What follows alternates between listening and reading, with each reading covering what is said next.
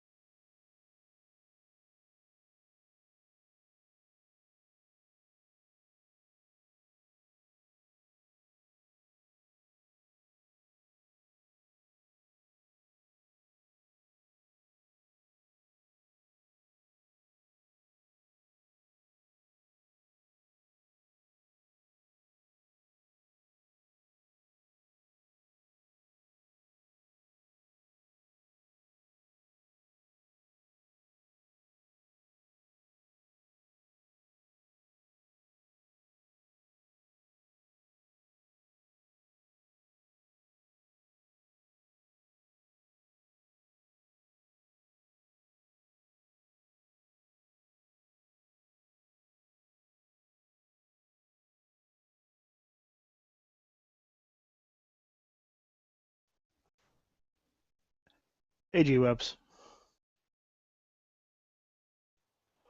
Okay.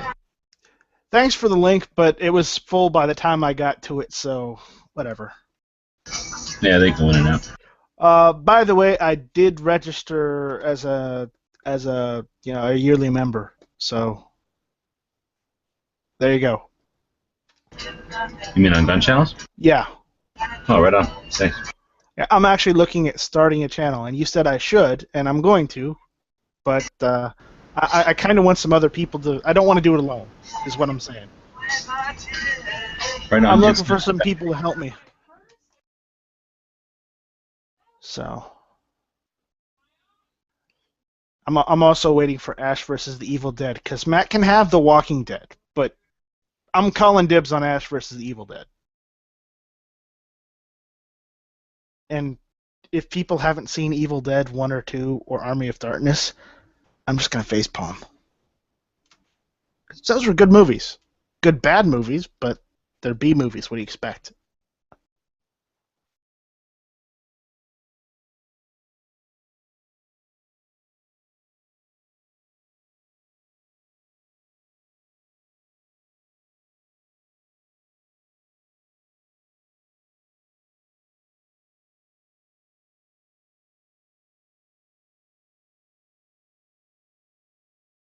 So what's going on in the land of gear websites and gun websites?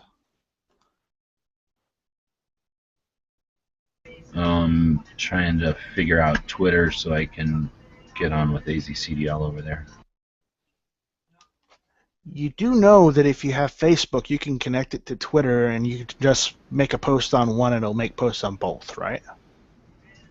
Of course, I understand the way that they interplay with each other, but that doesn't help when I have dozens of accounts on both, and I'm trying to figure out which one to use with a nonprofit state organization that I don't necessarily want to affiliate with any of my personal ventures or any of my private names. And I'm debating if I want to start a whole new one to deal with them. And I haven't used Twitter like cooperate or jointly with someone before, so I don't know how personal that name, if it's gonna, if, how private I guess that name is when it shows up.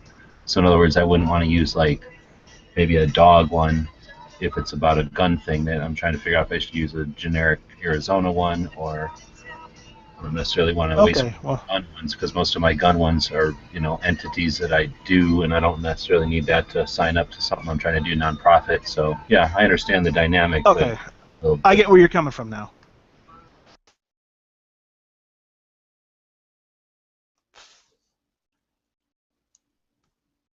So, close around window. That sucks.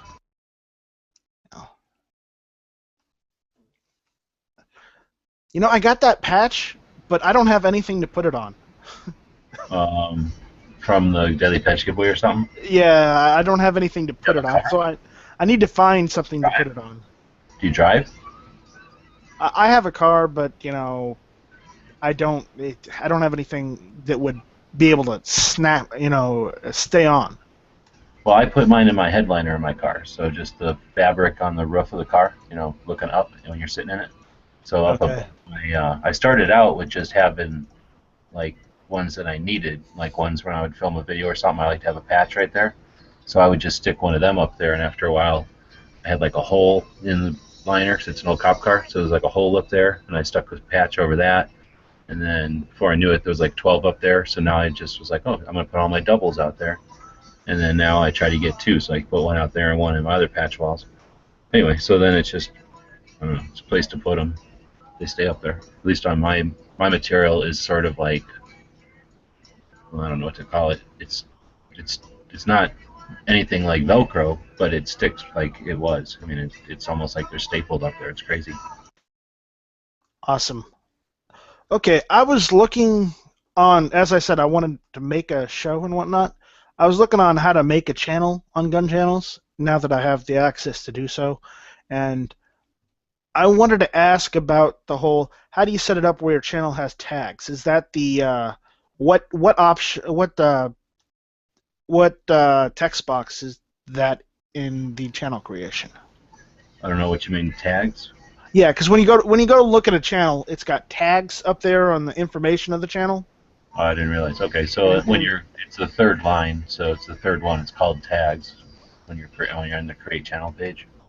Okay, because I'm looking at it right now because I'm actually going to, as I said it before, I'm going to start a show, but I haven't actually gotten around to creating the channel yet. So Yeah, there's no cost. Just do it whenever.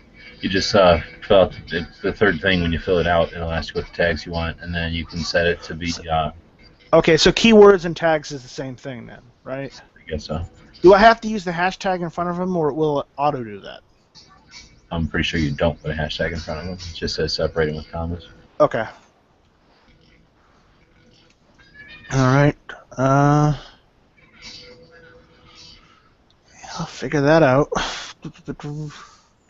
Can I add like images and stuff after I create it, or is that only during? No, anytime. Anytime. Okay.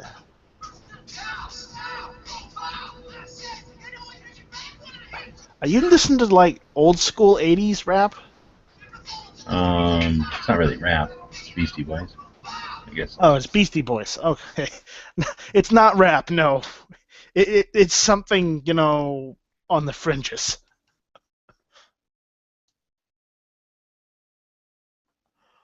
Yeah, but so was like Rage Against the Machine.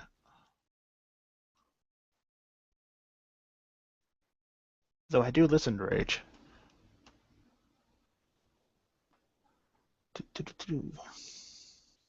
You just have the radio on, don't you? No. MP3 player. Aha! Man, you are old school. You're still using MP3s. Yeah, they work. Yeah, well, you'll find this amusing. I still have MP3s from when Napster was around. I probably do. I mean, Granted, lately though, I've been listening to a lot of Pandora. So, I liked Pandora for a long time when it was $35 a year. And I could turn off the commercials. So I was fine with it. And I had a couple of stations that, like Fleetwood Mac, for example. I would have a Fleetwood Mac channel or station or whatever they call it, and I would kill anything that wasn't Fleetwood Mac. And then there's enough Fleetwood Mac songs that eventually it let me almost listen to Fleetwood Mac for like a half an hour before I would throw some other crap in there. And then I would kill them, and then, the next time I could hear a little bit more just Fleetwood Mac. But there was only a few bands I can think of that you can do that with, and I got sick of like the random shit. Like I don't mind similar random shit, but they are not good at selecting random stuff, I don't think, because when you are supposed to be able to filter it by saying I do like this, I don't like this, or whatever, like they don't get the hint. There's some bands I don't like, and I don't care if they're kind of like something I do like. I don't want to hear them ever, and I can't figure that out. So that kind of stuff bothered me. Anyway, so it was just annoying enough that when did you ever try Spotify? I think that's the one DB tried to get me to use, and it was. It's different. It's like Pandora, but it's not as bad. That's the one where you go select a bunch of stuff you want to have, and then it's sort of like in your pile. And then as long as you pay for the month, then they keep your pile there, and you can just listen to like stuff out of your pile. Is that one? That might have been a different one. Yeah, it might have been. There was one DB was telling me about, and it was great when it was on my phone, but I don't listen to it on my computer, so that one only was free if you played it on your computer, but if you tried to put it on your phone, then they charged you, and I don't have unlimited bandwidth, so that just didn't work. It was really more of like for if you had a computer sitting there. I guess I could probably try it on an MP3 player that connects to Wi-Fi, but I couldn't do that because I don't have unlimited bandwidth. I wouldn't want to waste my bandwidth on music when I can put it on an MP3 player and listen to it on shuffle, and it doesn't take any bandwidth. Yeah, I got you. Plus, I don't really. I mean, I like stuff, but I mean, I got like a billion songs that I like, so you know what I'm saying. I don't really need new shit. I got plenty of stuff in here, so I'm fine with it just on random. All right. But I did like the whatever that one I was telling you about. It was kind of clever, but whatever. It's still bandwidth. Well, you have an Android phone, right? Yeah.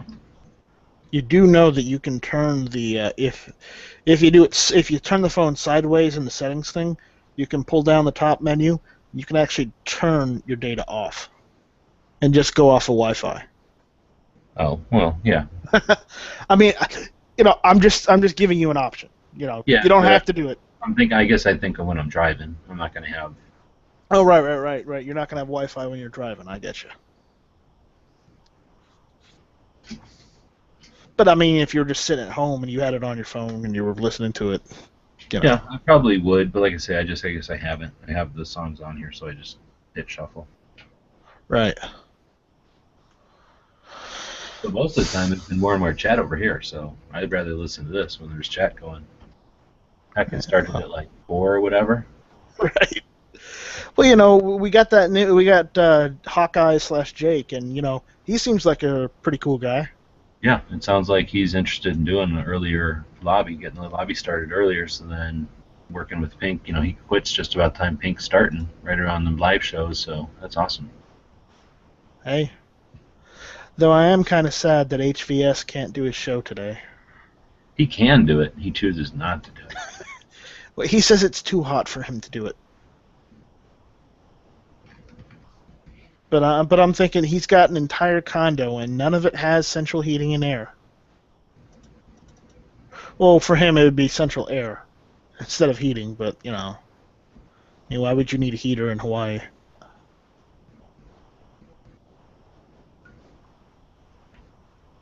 But I guess he just has one wall unit that needs to be replaced.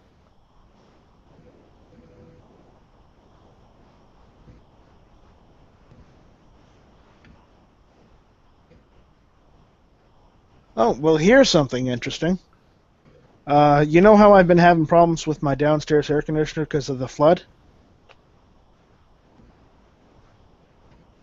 FEMA came by today and assessed the damage, and I'm going to get some assistance with it since, it wasn't covered under insurance or anything. So, hopefully I'm going to get some help replacing the damn thing. Not a lot of help, but, any help is better than no help.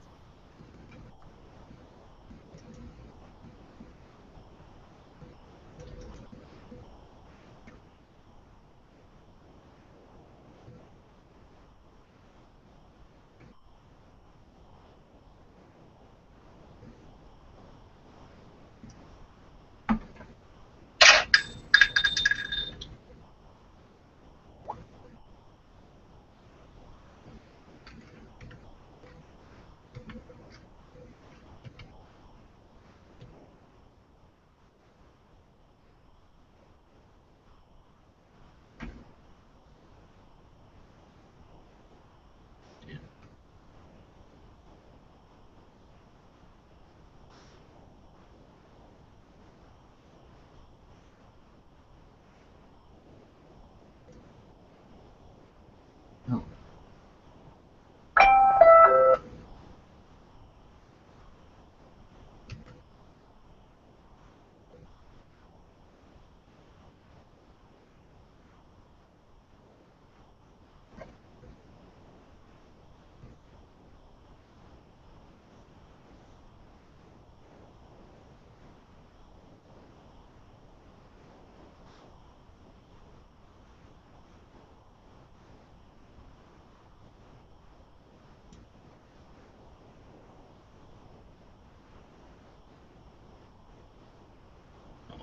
I don't want that anyway. It's-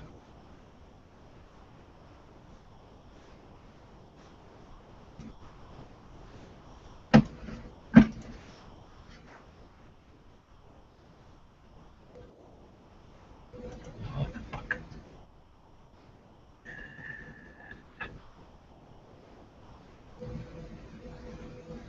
Fuck is this?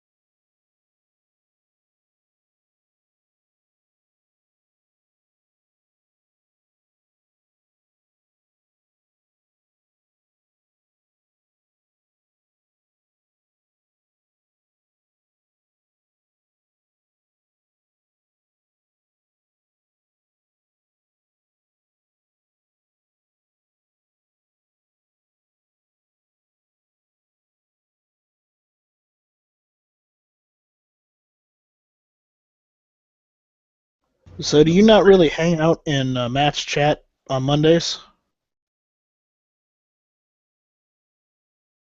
I was in there today. Oh, were you? I didn't. I probably wasn't looking. So I don't have much to say. I don't really watch that show. I only watched about 15 minutes of it. And then no. I skipped through a bunch of it. Didn't seem that interesting to me.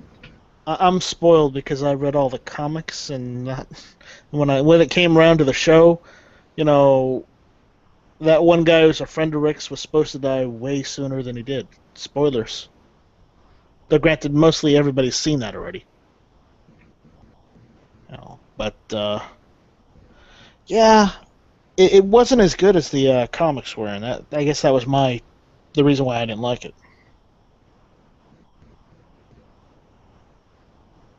When they turn something from like a book or a comic book into a movie or a series, you know, sometimes they do stuff just for TV instead of you know, following the storyline.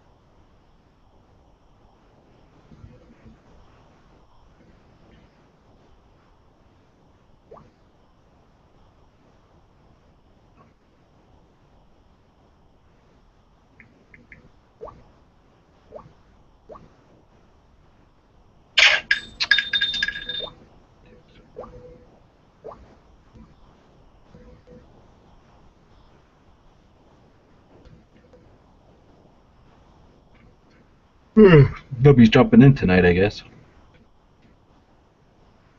They probably won't until after match chat's over. Isn't it over? No, he's still going. Oh, I thought he ended. I guess he's getting ready to finish it soon, but it's not over yet. Oh, I thought it was done, so I jumped out and started over here.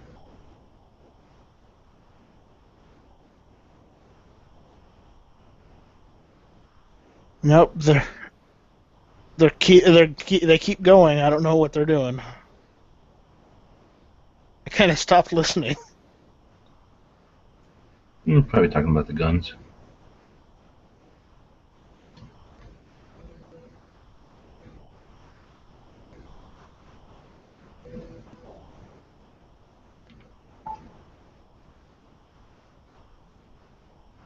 Stupid Twitter.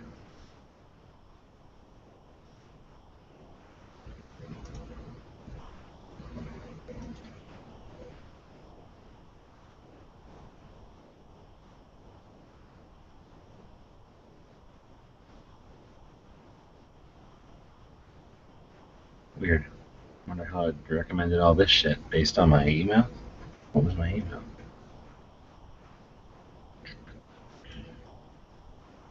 Oh, based on my name, I bet.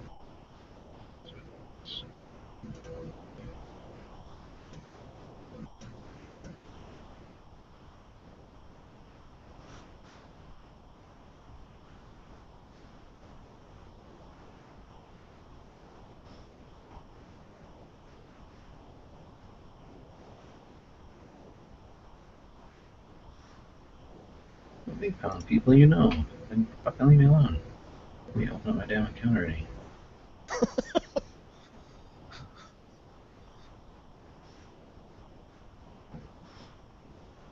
They did make that easier. I seem to remember the last time I started a Twitter account, it like made me go through and pick a bunch of stupid shit that I then had to go through and delete because it wouldn't let you go through the steps without liking a bunch of stupid shit. Like whatever they call like friending people on there. Yeah, I've used Twitter before, but I don't like it, so I don't have an account. Yeah, I hear you. I don't You know, like I it. I got rid of it. Go ahead. I realized some people need it because they're either celebrities or they're a business that needs to have one because they're in the spotlight. But I don't think everyone should have one. Well, I wouldn't go that far. I just don't get it. I don't like it. It seems difficult to deal with. And I don't know. I guess YouTube is just as difficult. I guess people that have been using it just get used to it. Okay, let me rephrase that. I don't think everyone should have it if they don't want to. Oh, no. Yeah, you definitely don't. No, nothing necessary about it, that's for sure. So how do I ask to be a thing or whatever?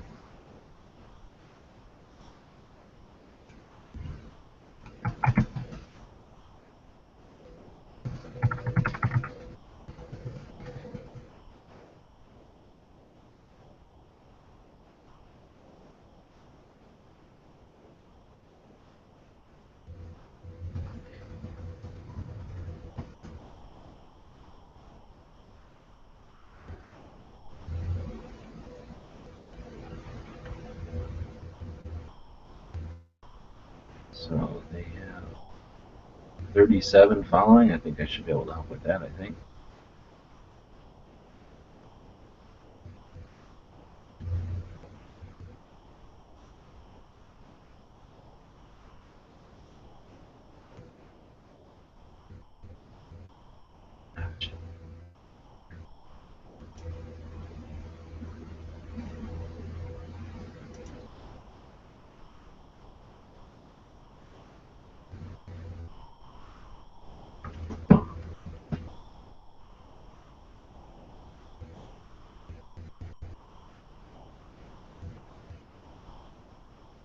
Ellen DeGeneres has 37,000 followers. Where's NRA?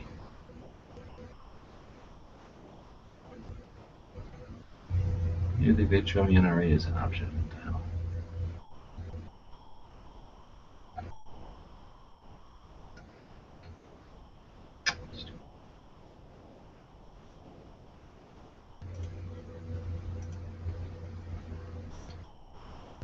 Am I muted? This thing, it like recommends like here people you might be interested in based on that you just friended or followed or whatever. The Arizona Citizens Defense League. And it gave me like Gun Owners of America and two other ones, and then Ellen DeGeneres. What the hell? Huh.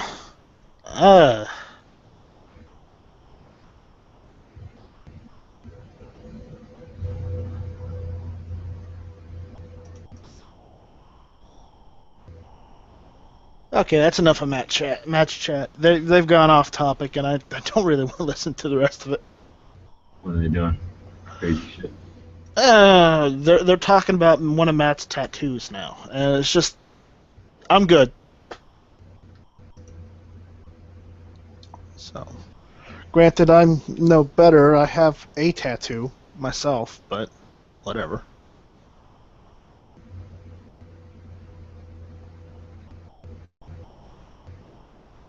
Anyways, I only get tattoos when I'm in prison.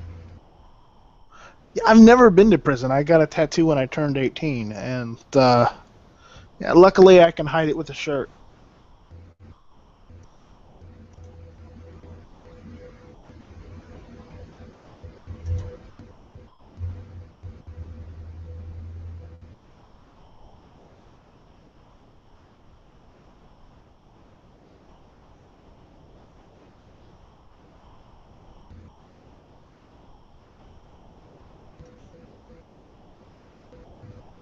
Shit.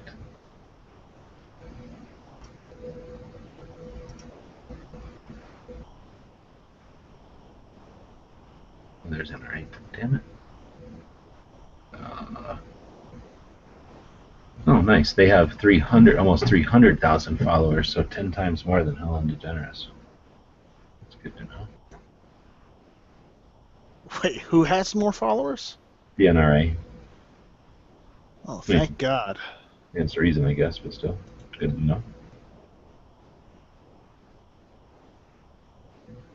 Who are all these people? Mom's Demand Action.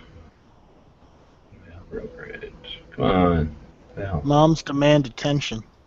Yeah, they're in here, but I can't get them to tell me how many people are following them. Stupid. Probably not enough to make a difference. No, it just won't tell you in this view, and I don't want to click on them because that's probably a view or something, but I guess I'll have to. Alright, I will. And then there's also just one called Everytown. So I guess that's the other one. They got that same little bullshit logo, so maybe that's how you tell them all together, which ones are together. Yeah.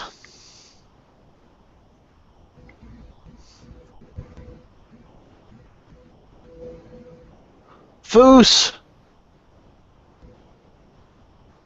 Did the other chat end? No, Foos came in. How's it going? Hey. So, are they done with match chat? I don't know. I wasn't over there. Oh, Okay. You all ready to go this weekend? Yeah, pretty much. I got my gun all cleaned up, got all my ammo loaded. So all I need to do is a few little odds and ends and head over. Start heading that way. Going to leave right after work on Thursday and head to about an hour outside of St. Louis, then wake up, get on the road about 5 a.m. and head on. That's kind of what I'm thinking.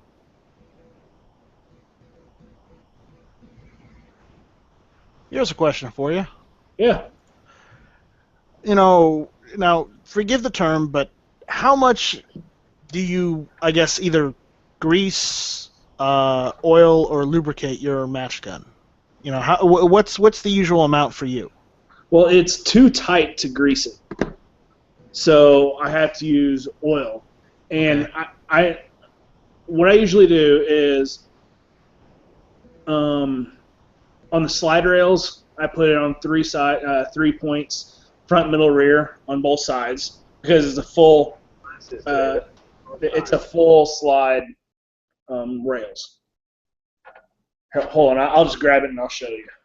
Awesome. Oh. And I would do this with any full-length gun, full-railed gun. Because you know how your Glocks only have like a rail front and back on both sides, right? Now you're talking about the rails that are the grooves for the slide to lock into, right? Yes. Okay. Well, on this one, here, as you can see that rail from front to end. I see it. Of course, it's on both sides, right? And then it's also inside the gun all the way. So you do it inside as well? No, what I do is I put it front, middle, and rear on both sides, and then when I put it together, I rack it several times to make sure everything's good. And then this is a Browning style, so it has locking lugs right up here. Mm-hmm. I put some up there, and I put some all the way around the barrel up here because it locks up here as well. And then, because this also has a friction point in the cross pin, I put a little bit on that as well. And then I also, because it's going to be a match every now and again in these CZs, I drop a couple drops back here in the cage. Okay. Sear cage. Which on a striker fired gun you won't have that. But Yeah. That's what I do. Awesome. So. Yeah, I've only got one 9mm gun, but I'd like to know how people who do matches and whatnot, how they would lubricate their guns. Well, I mean, it's all everyone does. It's different for person to person. I realize that. Mm-hmm. It's nice to get some insight on it. Right, and I mean, I'll put 800-900 rounds through that before I clean it. I mean, I put 1,500 rounds through that before I've cleaned it before I've oiled it or anything, and that thing just keeps running like a top. Okay. So Awesome. yeah, actually, after this, I'm thinking about getting a stronger recoil spring and putting it in there because my the base of my stainless steel guide rod is getting beat up. And So are chewed you up a getting little an bit. extra power or a reduced power? Extra? Well, I mean, originally they come with a 14-pound spring. Mhm. This custom gun has a 12-pound spring. I mean, an 11-pound spring in it. So I'm gonna see if I may get probably a 13-pound recoil spring and stick in it and see what that does. Just so, because I think the gun's kind of beating itself up right now. I think because I mean, on the stainless steel guide rod at the base. Here, I'll show you. I'll just bring it up.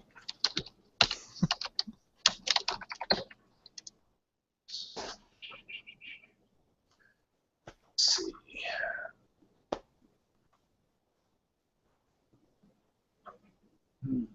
Guide rod.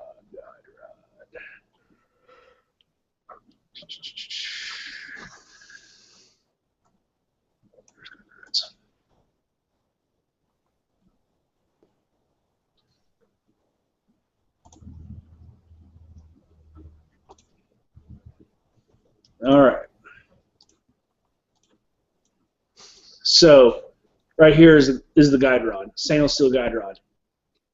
It looks a lot like the Beretta one, only it's got that tip at the end. Yep. Well, that goes through the front of the slide. Right.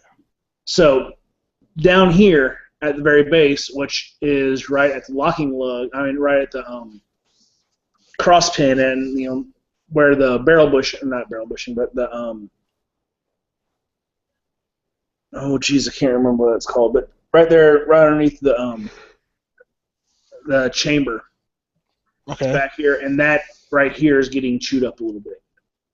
So what's happening is my slide is coming back and compressing that spring all the way and coming in contact with that. So if I put a stronger spring in there, my action won't stay open as long, but I think it'll be better for it because I am pushing hotter ammo than factory.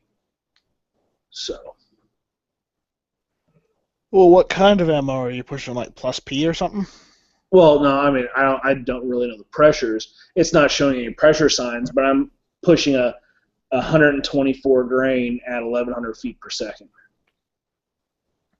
So factory ammo is 115 grain at 1,100 feet per second. So I'm going 9 more grains at the same speed.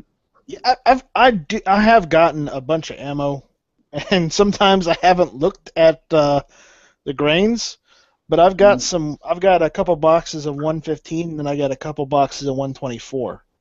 I mean, are they safe to shoot? Oh, absolutely. Okay. Yeah, like right now, it's running an 11-pound spring in it. I'm thinking about going up to this 13-pound spring right here. Okay. So I know I don't want to go any lighter because I don't need to. Yeah. Factory, I already have some factory ones here, and I know I don't want to go heavier, so I'm thinking about getting this 13-pounder and trying it out. I may just try out that 14 and see if I like it. Yeah. In my AR-15, I did put a Wolf trigger spring kit, and it came with the trigger spring, the disconnector, and the hammer spring. So it's only like, instead of the normal 8 pounds of trigger pull, it's only about 3. And I only did it because I bump fire a lot with my AR-15. So Gotcha. I wanted a little bit more speed out of it, as much as I could. But I tell you what, after I put that hammer spring in there on the hammer and tried to put it back in there, it was a pain in the ass. It was so damn stiff. Yep. Not, I mean, it fought me the whole way in, but after I put it in, it does its job. You know, it just fought me on the way in. Right. Yeah. I just run stock springs. So you don't mess with the extra power or reduced power springs. You just do whatever comes with the gun, right? No. Yeah. I don't mess with them.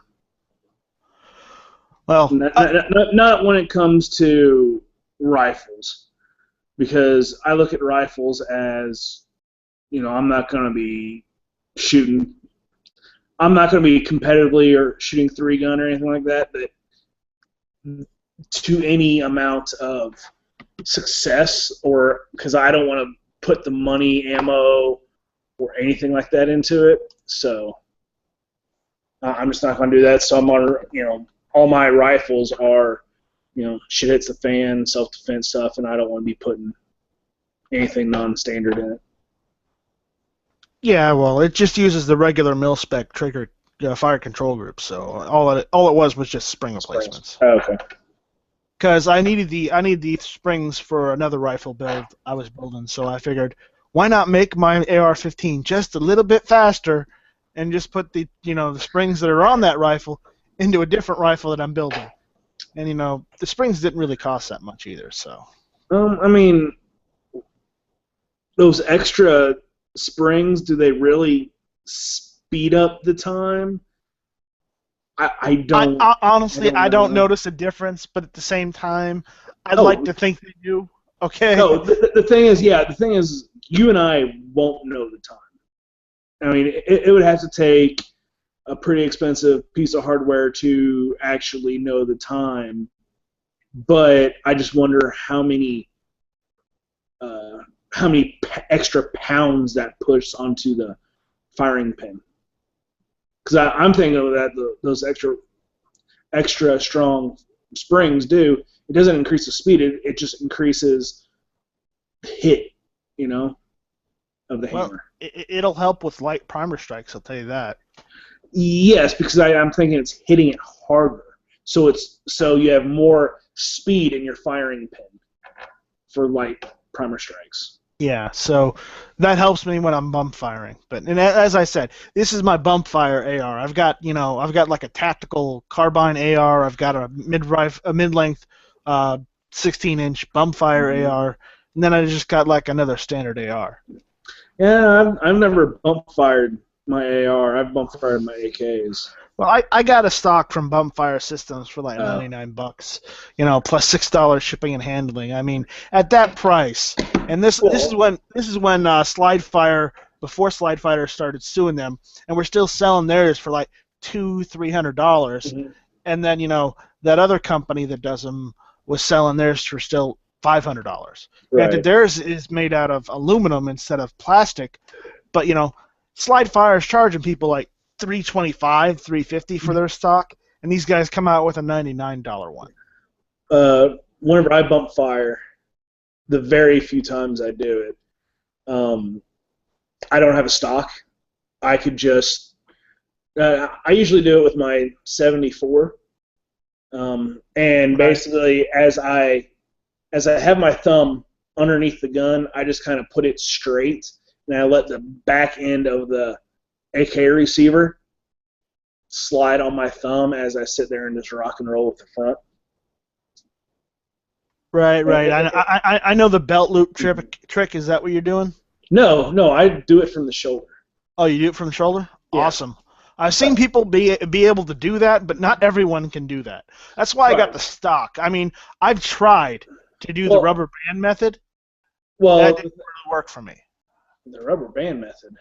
Basically, it's where you take a rubber band, wrap it all the way around the magazine well, onto the trigger, once or twice, and then you just, put your finger in there and just lightly pull the rifle forward, and it's supposed to help, reset the trigger faster. Yeah. No. I'm pretty sure that's been ruled against, hasn't it? Yeah. Because don't that's think another mechanism. That's kind of like adding a spring. Yeah, that's adding a mechanism to alter the firearm. That's Correct. different than holding it, although we all know that holding it is no safe area anymore. Mhm. Yeah, That's well. true. But yeah, And it I just wasn't the rubber basically- band that's been ruled against, it's the shoelace that's been ruled against. Well, I know the shoelace has, but that's a different situation. The rubber band is for bonfire, and the shoelace is for something else. Yeah, no, the shoelace is for bump firing a Garand. You can't do that. There's other things you can do with shoelaces that are still verboten, but yeah. I don't want to know. I'm good not knowing. Well, I'm not going to say them here because I don't even know. So, Yeah, me either. I mean, what the laws are or whatever. But, I wanted to simulate full automatic fire without paying $30,000, so that's why I got the stock. I don't want to get in trouble for, modifying my AR-15 by filing down the disconnector. I ain't got to do that. No. Because Don't do that. Don't do it. I know. Don't modify anything in your firearm unless you know what you're doing. Because if it runs full auto, You're screwed. You are screwed. You take that, chunk it, buy a new part, and go from there. Yeah, Because the thing is, to my understanding, I am not a lawyer. If you do something to your firearm and it goes full auto one time, and you do it again, and you pull the trigger again, that is creating an NFA item, creating a machine gun. Do not do that. I mean, if it does it once, go fix it. If you do it twice, I'm pretty sure you're if doing it does it once, you're still in violation. I never heard of the exception. I think you are correct, but so it's messed up. But yeah. But if you're out at the range and you just shoot your gun so much that it doubles or something like that, and it basically, you shoot it so much it breaks, don't shoot it again. Get the thing fixed before you put another magazine in it. Generally, they won't report you if it's just a breakage. And you only did it once. And we are not lawyers. We say usually that doesn't mean that people won't. Yeah, it's true. We're not lawyers. So. As we'd like to be rich, stuck-up bastards telling people they're wrong. I mean, because at a match 2 or 3 weeks ago, a guy was shooting a Glock 34, and it broke. And he pulled the trigger, and 2 rounds come out every time he pulled the trigger. 2 rounds. And he's like, we're like, you have another slide for that? Well, he's like, I have another gun, and we're like, go get that. And he's like, yeah, I want to go home and order parts. And I talked to him last week. I happened to see him, and he ended up getting internals for 4 different Glocks because he has 3 Glocks, so he wanted to put the internals into the one that was broke and have internals for each of his other firearms. So he didn't get in trouble or anything, right? No. Okay. I mean, that no one was there to get him in trouble. He was at a shooting range shooting SPSA, and yeah, he just swapped guns and went on. Good. Yeah. So. Tapper Light says, what should I do if my SKS starts to slam fire? Replace the firing pin. No. A lot of times you don't have to replace them. Okay, no, you're right. Clean the Clean firing pin. Yes. Clean it, and sometimes you could even get a firing pin spring on those to pull it back. But if you clean it out very well, you won't do that. Right. Usually, what that is cosmoline is in your firing pin channel, and it gets stuck forward. Sometimes it's dirt, or if you're using dirty ammo, like say Tula. Tula's a little dirtier than regular ammo, or even Wolf. You might get some carbon on the fire. Right. You might want. But you also have to think about this. why would an SKS do that and an AK not do that? Because So you're still going to have... Because they're two different type of rifles. That's why. Right, but you're still going to have almost the same amount of dirt and carbon and everything in that general area. I would almost suspect it is Cosmoline. does an AK generally have a firing pin spring, or are they free floating as well? They're free floated, Okay, I wasn't Yeah. sure. just like your ARs. Yeah, but there's a You put yourself on mute. sorry. There's a kit one guy does. If you go to the SKS survivor boards, he's listed on there. I don't remember the name of the company, but he makes a spring kit, a spring and firing pin kit. I think it's like $50 or something around that. There's just a spring you can pull your firing pin out and stick it on there. Yeah. They have a kit where they redid the firing pin so it works better with the spring. Yes. I think some Norinkos, that came in that were not made for military use had a spring in them from the factory. I'm not 100% sure, but I think I've seen some of those. But those are the ones that have the AK-47. They're able to mount the AK-47 max. Those aren't standard. Oh, well, they're part of that. They're part of that commercial paratrooper model that lets you use AK-47 max. okay. But even though they were made by Norinco, they call it the paratrooper model.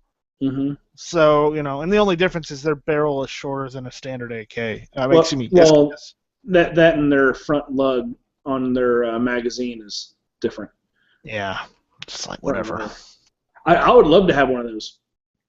I mean, I wouldn't mind having an SKS that could use, AK-47 max, but the issue is, I'm not going to butcher my current one. Oh, no. I would have to get a factory-built one, and those, you could find them, but instead of paying like $300 for a Chinese SKS, you're doing about $6 to $7, and I would rather buy an AK than spend $6 or $7 on one of these SKSs that could shoot it. But if you're a collector, and this is if you're a collector, then it's worth it to you. But if you're not a collector, just get an AK. Just get like a cheap AK. I wouldn't recommend getting an IO Inc. AK, but just like any other AK, you're fine. Yeah, I've heard bad things about those as well. IOs? The IOs aren't made too well, and one of the people on Gun Channels did a show not too long ago about one of their friends, their buddies, AK just completely broke on them. Yeah, there is a guy on YouTube called the AK Guy. He took a tour at IO, and on their firing line, they were having guns that weren't functioning. Wow. On their firing line that they used for people in the industry to come and shoot. Like their demonstration You want to shoot. know the bad thing? Well, sorry, I didn't hear you, G. Like at their demonstration shoot to show people their products. Yes. That's crazy. That's really crazy. But one thing is they're starting to make instead of having a cast bolt, they're actually starting to machine their bolts now, which is better. But the rest of it, like he said that they don't rivet the front trunnions correctly. Basically, what they do is they headspace the barrel outside of the receiver, and then when they rivet their front two rivets on each side, they use the barrel as a bucking bar. So they don't rivet them quite right. So that's when you have the issues with your front rivets. Whoa, Joe. Sorry. Fucking thing. You can't help it. New York sucks. Yeah.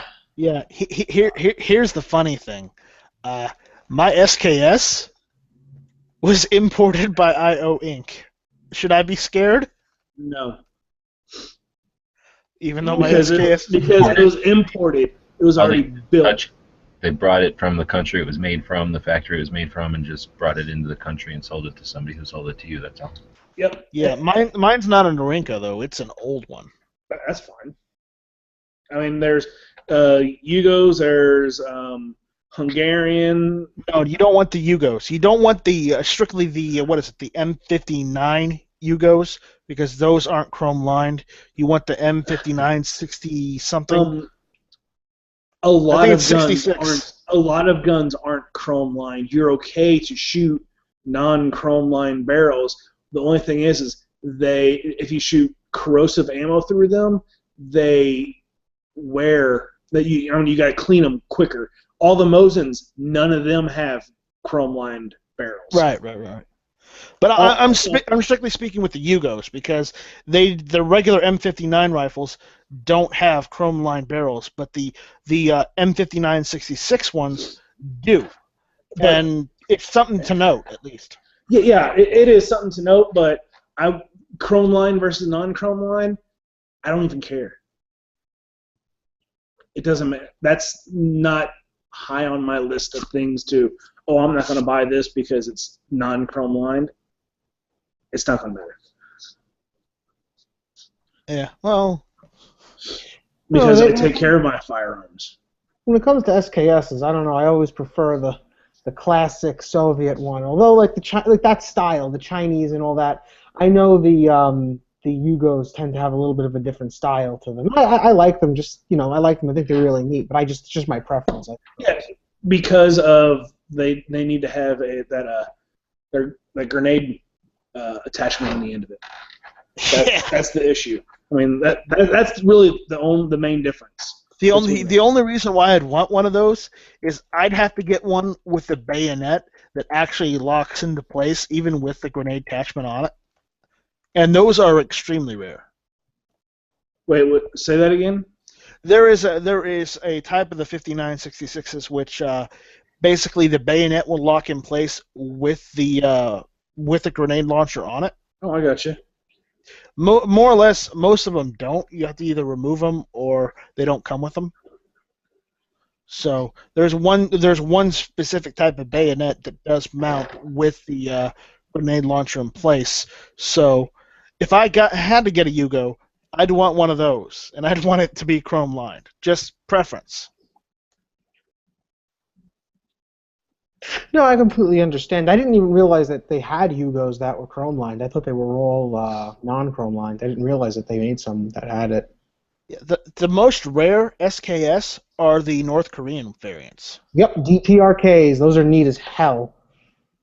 I've only seen one in a gun show once, and it was ridiculously priced. I would love to see one. because I just find the history of that. I didn't get to pick it up. I only got to see it. Still, that to me that would be huge. Because they're so rare, or because they're so rare and so many people have been stationed in South Korea that would have like a connection to want to have one. I don't know. I've never gone that far into it. They're really rare. But why do you like it? Me? Yeah. Oh, the history, that country just fascinates the hell out of me. They're insane, and that's what I find kind of interesting about them. So, yeah, anything from that area, I find really neat, especially because they can totally land people on the sun. I mean, well, didn't you know that Kim Jong-un controls the weather? I find it hilarious the bullshit that their news service can put out, and that people are actually stupid enough to believe it in their country. Not necessarily that they're stupid enough. It's that they're literally brainwashed.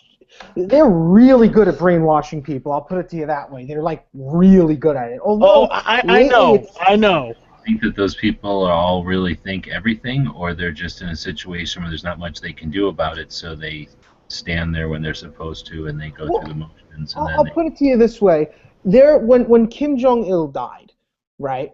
You saw the people were going nuts and everything else like that. People who escaped North Korea were also very upset and everything, even though they knew he was a monster and everything. It's kind of like God dying.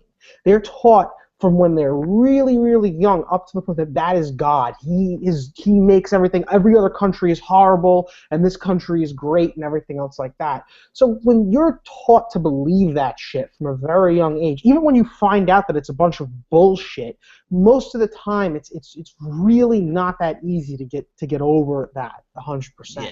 You don't say anything about it. You just keep good at on going. brainwashing people. Sorry. You don't say anything about it. You just keep on going, because if you do, Well, I'm saying even the ones who escaped and are in South Korea, right? And or China. The ones in China really don't open their mouths much. The ones in South Korea do. But I digress. When they heard that he died, they were very upset too, and they were crying in the whole 9 yards. And that's just because of the fact that they were taught this from so young and everything else like that. It's almost like they can't really help it, you know? I mean, they're taught. I mean, they're pretty much, their culture is pretty much based on hating the United States. It's really interesting, really, really interesting. I was watching a documentary on it once, and it was nuts. Like, there's this woman walking through the streets singing her probably 4-year-old kid a song, and you're thinking, oh, well, how nice and everything, until you hear they translate the lyrics of the song, and it's like, put the American to his knees and stab him with a bayonet, and you're just like, what the fuck? It's really crazy. I'm okay with that, because I would knock over the North Korean and take that bayonet if he tried to stab me with it, and then I'd have North Korean bayonet. all I have to say is that North Korean would have to go through my bayonet first. No, they definitely would have to go through many bayonets first. I'm just saying that they're insane. I don't like the government or the establishment or anything. I just find them interesting. That's all. I just find it very fascinating. I find a lot of weird things fascinating, I suppose. So, Joe, on your move plan, I don't think you should go to Oregon. You think it's going to get real bad there? Yeah. Pretty sure it's going to be invaded by North Korea. I was considering North Korea, seeing how it is, you know, the glorious People's Republic where nothing ever goes wrong, but...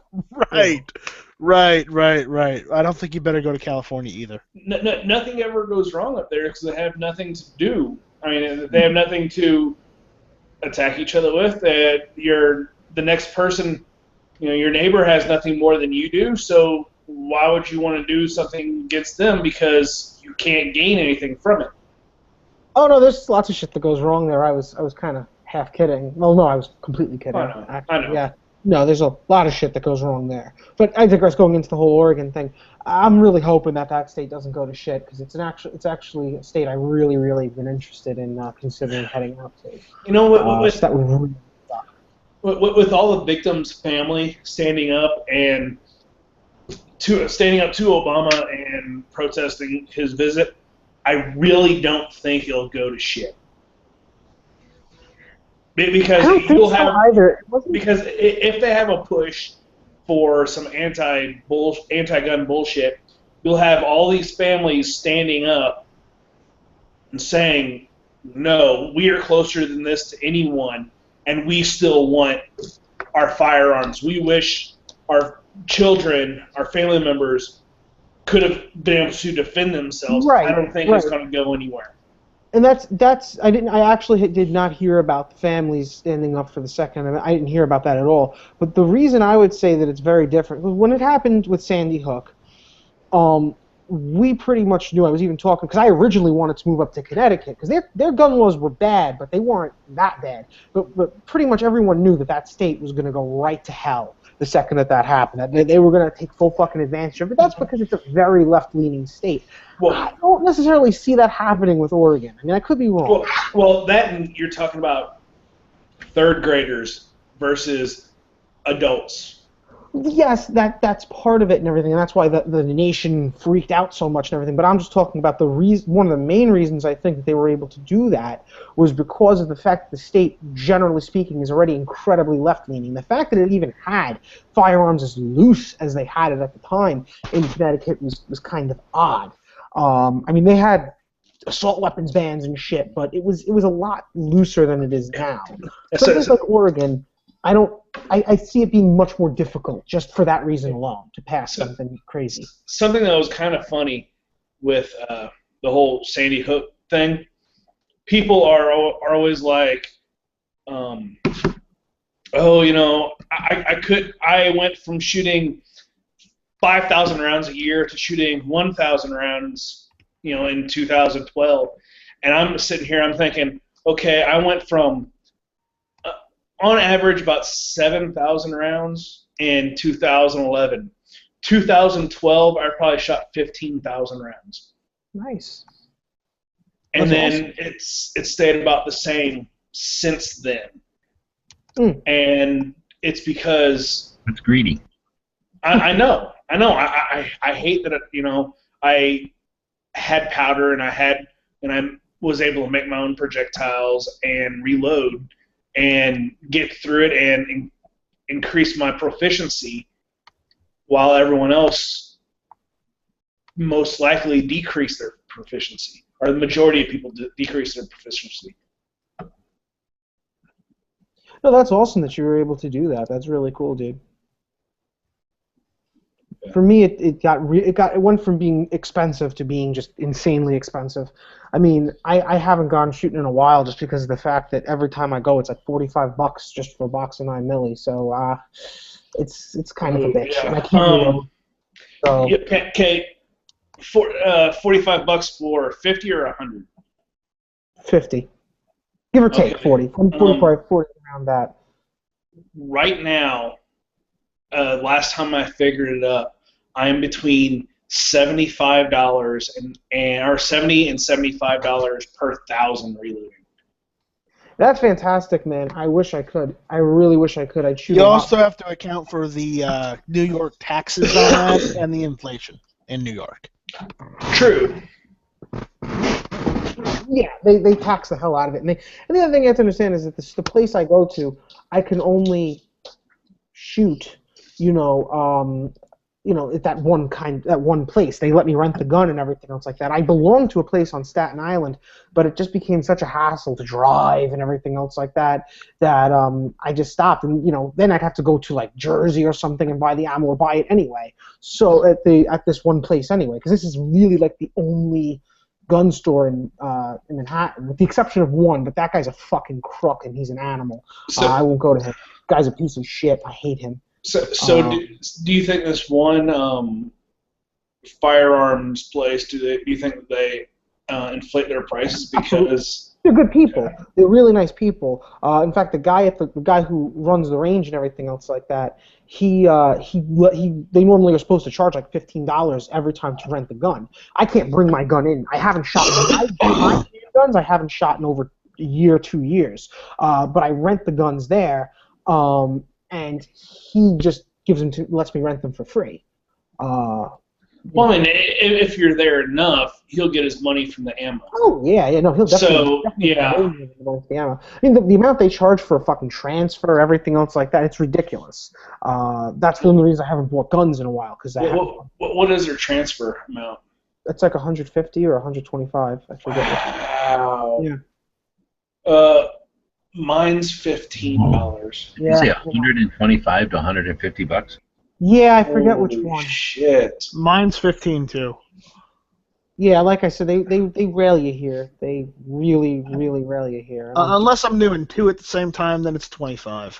Yeah, I actually have to. Well, that's the thing that maybe there should be like a little jar in the gun shops of every free state. It's like, remember our brothers behind enemy lines who were paying $125 for a transfer, just for everybody to throw like a buck in to help fight that shit. That would be pretty nice. Another thing that sucks too, I giving the government more money to keep on oppressing those people. Well, here's what also sucks. I'm saying to fight it. Like, fight it. Oh, so you're saying donations for them to go give it to organizations trying to fight the legislation? Yeah, whichever one is directly. There's got to be somebody fighting that. That's a lot of money. That's more than some guns. It's crazy. Yeah, the thing is that I don't know if the government sets the price for that. I think it's the gun store. Brandon, maybe because it's a service fee. Like down here, the $15 that I give, it is straight to the bottom line of the gun shop. I don't know. It doesn't go to the government at all. Honestly, I will say that. Like, I don't know the guy who owns the range. The people who run the range are really nice people, but the one who owns the range, yeah, he definitely is taking. I mean, when that shit happened, he jumped his prices up like crazy. I mean, I'm sure a lot of it does have to do with taxes and such, but I would say they're definitely probably taking advantage of the fact they pretty much have more or less a monopoly in the city of Manhattan, in that area. Hold on. What might seem like a monopoly means that he's got to be responsible for every background check that gets on a firearm through his store. So that's a lot of guns. It's not the whole. Mind you, it's not the whole of New York City. There are other gun stores in New York City. I'm talking about Manhattan itself. Well, I don't know the difference, but I'm just saying if he's the only gun shop in the area, that means he's going to be the only one selling guns in an area, which means he's the only one having to do background checks every time they call and do a trace. And that's got to be a lot of... I mean, it costs X amount of dollars out here in Arizona for that to happen. In New York, that's time that you have to be paying an employee at New York downtown hours to go do paperwork for the government. That's got to be pretty expensive, is all I'm saying. I mean, you could definitely be right. I just saw the way that they tended to, like when things went, like their thing used to be, if I'm not mistaken, like 100, I think it was 100 for a new gun and 75 for a used gun, and then they switched it to just like 100. It was either 125 or 150, just straight up, doesn't matter used or new or anything else like that. And then the ammo prices, like I said, skyrocketed. I think at one time it was like I think they had it where it was like 30 for 9mm. Now it's just like 40 or 40. It's just gotten ridiculous. You know, they jumped the prices up a lot. If I'm not, like I said, it was a while ago. What really sucks is I actually have to renew my damn pistol permit. The fucking the form came in the mail the other day, and that's like almost $400. So that I'm not looking forward to dealing with. But I kind of have to.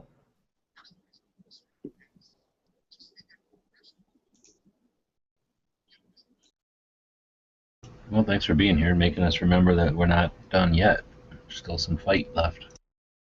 Yeah, there's a lot of fight. I mean, I think that the fight, I don't know how long it's going to take. I mean, they supposedly have that case that is supposedly can be heard by Supreme Court about the whole assault weapons ban bullshit. That would be really nice if we got that victory, but I don't know if they're actually going to take that case. There is still a lot of fight.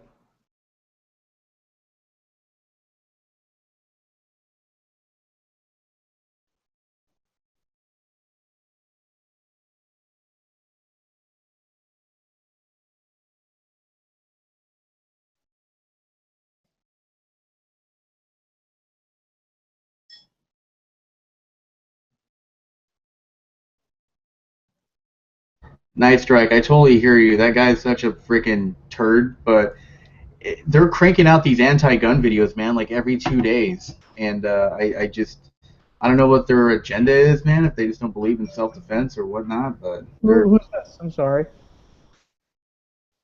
What's up? He put a link inside of the chat. Go watch the YouTube video. You'll probably only be able to get through like the first 30 seconds. I was. Oh yeah, I just went and watched that, and oh god. I'm not. Okay, just an asshole. I don't really care what some fucking asshole has to say about guns. I don't really care. Smegster. The Smegmeister. Smegarelli. See, this is why I like joining chats.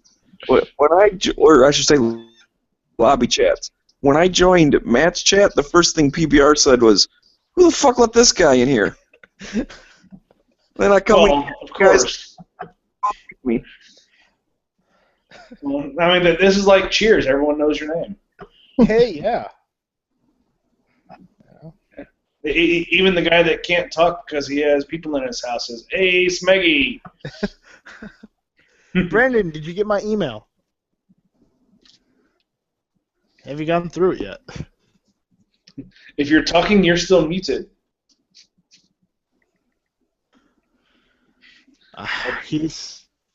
We lost Brandon. These are dark days. I'm back. Hold on.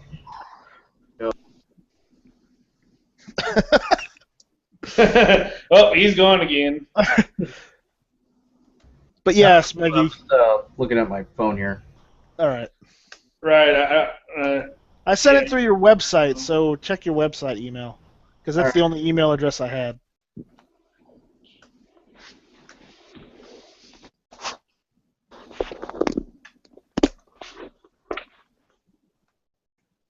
Oh man. Well, we got people in here now. G-Web's happy. Yay! I'm happy too. No, I guess I was boring him earlier. So. Yeah, I was in the chat before, and I just got tired, and I took a nap and woke back up, and so I'd hop back on again. Holy Jesus, there's some big boobies. We know what Foos is looking at right now. Facebook. Right. We'll go with that. Facebook. I seem bigger. Yeah, nerdy, dirty, and curvy Facebook site. Who's that? It's someone on this Facebook. I have no clue. It's He a just- fan submission. A new friend. Agreed. So yeah. That's hilarious. Ooh, 1911. Oh, the What is it? gun porn. Right there. Gun porn. Well, it's a para. Never mind. Ah, it's para. Well, ever since last Wait, week, aren't the paras made here in the United States? I don't know. I think so. I think it's the paras that are made in the United States. That's why people want them. Because a lot of the other ones are either made in Turkey or they're made in the Philippines. And I've got a Philippines one, There and was I one don't in mind. Canada, I thought, and then they moved the company to the United States, but I don't know if they ever made the guns here, did they? Yeah, they make the ones here I now. don't know. Okay. But yeah, ever since the match last weekend, I decided to go ahead and get classified in limited and single stack. Well, I could get classified and limited with my current gun, just load up all the mags and have fun. Well, I need another gun for single stack, and I could borrow a buddy's of mine, which I'm probably going to end up doing. But then I kind of want a single stack gun, and then I kind of want a limited gun. So I'm just like, I see dollar signs in my eyes right now. Oh. What? Was that Smeggy? Hello? Smegster. I know, man. This Wi-Fi kind of sucks. I just asked if you had an open gun. No. The only time I will go to open gun is if I can't see my front sight.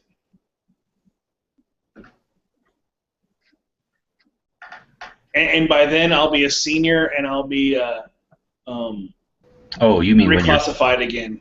when your vision's so bad that you can't see your front sight? Yes. I thought you were talking about something like shooting stance, and I'm like, wait, what the fuck?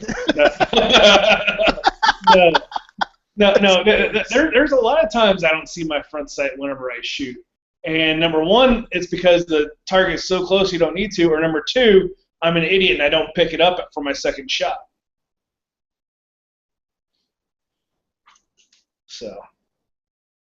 I still have trouble catching my front sight if I'm going too fast. I got to remind myself to slow down and actually wait to see it. Yep. Because really, I mean, if you could do a split in, 0.2 seconds versus 0.25 seconds, that's really not going to hurt you. Because usually in the 0.2 seconds, you'll have Alpha Charlie, and if you have it, 0.5, maybe get 2 alphas, and you'll get more points. Oh, I'm nowhere near the 0.05 difference. I'm talking it's at least a half a second or so more just to find the front sight. Mm.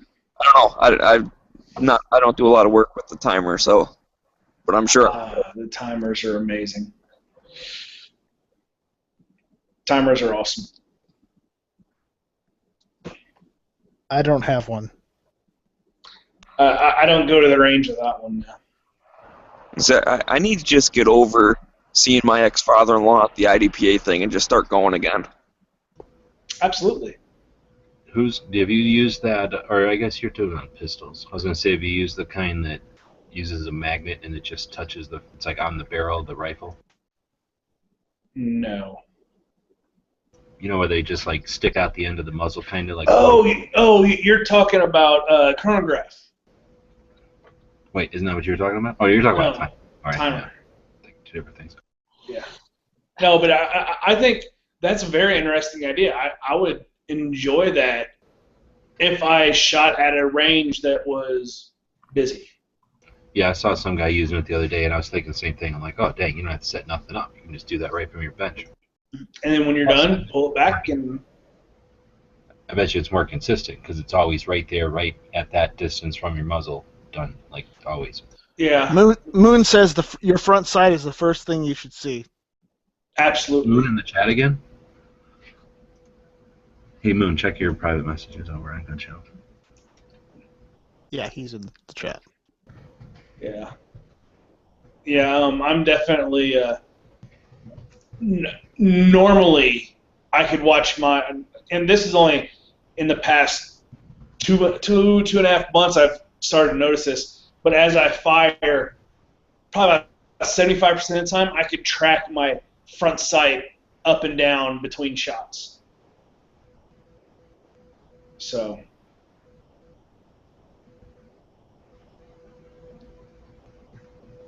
So that's good at least. Yeah, I still have trouble focusing on the front sight.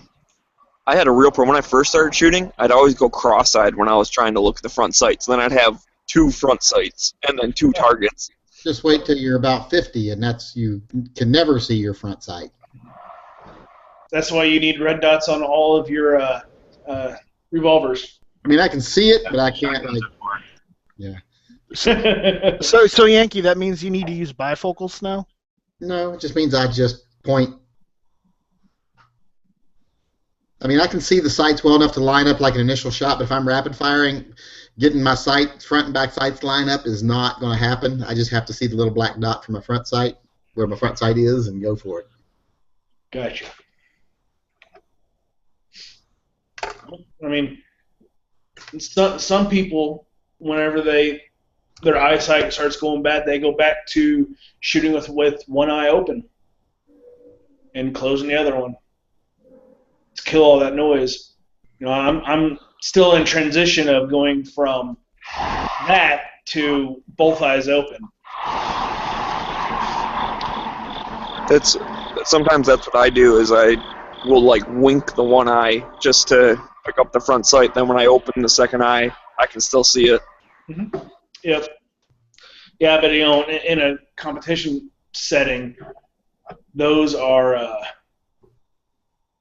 you really can't do that because the splits are too tight. What I try to do is train myself to keep my dominant eye, in the front sight, but then I use my non-dominant eye to scan the surroundings so that I'm always aware of what's going on. Yep. It's tough, but it's tactical, and it's worth it. Yeah. Right now, I have a piece of blue painter's tape on the inside of my shooting glasses over my left eye. So whenever I bring the gun up, all I see is my right eye's input on the sights, and everything else is just out there for my left eye. I don't see the gun with my left eye. After Kentucky, I'm going to take that blue painter's tape out. I'm going to put Scotch tape in there. So it'll still kill it, but it will start allowing more information to my head. It takes a little while, I think, to get over. I mean, I always used to think that you were supposed to keep one eye closed, but then I was watching this video that said, no, that's really bad, never do that. So I kind of would just sit there and sort of train myself over and over and over again, just pointing the gun and just doing it. And eventually it just became natural, and now it doesn't even make sense for me to close my one eye. Yeah. Right now, whenever I don't have that piece of tape on it, and I bring that up, I mean, I'm the majority of the time I'm focusing correctly the way I need to, but for competition, I'm not going to take that chance of bringing it up and sighting with, my right eye seeing the rear sight and my left eye seeing the front sight and matching those up. And I'm not going to do that. Yeah, no, and I remember when I first started to do it, it was like doubling. It was like I was just seeing like 2, and I was just like, what the fuck? It looked so crazy, but now I just literally did it over and over and over and over again, and now it just, like, it would be weird for me to close my eye. Right. And something I've noticed is whenever I shoot left-handed and I have both eyes open, whenever I bring the gun up and present it, I see it out of my left eye, clear. So it's like I'm cross-eyed, like not cross-eyed, but I can switch dominance in my eyes, which is really, really weird. So that's something that I had to learn, that whenever I shoot my left hand, like left hand only, in these competitions, I have to close my left eye because I still want the same. It feels better shooting with my right eye. Yeah. No, I completely understand. Like I said, if I were you, I would just, like, you're sitting at home bored, nothing to do, or watching TV, just like bring the gun up, bring it down, and just constantly do it, and eventually I think you just get used to it. Like, it'll become like second nature. Yeah, my problem is I have astigmatism, so I have to actually close an eye, otherwise I can't even shoot straight. That's completely different. Then I would say yes, continue closing your eye. And then for me, what really sucks is I have contacts. So whenever a contact rotates a little bit and gets fuzzy, that sucks whenever you're under whenever you're under the gun timing. So yeah. Does that happen really, often? It's happened a couple times, yeah. But I am starting to look at LASIK surgery. So. Yeah, I've been thinking of that too. It's just so damn expensive. Well, that's my problem. I mean, from what I'm hearing, it's about $4,000 total. And my eye company will do, if I go to their approved LASIK centers, I get 25% off, which is hella awesome. But it's get one for free, laser surgery for free. What? You join the Air Force and get really good at flying F-15s. And you'll be like, oh, you need glasses? Well, let me get you that surgery. It's free. Yeah. I'll get on that. I still have, whenever a rifle stock comes up to my cheek, my left eye closes. It's just a habit. Same here. When it rifles, my left eye, yeah, absolutely. Whenever I fire a rifle, it's one eye. Because as soon as that stock hits my cheek, left eye closes like reflex. Back in the day, all the dudes from NOM would tell you to keep an eye closed all the time so that you get used to it, so that when the flare goes off at night, you're not blinded and you can flip over. So, FYI. That's actually a good idea. Maybe that's where I picked it up at. That's how they taught me when I was a kid. Like, they'd be like, close your eye. You don't need that eye. You need it if it goes, they'd want you to, like, get used to just having your eye closed. When I was a scout, I'd spend, like, days with my one eye closed all the time, just getting used to it. Maybe I picked it up when I was in NOM. I used that line the other day. We were at the skating rink, and they always have birthday parties there. And there's one place that had a whole lot of cake left over, and they were like, anybody wants cake, can come over and get some cake. And of course, I went over and got some cake. And one of the ladies there, I guess she didn't hear. She asked me, she's like, "Oh, do you know Jeremy?" And I was like, I guess she was like, "Are you his teacher or something like that, or a friend of the family?" And I was like, "Oh yeah, I know Jeremy. We were in NOM together." And she just looked at me really funny, because I didn't realize I was joking. I'm like, "I'm joking." She's like, "Oh, I thought so, because he's only 7." And I was like,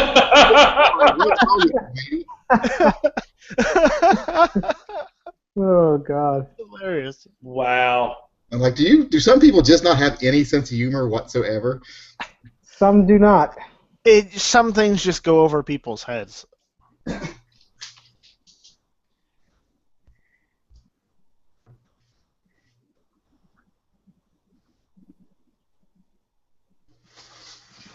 So, ordered pancakes and whatever for food today, and then ordered all bacon, and I got 2 sausages instead of all bacon. You send that back, Wow. or you deal with it? Well, I'd Where'd just you send go? that shit back. is it patty sausage or link sausage? Because link sausage in restaurants is seldom any good. I only like link sausage if I cook it I myself. won't eat any of it, so it happened to be the Lynx kind though. So, You're saying I you like the patty kind better? like patty sausage because I can put grape jelly on it. Well, that's disgusting. But at least the patty kind. This has thing looks spice. awesome. Grape jelly on patty sausage is one of the greatest things in the world. I don't know. I love the breakfast sausage actually. The best I if you prefer have patty sausages with biscuits and gravy. That's good too. I like it with jelly. I like if I have link sausages, I just roll those in the syrup from the pancakes. And you put the fucking pancake in the man. That's. I don't like. I mean, I never like those things. They're not worth eating. The Link kinds are gross. They don't have any flavor. Maybe they're salty. I agree. I actually really enjoy, especially like you said. Always like some kind of flavor. Yeah, I like them. I like just the traditional breakfast sausage, and I like to cook them just till the skin starts to pop on them, like the skin bursts open on them, and then they're done. And I love that. Just roll that in your syrup, and those are good. Yeah, man. I like to take the pancake and wrap the sausage with the syrup, man. Don't get to eat that often. That's a pig in a blanket, and that is for like assholes to eat. Because I can't imagine why anybody wants to wrap their pancake around the sausage. Apparently- He is in New York. When you're a kid, that's just fun to eat that way. That's all. Apparently, That takes I'm an asshole. you did have no, that's stupid because you did have 2 things to eat. Now you just got 1 fucking thing to eat. Yeah, it was just different. But they used to when they make it like in there, when they just roll it in there, that's fake. But there's like, what would you call that? A tamale when you put something like around it or deep fried. Well, the friend of mine always gets the pig in blankets. Whenever we go to the breakfast place around here, he always gets the sausage rolled in pancakes covered with syrup. But I'm like, ugh, I don't like them. I think it's All in delicious. scouts when you were kids. Yeah. Because we always, like, you have fundraisers to go to camp or whatever. We always did, like, well, in one of the troops, they did, like, a pancake breakfast. Mm-hmm. So I don't know why people would go there because it was a bunch of kids making their food. So I would never do that as an adult. I can't imagine why people would do that. But we would be in there making pancakes, like, once a year, like, insane amount of pancakes and sausage. And maybe that's where I got sick of sausage because we would do, like, a whole, like, like kitchen, industrial kitchen, or what do they call it, commercial kitchen stove thing full of sausages and... Here, our neighbor kids come over all the time because they're in the Cub Scouts, and they're like, "Will you buy 2 tickets to the pancake breakfast?" And they're like $8 a piece for tickets to the pancake breakfast. And I'm like, "No, I will not. I'll just give you $20. Just put it in your bucket. I'm not gonna come to the breakfast." Well, at least you're nice about it. Well, I mean, he can't. The court hasn't allowed him to. No, I can still go. I can do that. I've never been convicted of anything. I'm just messing with you. No, it's not the court. It's his wife we're worried about. I've never been convicted of any crimes. No one tells me what to do, so I can go wherever I want. I just wouldn't want a bunch of kids making my food. No, Yeah. look at sticker little booger hooks in them. Yeah, seriously. Kids don't know. Bad enough I gotta be around stuff my own kid touches with his little boogery fingers. I don't want other people's kids' boogery fingers on stuff. Well, speaking of boogery fingers, Uh-oh. Uh-oh. what do you want? Can I go grab it? So, Aaron, he's not able to speak here because he has family in. He's saying that, the first time he fired a gun was a .45 when he was about 10, and he closed one of his eyes while aiming. And he's like, why? And I seriously think it is because whenever you're as a kid, you make a gun with your hand, you always close that one eye to aim down your arm. Hey, So it's Brandon's kind of- back. So we kind of just get used to closing that one eye to aim down your arm, and it becomes habit. Is it from cowboy movies? Cowboy stuff? It could be, yeah, because I mean that's what you imitate when you're younger, cowboys and Indians, and you. That's what I'm thinking, yeah. Like the old TV shows, for sure, they would close their eyes all the time. Yep. Especially when it's like, So- oh, no, I gotta shoot that guy way out in the distance. Close one eye, take aim. Yep. Yep. Wait for it. Wait for it. And everything close up with Cowboys is from the hip. You know, anything within 50 yards is from the hip, right? So is shooting from the hip in cowboy movies the same as the flying roundhouse kicks in a kung fu movie, where it's sort of like the exaggerated, cool like version of real life, or is it more like a reflection of life at the time? I think it depends on if we're watching Walker, Texas Ranger, or not. Well, no. I mean, I think it's something cool that, hey, I could, you know. That guy wasn't Look how asking. cool I am. That guy wasn't asking why he closed his eyes. He was asking why I put grape jelly on sausage. Oh. Why do you? Because it's fucking awesome. It's disgusting. I've never tried it myself. You've never had honey on ham? It's the same fucking principle. Oh, I love honey on Well, it. same principle, different type of food, I guess. Different tastes. Yeah. You obviously weren't raised from anybody from the Depression. Anybody raised in the Depression, like my grandfather, always does that. Probably See, don't. I think my Probably grandparents don't. did it, but that doesn't mean I like it. I don't like it. on You any probably don't tear up bread in your buttermilk either. Yeah. My grandmother lived through the Depression, but the thing is, her family owned farms, so they never went hungry.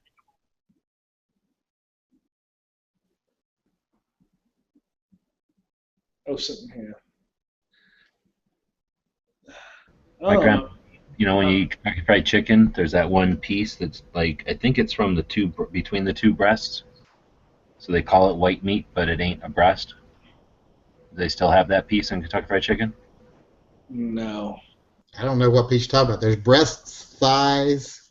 There was I'm pretty sure it was Wings? the middle of the breast, because there was There's There's red meat.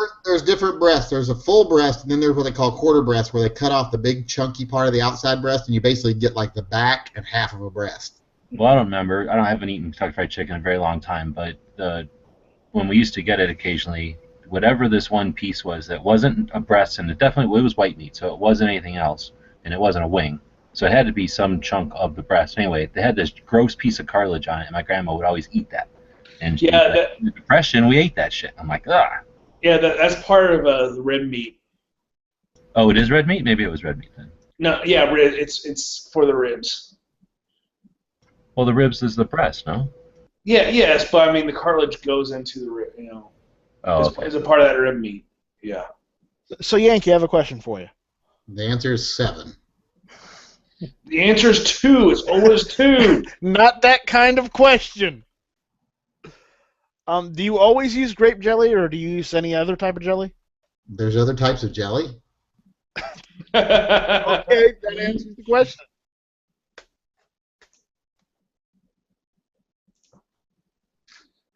Every year, a friend of ours gives us this big thing of handmade jellies that he makes them, I think, and we get this big pack of handmade jelly, and it's 4 different types. It's Marionberry, grape, strawberry, and peach.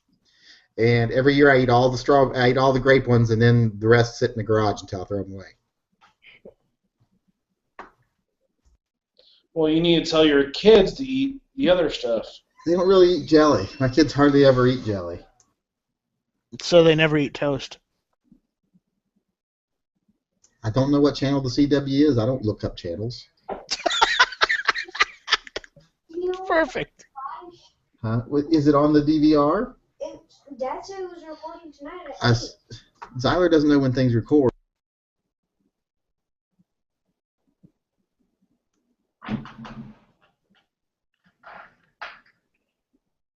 Mint jelly. Wait, what fuss? Foos? Kodar, our Core 3 gun, says mint jelly. I've never had or heard of mint jelly, but okay. Me either. I've heard of it. It exists. You eat it with like meat and ugh. It's green. Yeah, we could get into some culture stuff that it looks pretty nasty, but it's so fucking good. How about apple butter? I haven't eaten jelly since I was a little kid. Liver dumplings. Nope. Okay, I used to like them, but not anymore. wait. Like them though? There's two types of liver dumplings. There's the German liver dumplings, and then there's the other liver dumplings that it's like you kind of make it into like a meatball type thing. Yeah, that's the kind I'm. Yeah, The German- that's not the kind That's not the kind I'm looking at. So what are your kind? It's basically it's a ton of flour and apples and there's a bunch of different ingredients. But whenever you make it, it looks like real big giant boogers, and you put gravy on them, and they're amazing. A question I didn't. is, Liver dumplings that I'm used to are more like a meatball, and they're Yeah. just almost like they. If you cut them in half, they would look like a sausage, but they're not a sausage. There's too much like bread or grain or something in them. Uh-huh. So it's almost like a sausage made with too much bread. So they were kind of like I think that they were like a cheap meatball or a cheap Okay, loaf or something. I'm going to share my liver dumplings right there. That's what they look like. Mine I'll were ask- disgusting. They were It's just all like, black. oiled and plain and disgusting. Really? There it is. Totally Okay. different. That looks totally different. is Yeah, there- those are my German liver dumplings. Oh, is that? Awesome. It's very. I've never. That's very interesting. Because the only German dish I know that reminds me of that, other than Leberwurst, is Leberknödel. That's like the German word for. It's like liver meatloaf. It's really fucking good. But that is, and hey, right here, St. Genevieve. That's my hometown, and yeah. It doesn't look. It literally looks like the one that I had in Germany is literally like meatloaf. It looked like meatloaf, but I hate liver, and my buddy I was staying with, he knows that, and I was like, no man, I was like, I don't want to eat that shit and everything. So he was like, just go for it, it's delicious, and he wasn't fucking around. That was some good shit. Yeah, this stuff. If you could get past the look of it, most people will love them. Yeah, I'd eat I'm it. not I eat pretty much anything. I've eaten all sorts of really insane shit. So I'm used to the look of a lot of odd things, I suppose, when it comes to eating. I don't eat beets or eggs. Oh, I love that stuff. The only thing I don't like that I've had that I've eaten, the only one thing. So is this some like a? That's talking what I'm about- talking about. That's the kind I had. It looks like that, but bigger. The ones that I have in Germany. More like That is. Oh, but yeah. This is a closer picture of what mine look like. They're just. But that's like amazing. a bunch of breaded, like a bunch of batter or something. They're fried. No, it's actually boiled, Okay. and and you put a bouillon, beef bouillon cubes in the boiling water, and it's just a bunch of flour, a bunch of different seasonings, and you have a pound of liver will make 5 pounds or 5 gallons of dough, and 1 gallon of dough will make 5 gallons of cooked stuff. So it's very, very little beef liver in it. Gotcha. It's still But like it's- a little go a long way kind of thing. Yes. I mean, it's mostly flour and, Like I say, those other kind I'm used to, they were almost just like eating a big piece of bread, almost. But there was like a meat. It was denser, and it was like a meat to it. So, but it didn't taste like meat. It just had a more savory flavor than just plain bread. Liver dumplings? Oh, yeah. Liver, I don't know what I kind of liver they were, though. I'm guessing they were chicken or turkey, because will say, grandparents were I was- cheap. So they probably did it like after Thanksgiving or something. yeah, I was just, the liver, the first time I had liver, it was just straight up, it was like a yakitori, like a Japanese, like, skewer, with just straight chicken liver on it, and I fucking hated it. I thought it tasted like Cooked? metal. Cooked? I was not, yes, cooked. Liver was and onion. We always ate liver and onions when I was a kid.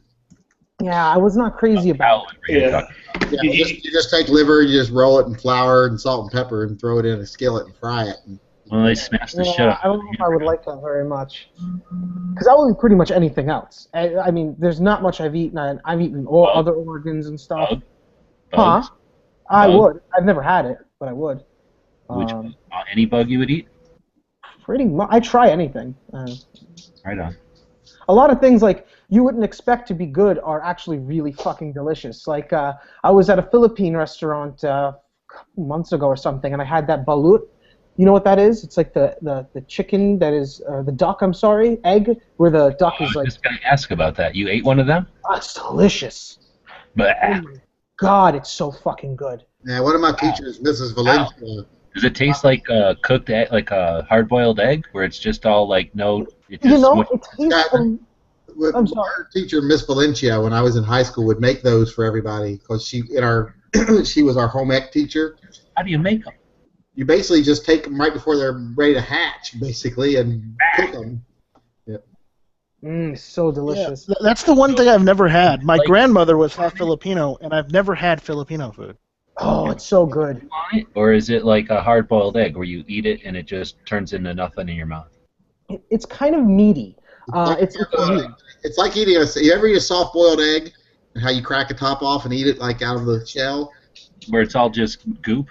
Kind of. Yeah, it's kind of like that, but it's meatier. There's no bones formed yet or anything, so it's Wow. not like bones. It's just a big fleshy. Have, like, is there different areas of like its leg tastes different than its head, and that tastes different? It's all just like a big thing. Okay. Yeah, it's really good. I liked it a lot. I'd have to be Filipino food is dying delicious. and like literally thinking about why even did that dark right meat- in an arm. White and dark meat don't develop until later because the way meat becomes white and dark is the amount of vascularity in it. White meat doesn't have as much vascularity, dark meat does. So muscles they use, like chickens, because they run and walk, their legs and thighs and stuff become dark meat, but because they don't usually fly, their breasts are white meat. Whereas if you have a duck that flies, his breasts are darker meat. I did not know that. That's really interesting. Okay, I found one version. American white meat is? What's that? Just seems White- obvious. White meat is just meat that doesn't have as much vascularity. Yeah, it just doesn't. I did not know that. That is very interesting. No, yeah, but in terms of liver, like I said, that was the first time I had it, and I never really liked it after that. But if I have liver and it's like with something else, like I said, if it's either like Leberwurst or a Leberknödel, like the liver dumpling that you showed before, or like a pate, like foie gras or something like that, that shit I like a lot. Yeah, so I found a recipe for mine. It's a pound of liver, chopped onion, 3 cups of flour, half cup ground pork, teaspoon parsley, a little bit of basil, 3 eggs, and a cup of milk. And then you basically mix all that together, ground up, and then you put it into a boiling water. When it rises to the top, it's done. You can put some brown gravy on it, and it's amazing. I've only ever had Wiener Schnitzel. Vienna Schnitzel. Yeah, this is delicious. But did Yeah. you have it made out of veal, or did you have it made out of something else? It's usually made of veal. It's always made out of veal. That, like, the different ones are called different things. Like the one from a pig is called Is veal? Vienna? Yeah, God, Vienna Schnitzel. Schnitzel Vienna. is- Sorry. When somebody says they're eating Wiener Schnitzel, that's veal? No, so Vienna Schnitzel is a veal cutlet, but the name means Vienna, like the city of Austria, cutlet in German. That's how it's translated. Schnitzel is cutlet? So Schnitzel to son of a bitch. Hold on, let me just think of this in English. I hate this. Ein Schnitz in German is a cut. So ein Schnitzel is a cutlet. Yeah, that's how I figure it. Okay. Like Jägerschnitzel is a I assumed hunter's it meant cut. sausage or something. Sorry? I guess I assumed it meant sausage or something. Yeah. No, well, it's basically like they bread and pan fry a piece of meat, and that's basically what a Wiener Schnitzel is. But they use veal. Sometimes though in other areas of Germany and even Austria, they use sometimes they'll use regular beef. Sometimes they'll use chicken. It yeah, just but then depends. It's not Wiener Vienna Schnitzel Schnitzel. Sausage? No, Vienna Schnitzel is like it's a veal cutlet, but then like each one has a different name. Like for instance, like Being in a restaurant is called Wiener Schnitzel, and it's a hot dog place, so I assumed that meant sausage of some sort. no, well it's because it's the word like we say in English Wiener Schnitzel. It sounds like a hot dog, right? But the actual word is Vienna, which in German means the city of Vienna. Vienna Schnitzel, cutlet of the Vienna city. And then there's like Jägerschnitzel is it means the hunter's cutlet, but it's pork. So yeah, there's that. And then I'm trying to. But hold on, is that also liver? What Jägerschnitzel? No, it's just pork cutlet.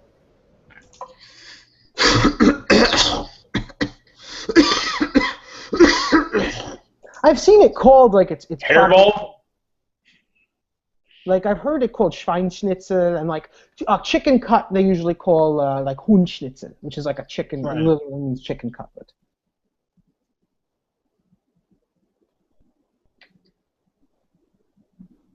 Lots of good stuff in Germany though.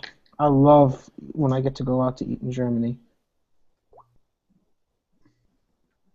One of my favorites over there is Blutwurst. It's blood sausage. That shit's fucking fantastic. Yeah, I can't handle blood sausage. Not fond of it.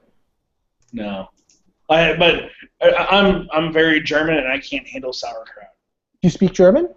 Kleine. Schön. Okay. Ich weiß das Yeah. nicht. Yeah, I know about 5 words. Kannst du ihn verstehen, oder? No idea. Okay, das ist ganz okay. Yeah. I know about 5 words. I took 2 semesters in middle school, so it's 6th and 7th grade, and all I know how to do is basically cuss. So, you know, Fick, Fotze, Schwein, Opfer, Fixer, all those? So the one I always said is Du bist großer. Fotze. No, crap. You're a big bitch. Fotze. Fotze. Okay. F-U-T-Z-E-R. It's like cunt. Okay. No, Du bist großer Hunders. Or shit, I can't remember what it was. It's been so long. Essel or something like that, because that's an ass. Arschloch. Yeah. Anyway, I'd like to go back and meet some Oakenfuchses, but yeah. Well, if you're ever interested in learning more or something, I'd be happy to help you. That's my it's my best language other than English is German. Because German is the language you want to learn. Okay, so that is my last name. If you're going to learn a language, learn Chinese or Spanish. Yeah. One that'll do you some good. Yeah. So it's an umlauted U and an SZ instead of the SS. Is how you spell it. So yeah. That's so yeah, I wish that's so cool. That's really cool. Yeah. So that's it's Americanized with the very end. Yeah, of course. That's really awesome though. Yeah. Of course, my name had like an umlaut or something. No, but no, if you, like I said, if you ever would like to, I would be happy to help you. Yeah, and that's where I get the foos instead of the fuss. Yeah, foos. Yeah. Yeah, because of umlaut, yeah. Yeah, Chinese is really super difficult because, first of all, the fucking alphabet is ridiculous. I speak Japanese and not fluently. I'm like intermediate, if even that. And they use the Chinese alphabet, and I maybe know like 30 or something. It's really fucking difficult. And then the tonality is a bitch. Oh my fucking god. So Chinese is really fucking difficult. Yeah, Mandarin. I mean, all the different dialects and such. Anyone you pick is difficult for an English speaker. Yeah, I really don't have a desire to learn some of those languages.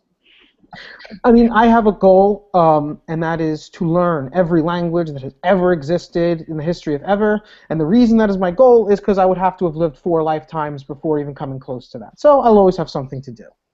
Yeah, I don't even think 4 lifetimes would be You ever near think of enough. maybe trying to get laid every now and then instead? Censored my mind, but, learning the language is easier. I found once I started getting laid, stuff like learning German wasn't quite as important to me anymore. Well, I mean, he could just say, hey, I'm like, go to Wisconsin and say, hey, I'm French, and start speaking French and get laid that way. Well, here's the thing. If you speak other languages, it opens up a whole new market to you. So that's one thing I've learned, is when you speak a language, it's a lot easier to make friends, and then potentially the female version of that, I suppose.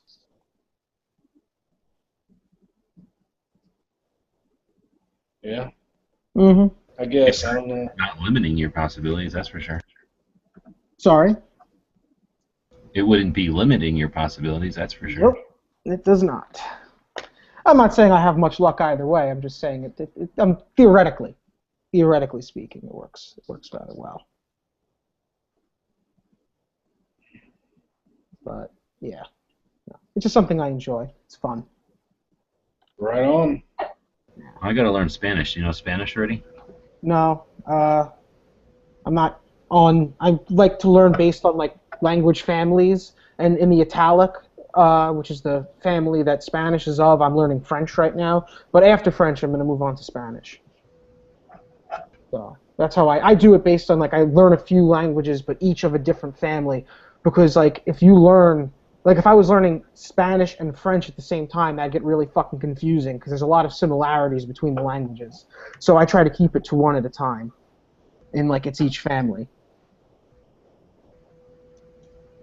Then there are ones that really don't have a family, like Japanese. It's kind of its own fucking thing. So after that, I don't really know what I'm going to move on to.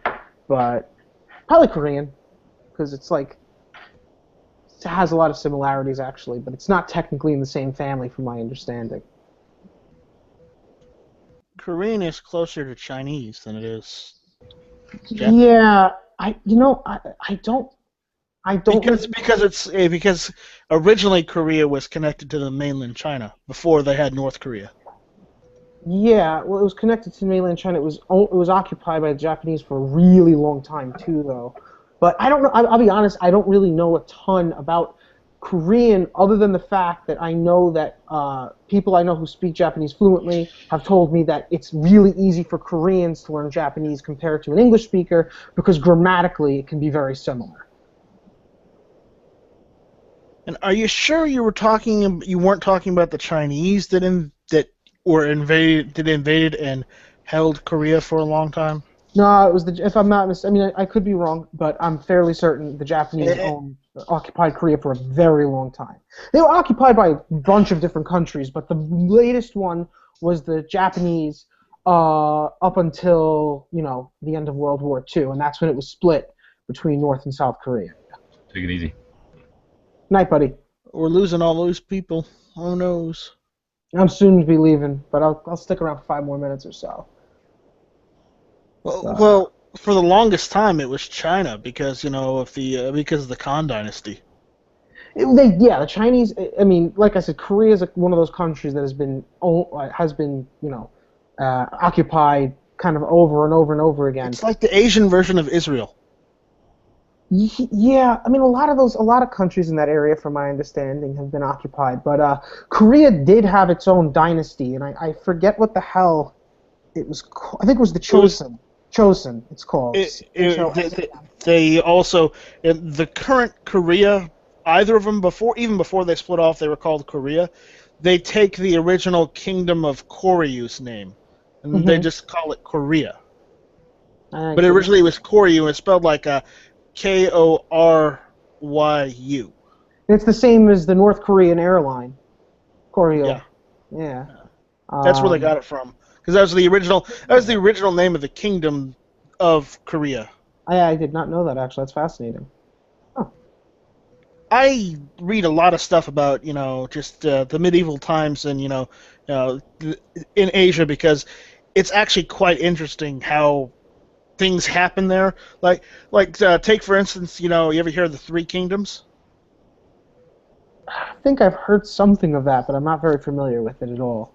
Technically the Three Kingdoms is like Japan, China, and Korea, more or less. Mm-hmm.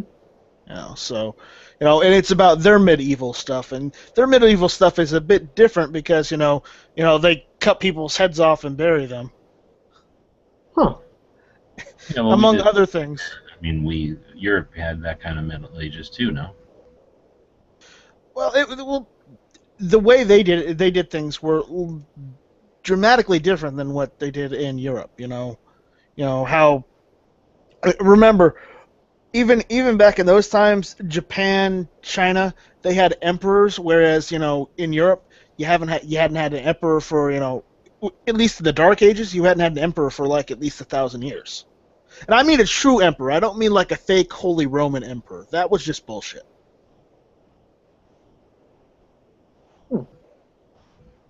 That's very interesting. It's very interesting, actually. I wasn't aware of a lot of that. Especially the whole Koryo thing. It makes sense. It totally makes sense, actually, now that I'm thinking about it. But That's where they took. That's when they made when they they named their country Korea before the split, and the whole Civil War and all that crap. right. They took it from the original kingdom's name.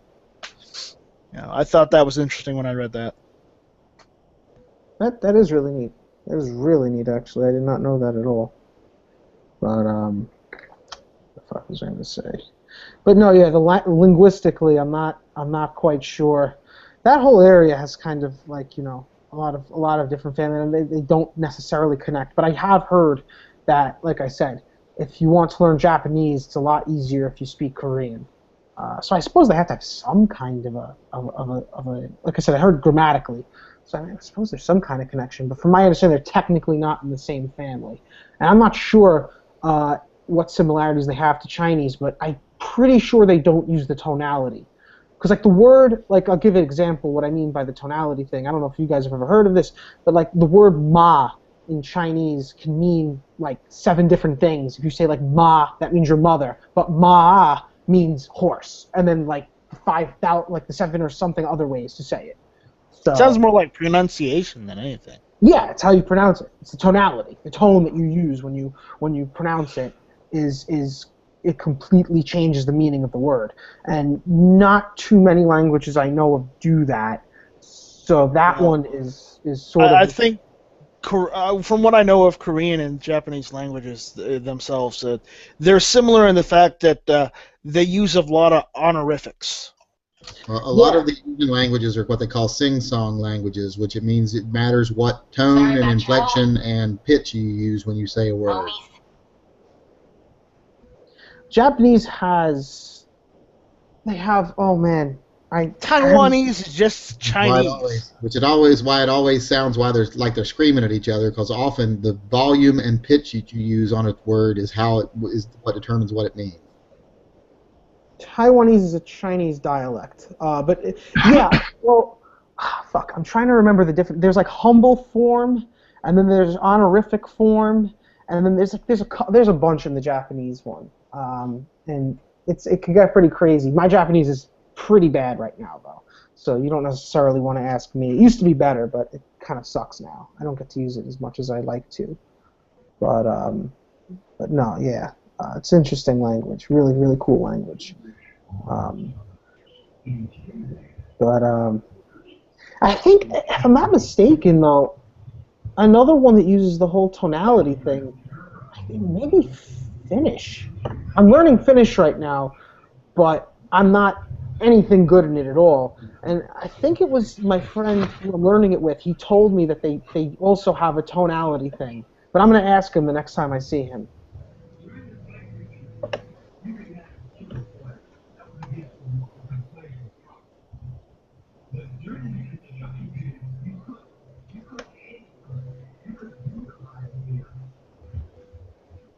And Aaron, Taiwan uses the Mandarin dialect of Chinese.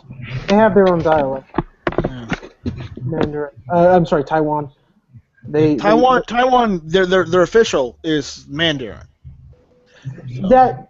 I do know that they have their own dialect. I know a few Taiwanese people, and I've asked them, and they said that there is a specific dialect. Most people from China, they tend to speak either Mandarin or Cantonese, and then their own dialect. That's just how it is over there. I was actually at a Chinese wedding yesterday. My buddy married a girl from Fujian, and that was fucking interesting. The food was fantastic.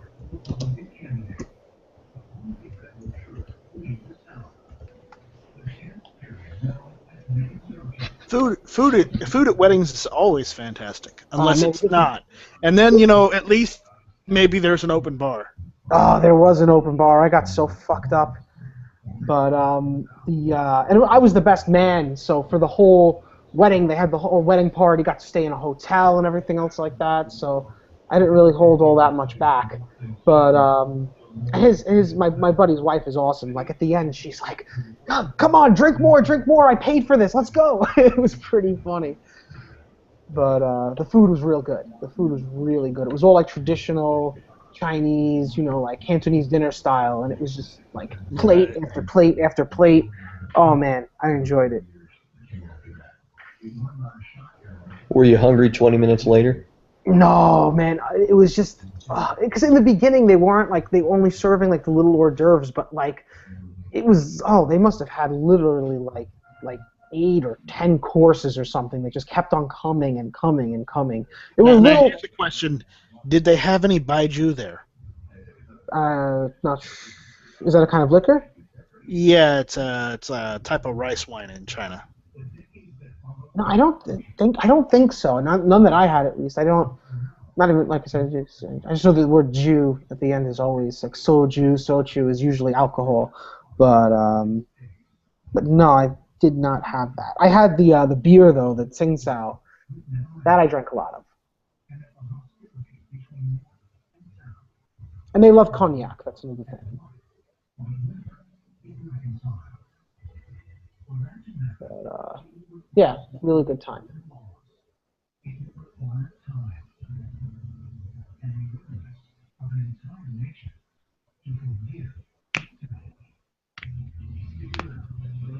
Oof. All right, guys. I think I'm gonna go ahead and head out because I have to wake up for work early tomorrow. But as usual, thank you all for having me, and I will catch you guys around. See you, Joe. Good night. Easy.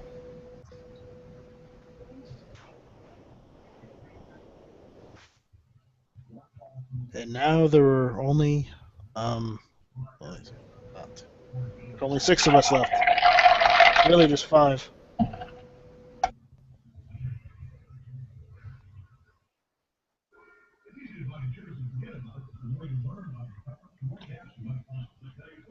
Actually, I think that the interesting thing about what you guys were talking about is in different countries is how much cross-pollination of technology, has between Japan or China and all those countries where you got different types of firearms from different countries that are almost the same but are slightly different.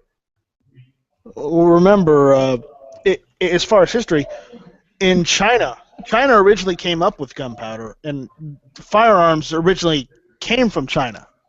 But as you watch the years progress, and out of into the Renaissance is when it started getting further into the Western part, in Europe, and we started working with firearms as a whole and using them.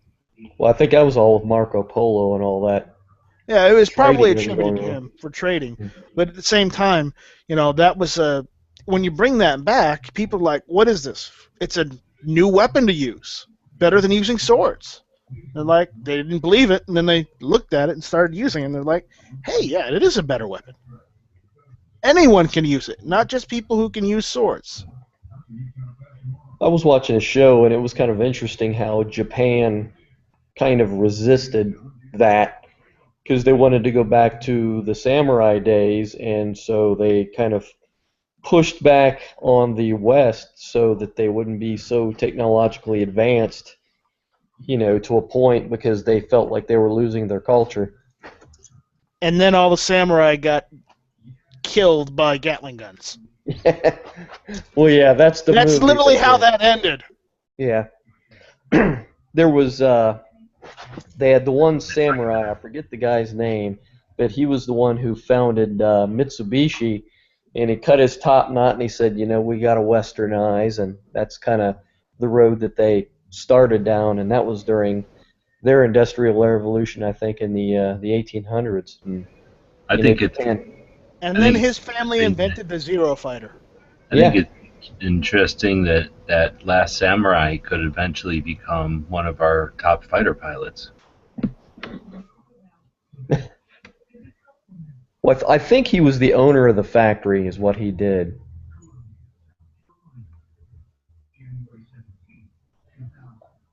But it was interesting because, he bucked convention and decided I'm cutting my top knot off and I'm getting in Western dress and going this direction, and that's the way Japan went, and they started a technological revolution there, and they've never looked back. But it's fascinating. And then they started a war with everyone. Well, yeah, you had the Japo-Russo War that was. Yeah, that and that didn't work out too well. But they decided, you know what, screw that. We learned from that. Now we're gonna take over all of Asia. They almost did it too. Even though at that time, the Chinese Civil War was starting up, the nationalists versus the communists, and the Japanese were like, we don't care, we got half of China already. Just look at Manchuria. Well, the Chinese really hated the Japanese as a result of that. The rape of Nanking and all those. Yeah, the Chinese hated the Japanese for that, but what the Chinese forget is they did the same thing when they had the Khan dynasty, and one of the Khans kept on sending troops over to invade Japan all the freaking time. Well, that goes back to the divine wind. Didn't work out for the Mongols very well. Well, no, by that point it was one of the Mongols that had already integrated into he was part Chinese himself, and it was later on down the line after Genghis. Was that Kublai Khan or? I think it was him. Yes. He sent several different invasion fleets to try and invade and do a land invasion, or they invaded by sea and were going to send troops onto the mainland and totally try and screw with Japan. And they did that multiple times. Yeah, the divine wind that they prayed for, kind of wiped out his invading force, if I recall. I call it dumb luck. Yeah, cold weather. Yeah, and those same divine winds totally screwed up Dai Fukushima, right?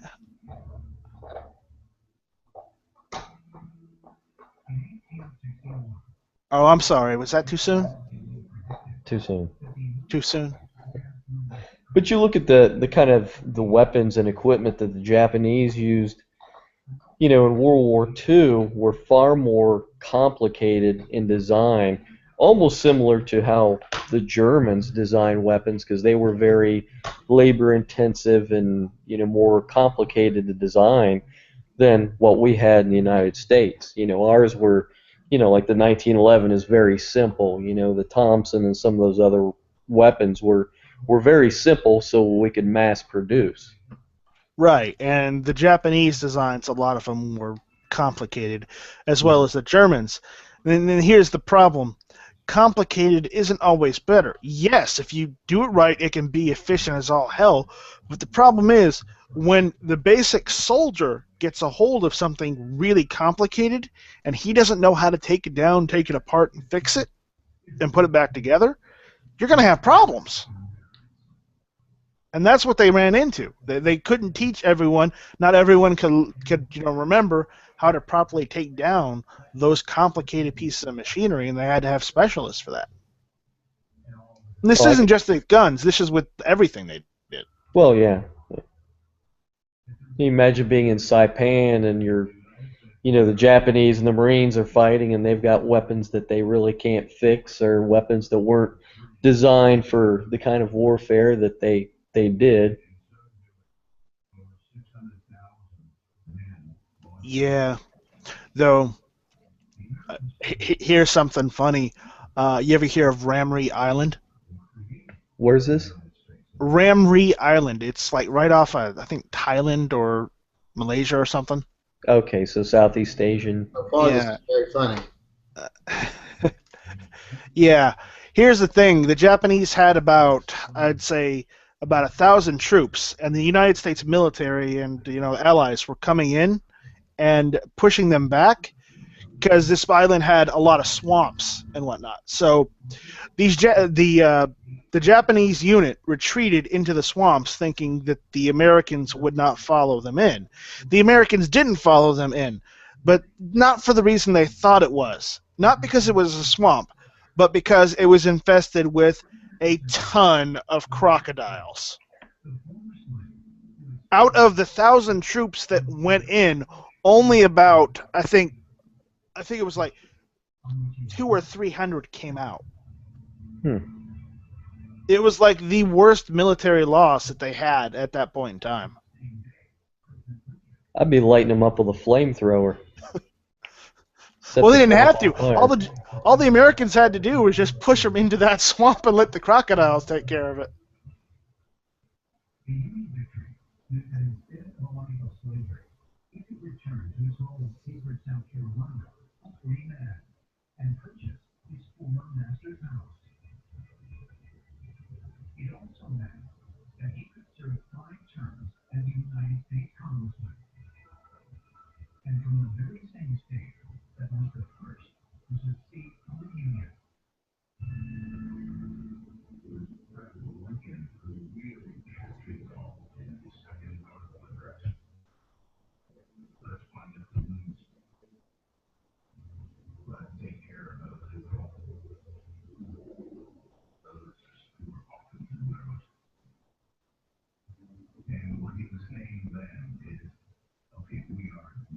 And excuse me, it was off the coast of Burma.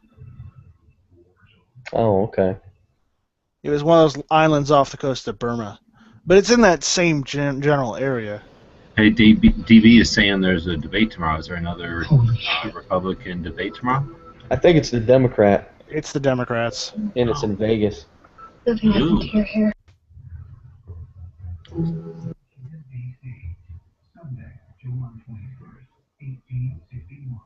Should we still watch it? Eugene hot for the lesbian? Wait, what? In The Walking Dead, I guess, is that guy who said the guy who was acting like he had what was his deal? He had like the cure for this or something in Washington, D.C. Isn't that guy named Eugene? Yeah, from the show. Is he hot for the lesbian chick? He always has been, yeah. What's all this with the map? I thought the map he left for that guy last season or whatever. How come every time G-Webs unmutes, it sounds like an after-school special or something? That music in the background. It might just be in your head. Walking Dead. I'm trying to figure it out. I thought it was about last season, but you guys are saying it's all about this season. Now, he found that map that I think Abraham wrote to Rick after he apologized for, Yeah, Morgan found that at the church. Remember that church they were holed up in when they were dealing with the Terminus people? Morgan, That's why I thought it was from before. I thought the flashback was from before, Well, the map was from before. Yeah. The map he found at the church, and he said, and Abraham had written on there, the world needs Rick Grimes. And Morgan knew who Rick Grimes was, so he used that map to find them because it had marked on there where they were going. And then Daryl looks at the map and he's like, well, that's Rick's map. And kind of figured, oh, well, you're that Morgan. Although I don't remember if he ever told Daryl about Morgan, but obviously Michelle knew. Because remember he used to go on the radio every morning and try to contact Morgan. Well, yeah, in the first season. Daryl was there. Because then I got all confused when they were flashed back into that quarry, and I'm like, is that the first season again? And then there's wrong people in there, and I don't remember, so it's like, what the hell is that? Well, I gotta agree with Yankee on that. That part of the story I don't think was very good because I would have just, found a tanker truck mysteriously someplace and then just lit them up and set them all on fire. Another thing I had a problem with, if you looked at those cars that they had driven up and lined the street with, there were at least a dozen of them that were far better cars than the one that they're driving to lure the zombies away. They got better gas mileage, everything. So why are they driving that old big clunker that gets like 12 miles to a gallon when they could be driving a better car that got better gas mileage? Well, better question is, they got all the car keys for those. You don't need keys in the zombie apocalypse. You just wire past the ignition or break the ignition lock. Well, yeah, you peel the column, but... So there's the part where the army guy, I think he's putting up the peace sign to that chick, and then she takes a while and then does the same thing and walks away. What's all that about? Oh, that's, was that before he hopped out to corral some... Sasha? He was putting his ring on top of a bottle, I think. Oh, he was drunk and he had buried the husband of the of Diana. What does all that mean? Well, suffering a little PTSD just like she did after her brother died, and she's kind of recognizing that he's having that problem, and then later in the car she kind of recognizes he's having that problem. Because you got to remember, he was holding Porch Dick when Rick blew his brains out, because he was holding Porch Dick down, so he got him all over him, and it kind of fucked him up a little bit. He was talking about, I think I've got some of him in my ears. But when he asked her, hey, are you trying to do this to kill yourself, or, what's the intel on this?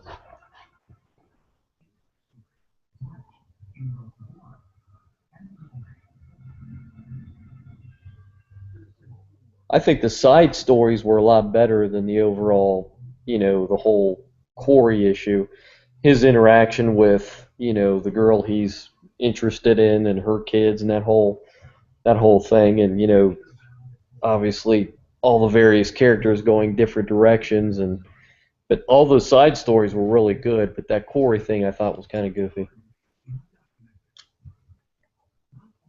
Did anybody rag on how they're shooting these flares up in the trees, so absolutely nobody's going to see these flares unless they're in some sort of a fire watch tower up in the air? I think it's supposed to be the noise that's getting their attention, but it seems like they have an unlimited amount of flares.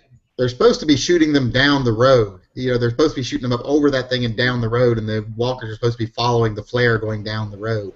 But they weren't doing a very good job of aiming them down the road half the time. I thought they were signaling each other, so that's how they're supposed to be luring or distracting the zombies to them. Yeah, they're attracted to light and sound and movement, so the flares were attracting the zombies. That's why they had the motorcycle up front, because it makes so much noise.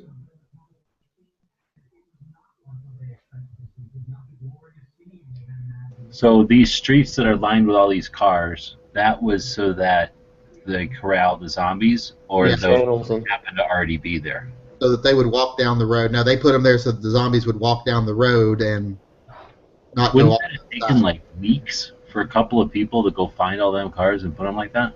You would think. I think so, but they obviously did it. And then there's grass kind of trimmed near the street, and then it's kind of growing up near the wheels, so they also cut the lawn, I guess. Oh, yeah, well, one thing I've noticed in The Walking Dead is even though the world has succumbed to the zombie apocalypse, State Road still maintains the highways because none of them are overgrown yet. They should at least show some goats out there, CGI some goats in there or something to make or some deer even. Although deer wouldn't eat grass, right? That's just goats that eat the grass. Goats would eat it. Sheep, get some sheep out there, sheep will eat the grass. They got their fencing up pretty quick. Never have to mow a field. It was a zombie thing, and most of the people were wiped out, and the people that were around were just zombies knocking into each other, not really paying attention. There would be giant herds of buffalo again and stuff. It would just all come back, right? Well, they're in D.C., so I don't think.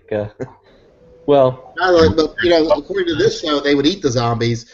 I mean, the zombies would eat the buffalo, but it's like that one where they had the 4 zombies take down a horse, and I'm like, well, the one thing that you know from that episode is the person who wrote it has never, ever been on a horse in their life. Those 4 zombies are not taking down a horse, and 1, they're not biting through its skin, but 2, they're definitely not taking it down physically. Well, the horse would never get close enough to him. Well, even if they got close enough, if they cornered that horse in like around a 3-foot fence that the horse could have jumped over in a second and would have. And even if they had gotten close enough to put their hands on a wild horse, I've seen a wild horse throw 6 grown men on a rope before, just drag them like they were children. There's no way those 4 zombies would have pulled a horse down. A wild horse would have also kicked him in the face. Yeah. He would have smushed them. Wow, you don't understand how strong a horse is. A horse is phenomenally strong. Like 2 things my grandfather always said when we had a farm is you never underestimate the strength of a horse and you never underestimate the strength of a cow. It might be a domestic animal, but it can crush you in a second.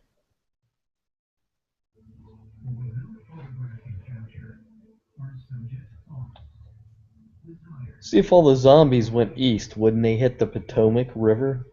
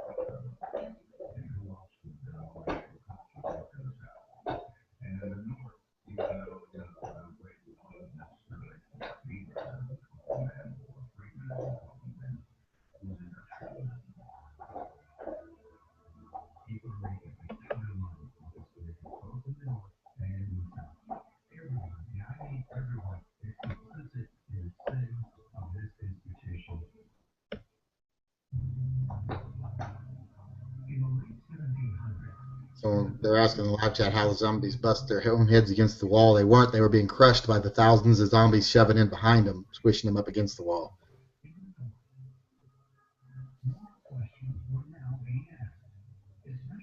Is that any better? Oh yeah, people actually die that way every day, much less rotten corpses.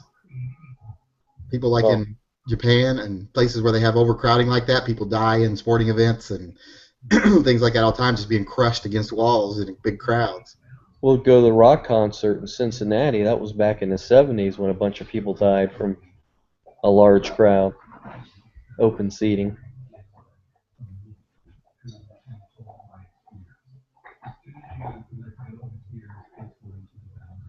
That's why a lot of places don't allow like open seating and stuff anymore.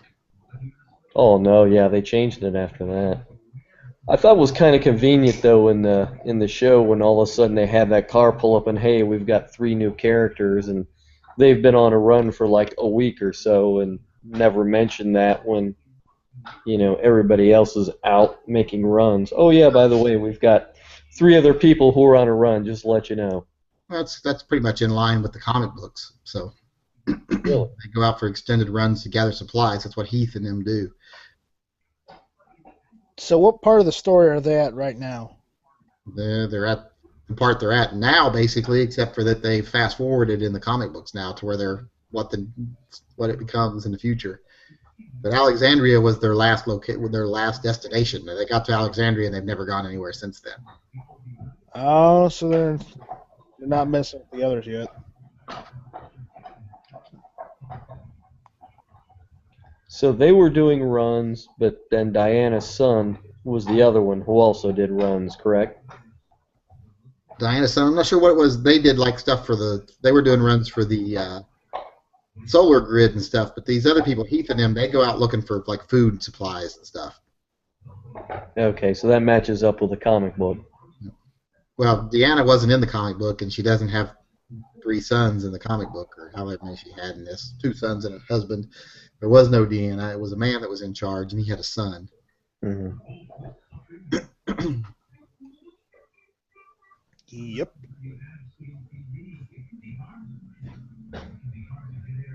Yeah, I just don't like it when they write it and then all of a sudden, hey, yeah, these guys just showed up, but they've been here the whole time, and You just don't know who they are, and nobody decided to mention them.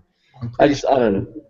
I'm pretty sure that since they're making Glenn such a good guy by him rehabilitating Nicholas, that they are going to follow the comic book storyline here pretty quickly.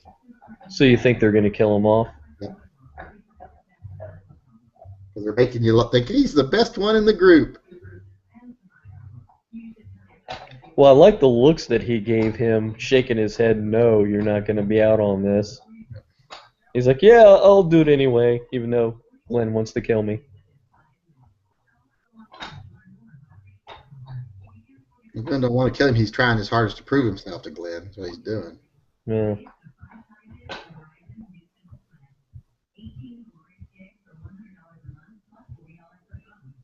Yeah, I just don't like that guy's character, so.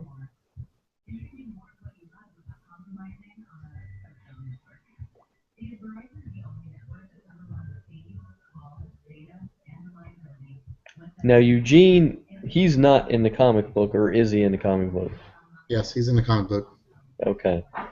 So do they play him the same way as they do in the comic book? Pretty close. He's not quite as bumbling idiot in the comic books. Because that was a good scene where he uncovers their plot that they wanted to kill Rick, but then obviously happenstance, and all of a sudden Rick pops in and said, hey, what's going on? Yeah, I don't know. I mean, it's a good story, but that kind of writing just kind of, it's too easy, I think.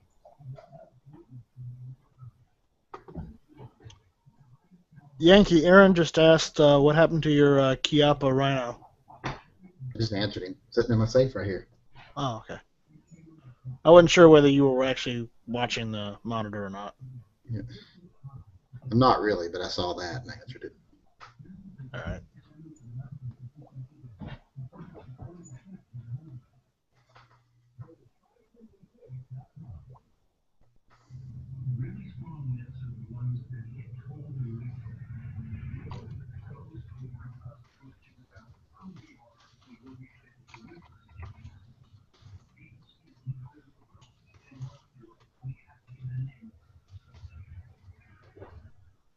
Hey, do you have a Smith & Wesson 686? Who, me? Yeah. Got 3 of them. Oh, 3 of them. In 357? No, yeah, all 686s are in 357. Wow, okay, yeah, you're right. Yeah. Uh-oh, DB's here. I've got a 4-inch barrel, a 3-inch barrel, and a 2-inch barrel. Thank God you said barrel. Or I think it might be 2.5. Oh, I'm looking at the, I think it's the 6-inch. It's the Competitor. Yeah. Yeah. How's the trigger on that? I don't know. I never shot that one. Yeah, because that's the one that has the weights underneath the barrel. Have you looked into the Rock Island Armory revolvers that look like Colt Pythons, but banged together by 10-year-old children in the Philippines? No, I'm looking for something to shoot in competition. Oh, well, excuse me. Gee. I was watching Batman Returns last night. Oh, God. Why would you subject yourself to that horror? Horror, it was good. It's on Netflix. I mean, it's Christopher Nolan, you know, the first thing, trilogy. But when he goes to shoot the guy who killed his parents, Bruce Wayne's parents, he goes to his house, which is that big-ass Wayne mansion. He pulls out the drawer, and he fucking has a Taurus 38 revolver. Like, holy shit. You gotta be kidding me, man. The Wayne family mansion, and that's what they have to protect it. Fucking Taurus. Well, he's Batman. Well, he wasn't. Yeah, he wasn't even Batman yet. And then he brought it to the courthouse. He was going to shoot the guy, but then, interesting movie.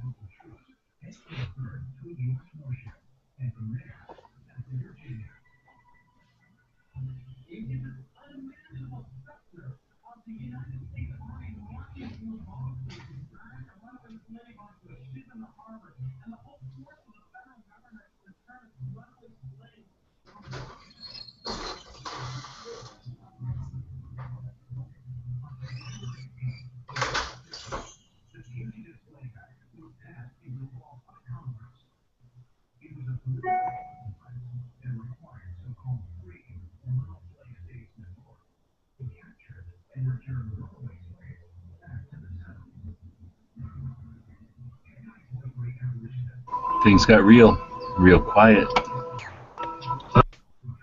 It's October. It's supposed to be spooky. Or Glocktober.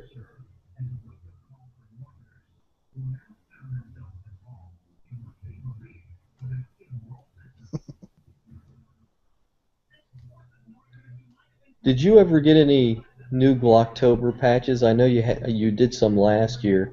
Did you do any for this year? Ah. Thanks, DB.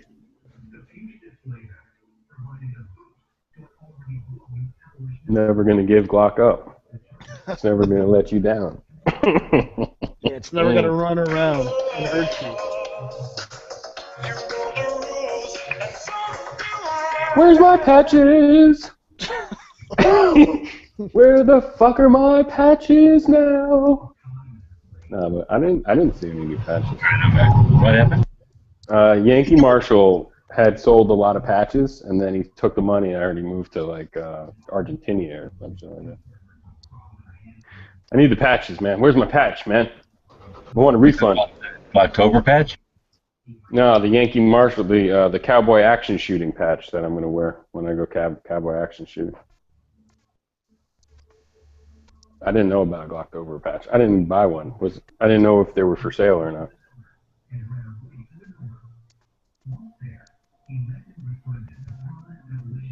Are you underneath a subwoofer listening to AM talk radio or something?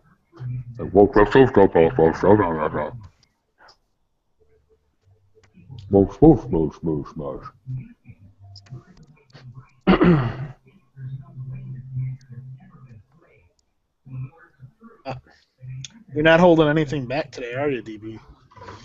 I'm here to bring the noise. Awesome. Look, I bought my patches, and I just want to know where they are. I mean, if I have to call the Better Business Bureau or You didn't buy PayPal. any patches, bitch. I bought fucking 2 patches or something, dude. If you did, they got mailed to you then. All right. If you actually chose a perk. Yeah, Perk. that's everything. Did you choose a perk? Because people. I got No. Of course not. I'm donating my money so other people can have patches. That's You'd my be thing. surprised. I got about 15 donations that people didn't choose a perk, and I've got no way to send them anything. So That's me. I was like, look, I want to make sure people who can't afford patches can get them. So it's like a patch charity. That's what we're calling it these days. I need to Rick at. like the last of the people got their patches today. The people that were in like Alabama and Florida, I saw a lot of the people on the East Coast get their patches today.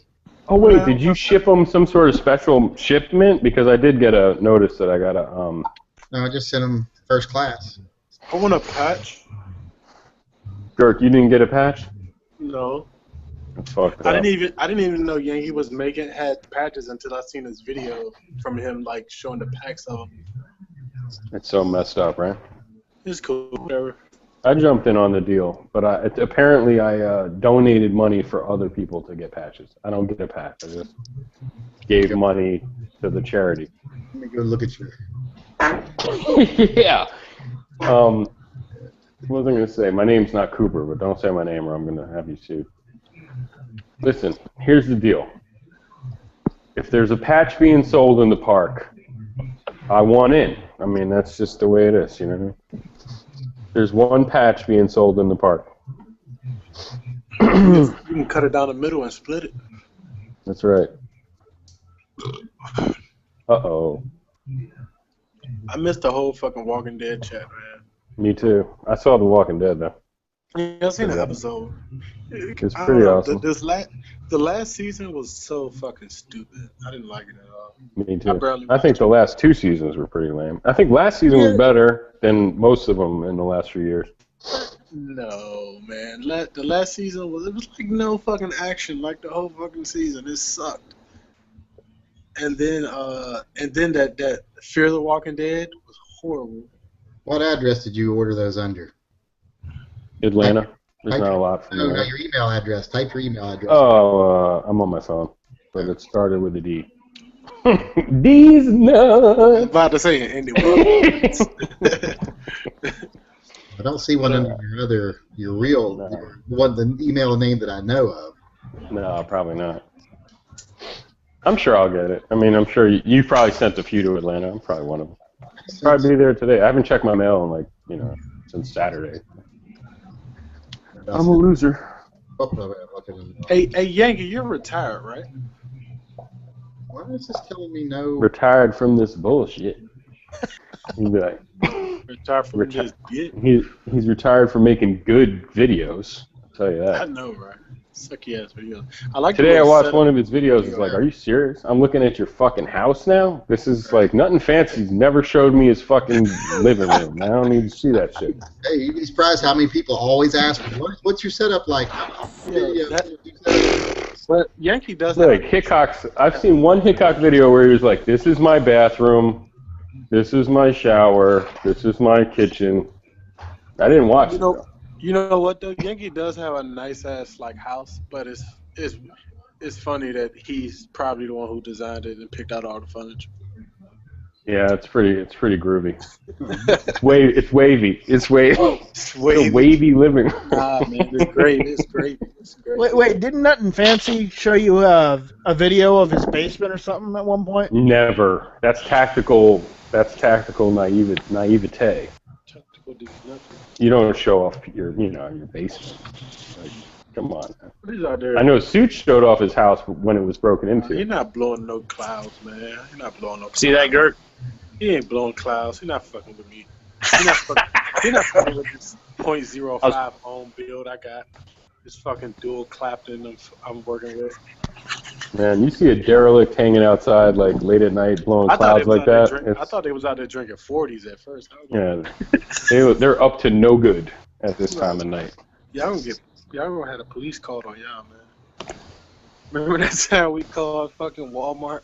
Fucking good guy. Yeah, where's that video at? I can't find it. I was looking Dude, for I it. don't know who chat it was. Like I get lost, man. I can't remember who did what chats. The Yankee deletes all his because he's trying to make Fucking G-Webs. I went to his channel. I'm looking through all his he had really good fucking chats with AK-47 chats, the game show chats, all those good stuff. And I'm looking through and it's like he's got one AK chat up and then what? Yeah. If he was a good YouTuber, he'd put him in a playlist for us. But whatever. It is. It's in a playlist. There's they're all deleted or private. Like everything is there, but it's you can't watch it. It's fucked up. It's fucked up. Yeah, some of those gems, dude. Send me $20 and I'll let you watch I'll put you on the list of people who can view my private videos. Nah, negative. Oh God, no. I want to see those. Is that under a DL channel or some shit? It's on 4chan. The alternate channel? All his videos on a random board. Anytime you make a video unlisted or private, there's like a little box you can put but this person can watch it. You put someone's screen name in there and they can actually watch the video. So like Nothing Fancy it's a had Yankee like a pay-per-view. Yeah, because Nothing Fancy has a secret channel. It's like Lieutenant Colonel Nothing Fancy, and you got to be cool to know about it. B channel. Yeah, it's B channel. I don't want to know what a Yankee Marshall B channel would be. That's too much. That's like baking. I think it'd be like too a baking scary. channel. Cooking. I know, like, yeah, it's Gotta too be a much. double Man. The only B, the only B in my secondary channel would be the B in BDSM. If I'm Well, I going to thought you were gonna say Batman v Superman, but you didn't. I thought it was say going to that. say beat if I'm her. going to do a dark channel, I'm going to take it all the way. Yeah. That's like when Fate of Destiny switched it up a little bit, and I was like, oh no, it's like fitness and gear or something. I don't know what happened. Yeah, she's trying to be all like girly and cute, but she's ugly. She was girly and cute the whole time, I thought. I don't think she's cute at all, but Hey, come on, But dude. she doesn't have a big enough ass for you. Come on, dude. She's cool. you really think she's cute? Hell yeah. Get the Back fuck in. out of here. You're Come on, dude. Kirk doesn't like her because she doesn't have a giant ass. Exactly. Exactly. Oh, flat ass. Oh, fuck Oh it. yeah. She's shaped like a gun safe. She looks like she Oh, can yeah, go through a door without turning sideways. I don't want nothing to do with her. I Exactly. liked her. I Man, liked her. what? She had huge eyes. Remember? She's shaped like a file cabinet, man. Fuck out of here. Oh boy. Oh boy. I don't know. She's not shaped like a Fuck that. cow. I've met her in person. She's actually quite shapely. Oh yeah. Uh, She's, did she's you stacked hit? on me. She's young, though, very Did young. you hit or not? I didn't. He smashed. Of course I didn't Did you hit. smash or not? No, I didn't hit on her. Of course not. Her dad's there. Never get anywhere near her anyway without her dad there. He Anyway. said, I didn't hit on her. Did you Yeah, smash dude. or not? I don't know. Do you guys remember the game show? G-Webs used to have the game show. Yeah. And then, Well, and I Never remember- Enough Ammo was like Vanna White. That shit was fucking hilarious. There was 3 of them, so it wasn't like it was a long time thing. That's 3 months or maybe 3 weeks. I don't know what you're doing. 3 weeks, I think. That sounds about right. I can't sit in here. I gotta go to sleep. Can't be late for work. Later. Late for work. Gotta Can't make. make it work since when? Hey man, fuck y'all old retired DB Ballin music producer ass. Working with Oh young no, I'm kids. not doing that. No. You're Right probably the now, one that my made job Young is Thug start wearing dresses, man. I clean out the I clean crime scenes now.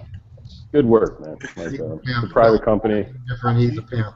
I come You in need there. I You need to clean up the stop blood. letting Young Thug create that garbage ass music. You know, Young Doug. Come on, dude. I don't. This is I what don't, you I need don't, to stop I doing. don't deal with that. Thank God. Thank These God black I'm ass not doing that. Migos and shit. All right, I'm out. Ah, peace. Peace out. He didn't even get to talk about who he's going to be rooting for tomorrow night. Bernie Sanders or Vampire Woman. I can't wait. I think O'Malley's going to have a good night. So that's your governor, Dirk. I know you're proud. I think he'll do good. And then he'll take away a lot of points from Bernie. It's my prediction. Think Joe's gonna show up? That would be so killer, man. That would be the best thing ever. If he could do that, like just show up and be like, "I'm here," and win. Oh, he's definitely. I think if he runs, he'll definitely win. He'll be our next president. Today, Obama said if he ran a third time, he'd win. I believe him.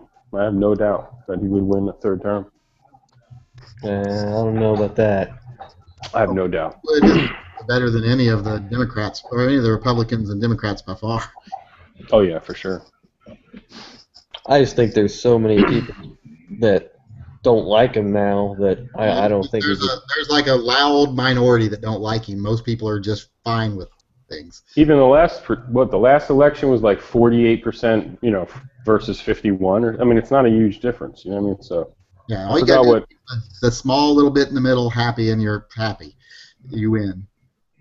Well, Romney swung all the middle. I mean, and that didn't work out well for him. Well, That's he's a Mormon. 48% of the voters at the time, not of everybody. Yeah. Right. Of course. Although voters matter, and So obviously. you don't want everybody to vote, because if everybody votes, well, then Democrats would win every time, because there's far more Democrats than Republicans. Yeah, I mean, you don't want the heroin junkies on the street voting. I mean, they don't know what's going on too much. So Obama got 51.1% of the vote, and Romney got 47.2. So it's not a huge deal. I bet you he could do the same thing again versus any one of those fuckers up there, Republican or Democrat. He could pull out a fit. None of them are as popular right now as Romney was when he was running. Yeah. Well, I don't like Trump, but I The closest one to having the same level of popularity, and you know he wouldn't win in a general election because people will be like, it was funny for a while, but it ain't funny now. Well, Trump said Trump versus Obama. I think Trump could take Obama. no. there ain't nobody- Trump can't take Hillary, dude. No, there ain't no one in the middle that would vote for Trump. No one, not a single. There's a website called Real Clear Politics. They have all the polls, and they add them all up, and they do like predictive polling, all the major polls. Yeah, and they skew that a little Hillary left. beats Hillary beats everybody right now. There's not anybody who can beat her. So and Joe Biden can't beat her. But if Joe Biden says he comes in, the opposite. Well, no. If Biden ran, he would beat Hillary. McCarthy gave her a little fucking bump there when he basically said, we've been out to destroy Hillary. Everybody went like, fuck you, we're going to support Hillary again now. So that'll wane off here soon again. Yeah, I think still at this point she beats Trump. Unfortunately. I mean, I like Trump. He carries a gun sometimes, he said. Well, his henchmen do. Bodyguard. I'll carry a gun. I would have been like, what kind of gun? He would have been A like, I don't big know, gun. silver. I was rich. Like if I was like super rich, where I had an assistant that followed me around all the time, I might carry a little gun in my pocket, but I would just hire an armed bodyguard. That way I don't got to sit on the motherfucker all the time, and I don't got to have my belt squeezing into me all the time. I'd just hire an armed guard. I don't carry the gun because I think it's cool to carry a gun. I carry the gun for protection. So if I can pay somebody to protect me 24/7, I wouldn't carry. But you got to protect yourself from the people that you're paying to protect you, because it happens sometimes where those guys get upset or whatever. I remember it comes to that, like shoot you in the back of the head while you're getting in a limo, so it ain't gonna matter. Those it was a little bit of write books about them. A little bit a different tiers of security, but Sam Kinison, the famous comic who died in the car accident, I remember his bodyguard raped his wife.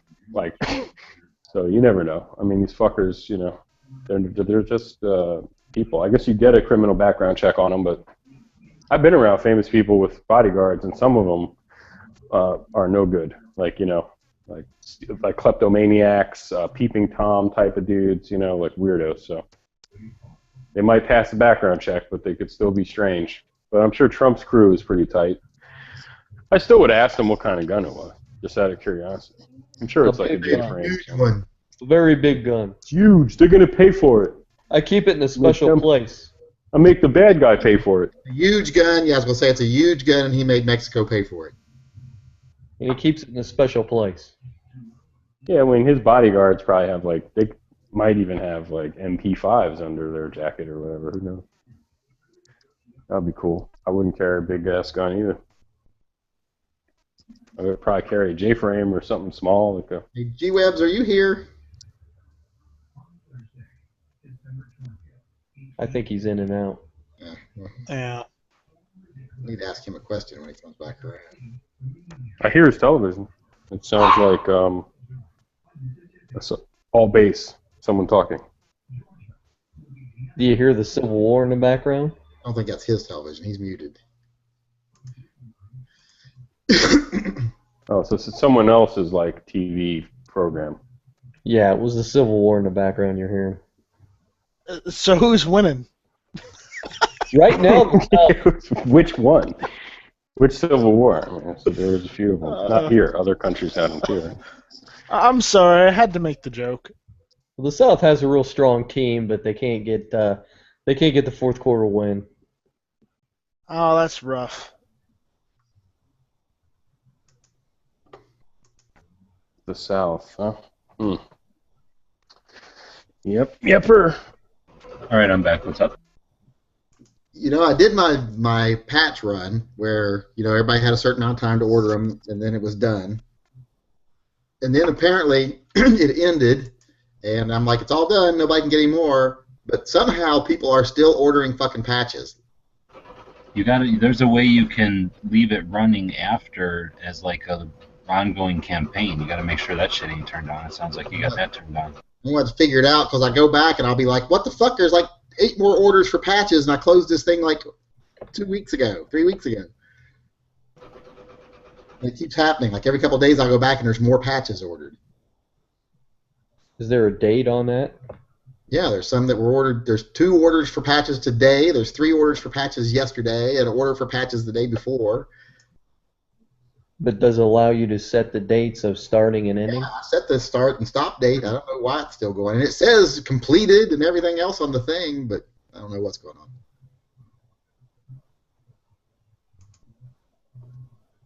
View campaign.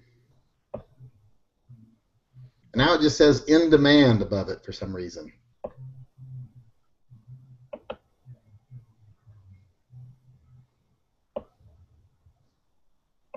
I'm not sure what's going on here. I'm going to have to figure this out.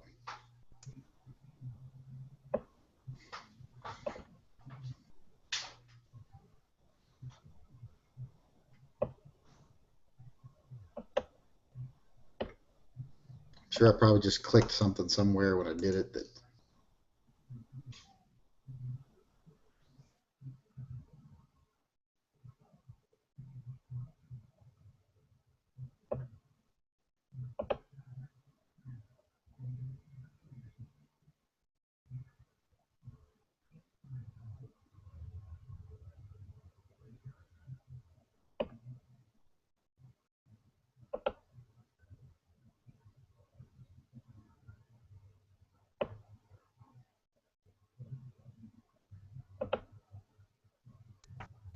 Is Pink Panther here right now? All right.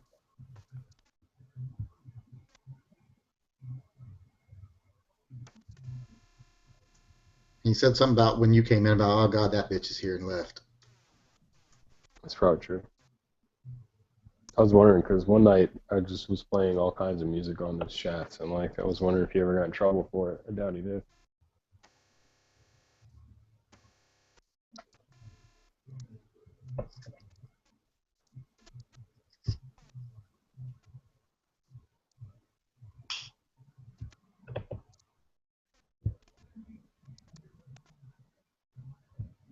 So what was the general consensus on The Walking Dead? I guess everyone liked it.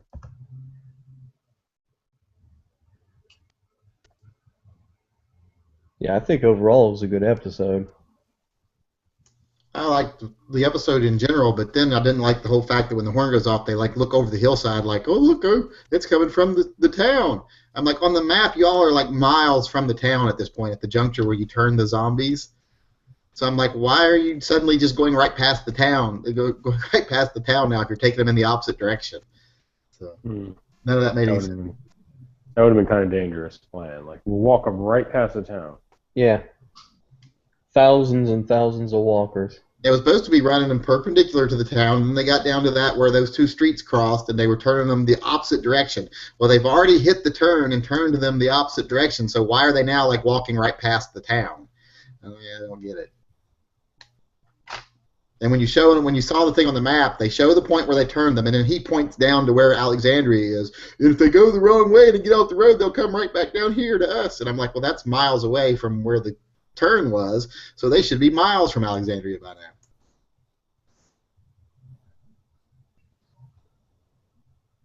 I guess. Yeah, that I didn't get. I guess everyone thinks it's the wolves. And he can't read a map when he's right. I guess those guys, the wolves, would seem like 2 people last season. Yeah. Well, it's got to be more to it than that. I mean, I think those were just 2 of the lackeys because those guys were not capable of doing anything, much less trapping a lot of zombies. Yeah. Well, in the book, how many of them are there? It's not. The wolves are nothing. No. DB, you got a link to that video you were trying to watch? No. No, when I went to your playlist, everything just either says private, private, private. They don't really have names. What's, do you know what it's called? Your video that I was trying to watch? Yeah. It was just the game show, like number 1 or 2 or something. Probably number 2. Might have been number 1. I don't know. I know Hashnazi beat me. I just forgot how. People don't think I know shit about guns, so I just want to send them that video. Just be like, see, I lost, but come on, I lost against Hashnazi. He's like a genius. Pretty sure he cheated. He's like a fucking, he's like a genius, man. I forgot. I remember I lost that game show night. The gun trivia for like the stupidest questions. Like something that was like, oh my gosh, I should have known that. It's cool. And then the other night, someone, B. Gert just said, like, what was the chat where, say, good guy was like riding around the Walmart and we called the intercom? We never know because that shit was so late at night, East Coast time. God knows who was the host. Maybe Cork, maybe. I don't even know when people ask me shit about my own videos. They'll be like, "What's the video where you did this?" And I'm like, "How the fuck would I know? I've got 1,200 videos." Yeah, it's pretty hard. I don't even remember doing it. And sometimes I'll remember vaguely doing it, but I definitely don't know what video it's in. Like someone asked me yesterday, where was the video when you were trying to put on camo makeup and you got it all wrong and you did like kabuki makeup? And I'm like, I vaguely remember doing that, but there's no way I can tell you what video it was in. You didn't put it in the tags? No, I hardly use tags. Oh, yeah.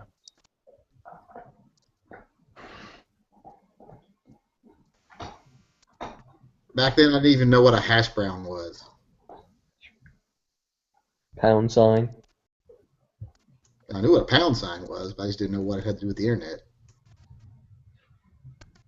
I want to know when it switched from being a pound sign to a hashtag. That's a good question. Probably maybe computer programming or something like that? I have no idea. No, when Twitter came out.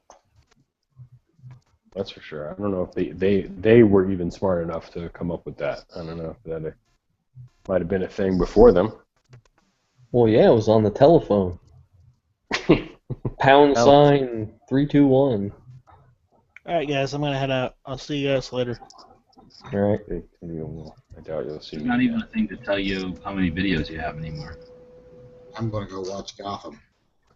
Ugh. Yuck. Those epic years with Chris Costa, the old version. Yeah. Well, it says we are on the air. Are we live yet? No, Yeah, we're not live. But it does say we're broadcasting. So, welcome to the first inactive game show ever. Maybe it's about guns, but I'm not sure if it's active. There's a link to it. Oh, okay. Well, I'm on my phone. Well, fuck you then. I'm on my phone. You've sent it to me on Gun Channel. Not that hard. I'm on Gun Channels, I think, right now, logged in. Well, gee, thank you, buddy.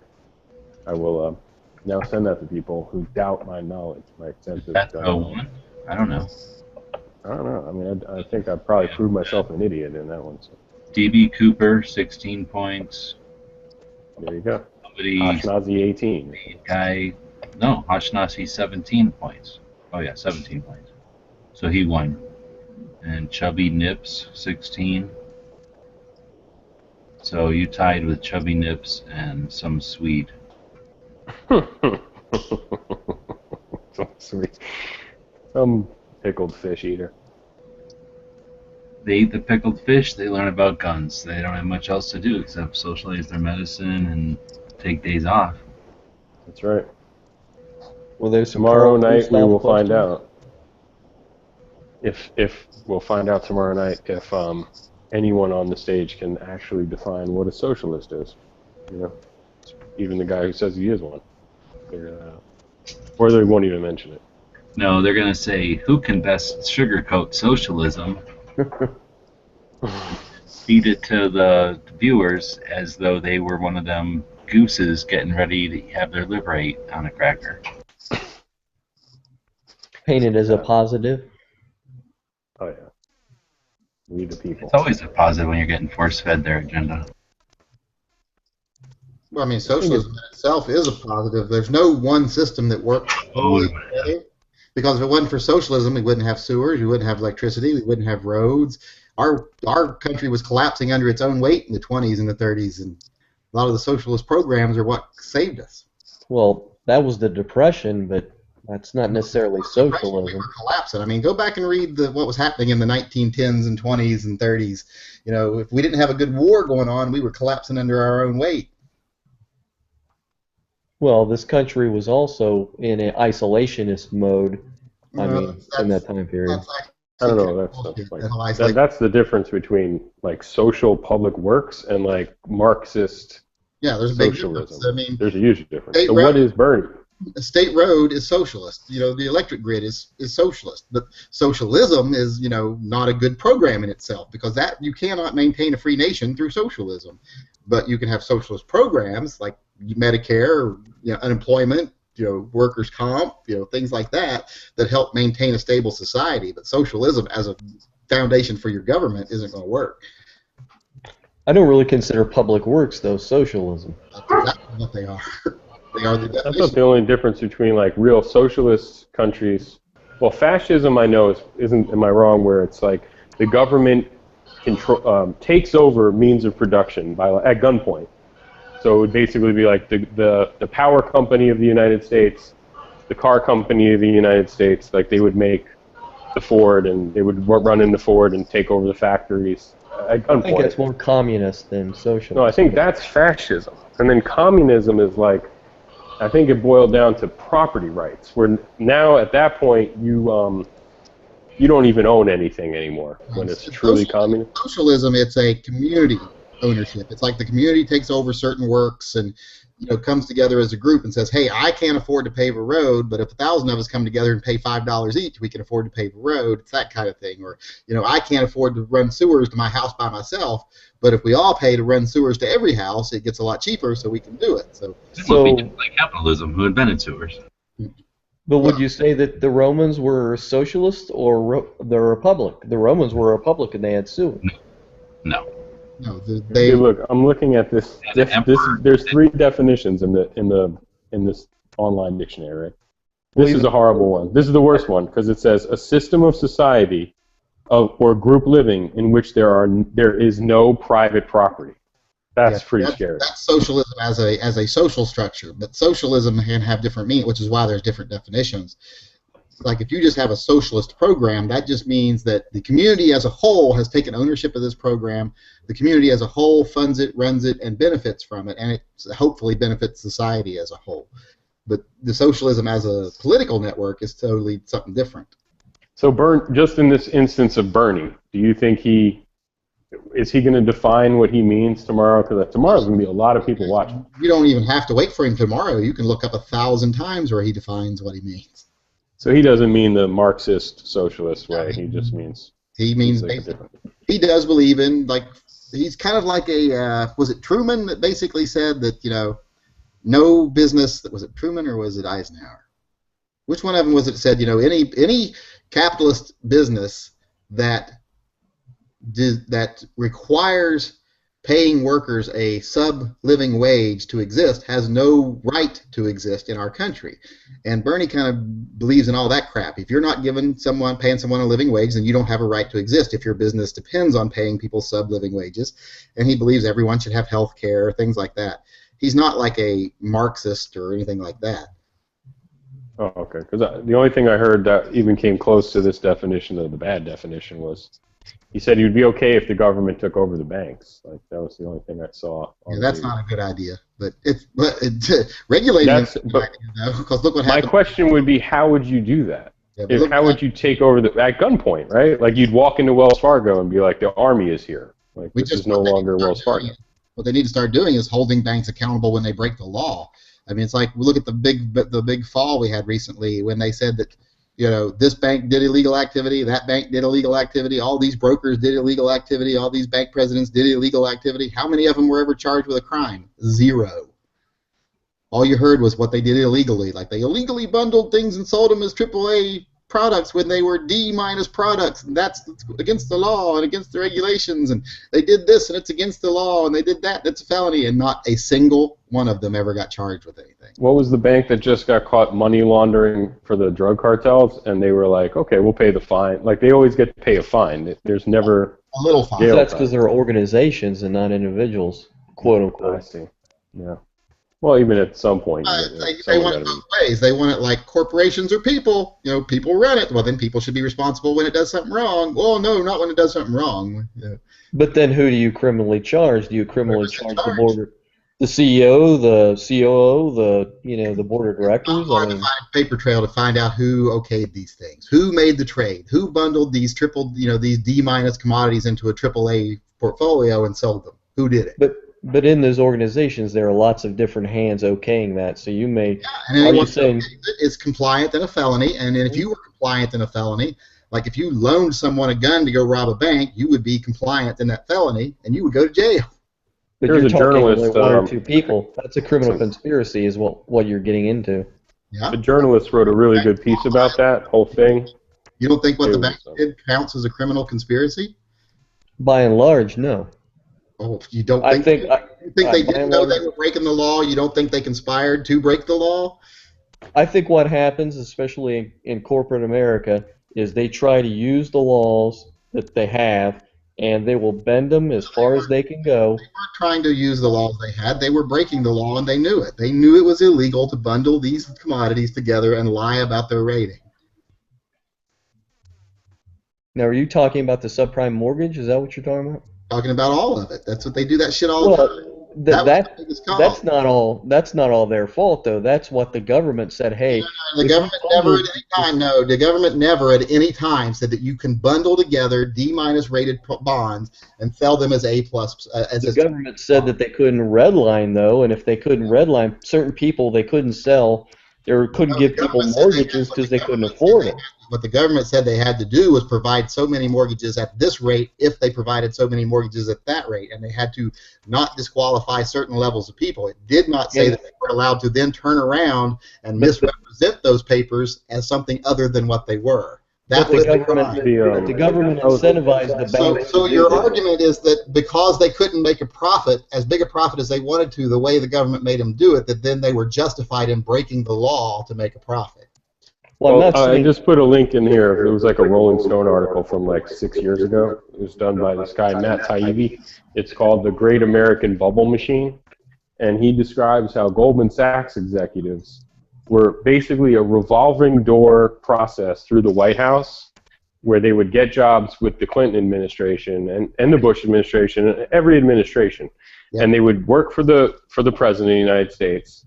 They would get laws passed, and then they would resign or quit or whatever, get fired on purpose or whatever. So they were basically revolving back to Goldman Sachs when they were done. Yep. So Clinton deregulated the banks with I think it was Glass-Steagall, or it was a Glass-Steagall Act. Yeah. There was some other thing where they merging insurance companies with the banks, creating a bank insurance company kind of thing. Well, that's why I said we got to regulate. Pretty bad. We got to actually prosecute them when they break the regulations instead of just letting them do whatever the fuck they want to do.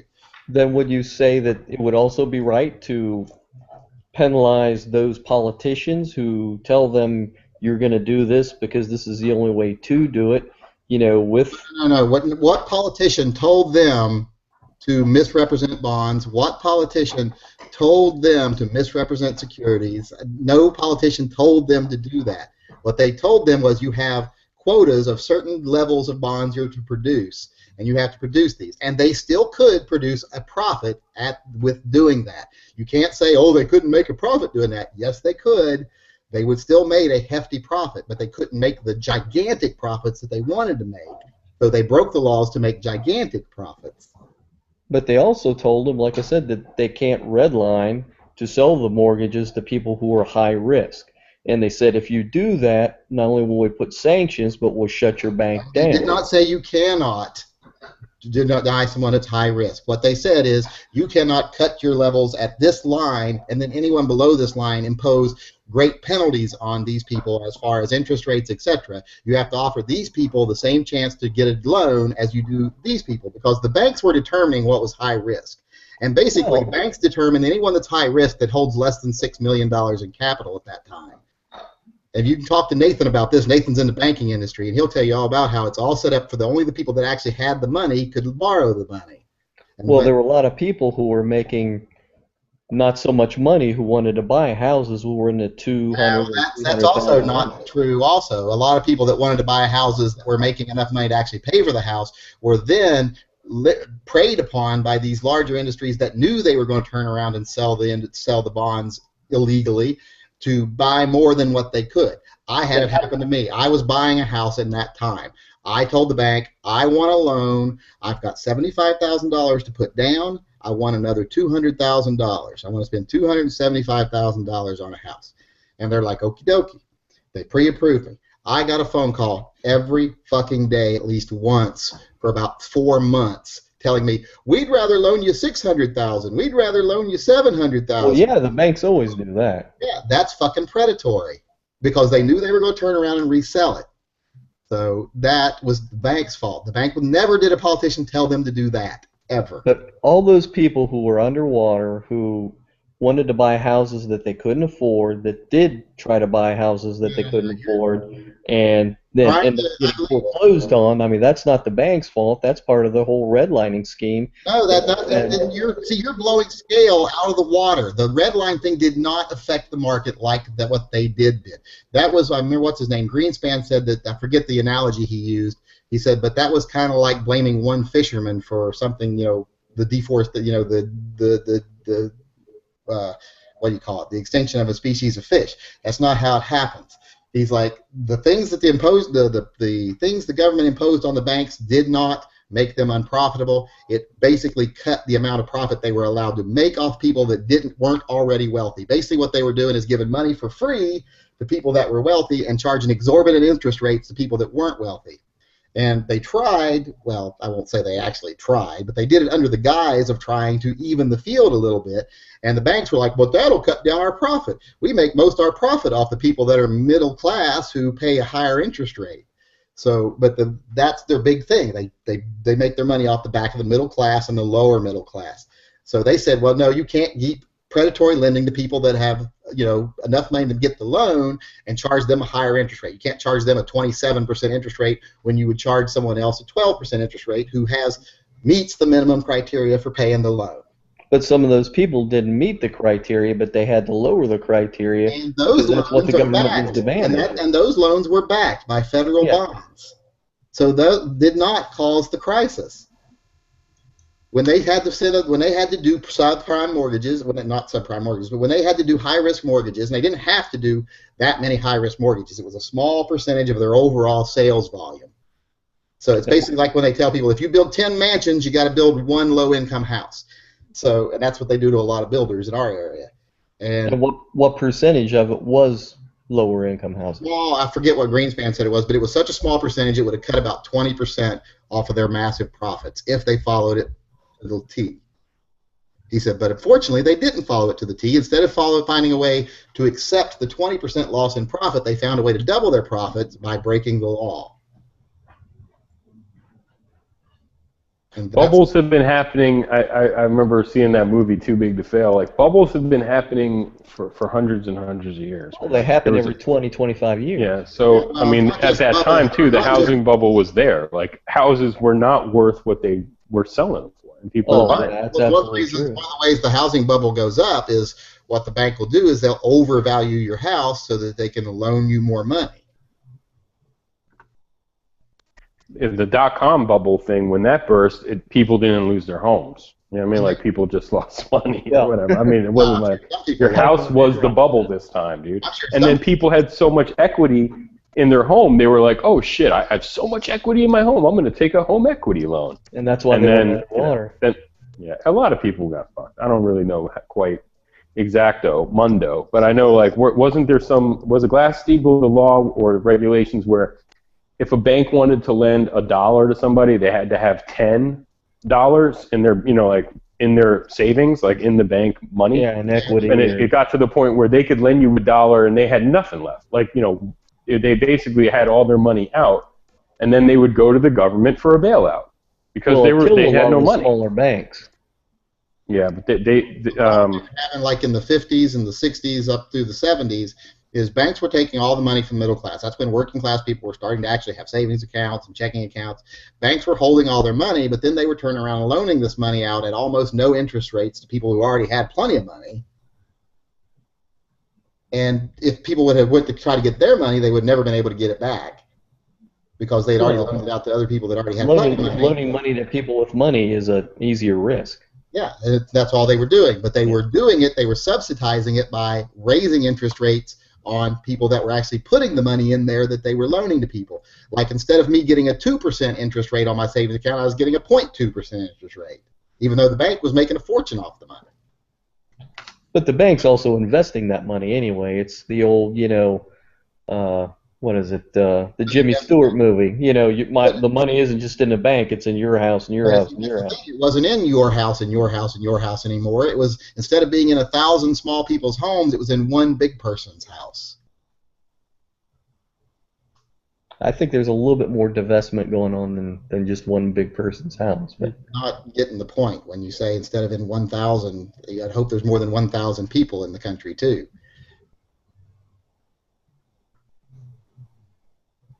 Well, now there's other bubbles. I think like where I live, there's about to be another housing bubble happening right now. There's always bubbles, and it's not just housing. I mean, look at the gold bubbles. I mean, there's always the gold bubble burst. Yep. In the stock market right now, there was a bubble going on. Everyone's got their money in the stock market because the interest rates are so low in the bank. I remember when I was a kid, people used to say stuff like, "Oh, if you had $1 million in the bank, man, you'd have like 70 grand a year. Like you'd never even have to touch that or something." Man, I don't know what the interest rates were back when I was a kid. Not that much now. Like nowadays, you put $1 million in the bank and what? You get 10,000 a year or something. It's like Greenspan said. It's trying to say that the stock market, how the stock market is doing, is an indication of how the middle class is doing is absurd. It's not an indication of how the middle class is doing because so little money trickles down from the higher ups to actual 401ks that it's scary. He's like less than 1/10 of a penny for every dollar earned ever makes it into the hands of the 99%. Is that the stock market is solely an indication of how the wealthy class is doing. Well, I disagree somewhat because I have a deferred compensation program, and a lot of people have 401ks. Too, and if they didn't exist, you'd it doesn't pay worth shit. It doesn't pay worth shit. And every time the market crashes, the big industries don't lose a dime, and our 401ks lose a ton. We're the first ones to lose and the last ones to gain every time. We're also smaller investors as well, so it's. So we should get less on a dollar than the other people. They should get 99 cents on the dollar, and we should get 1. Well, no, but you're investing less, and your risk is bigger. Doesn't matter. You still shouldn't get 99 cents on the dollar just because you invested more, where everyone else, and they don't invest more. Overall, we're putting more in than they are. Companies are put less and less into the system every year. Companies are sitting on trillions of dollars in cash holdings that they are not putting back into the system. Well, and that's their fear, but how can they because the economy be sitting on trillions and not participating? Because sitting on money doesn't do anything for the economy. It's even like Donald Trump said. They've got trillions of dollars in savings accounts that are just sitting in a. They got trillions of dollars in offshores accounts. Even Donald Trump said the other day, all these companies have all this money sitting offshores that that's doing nothing for the economy. So international corporations are international, or are you saying domestic corporations go international and just literally park their money, not investing offshore, but just sit the money in a big It's a fact that companies are sitting on more money now than companies have ever earned in the history of the country, just sitting on cash holdings. And a lot of it's adjusted for inflation. That might be true. If that's the case and that's in a bank, then that bank is loaning out the money and it's being used. No, it's not. You don't understand how overseas banks work. That's not how it works. Overseas bank, they just make it into gold and it sits in a vault. But basically, it doesn't go to benefit anything in this country whatsoever.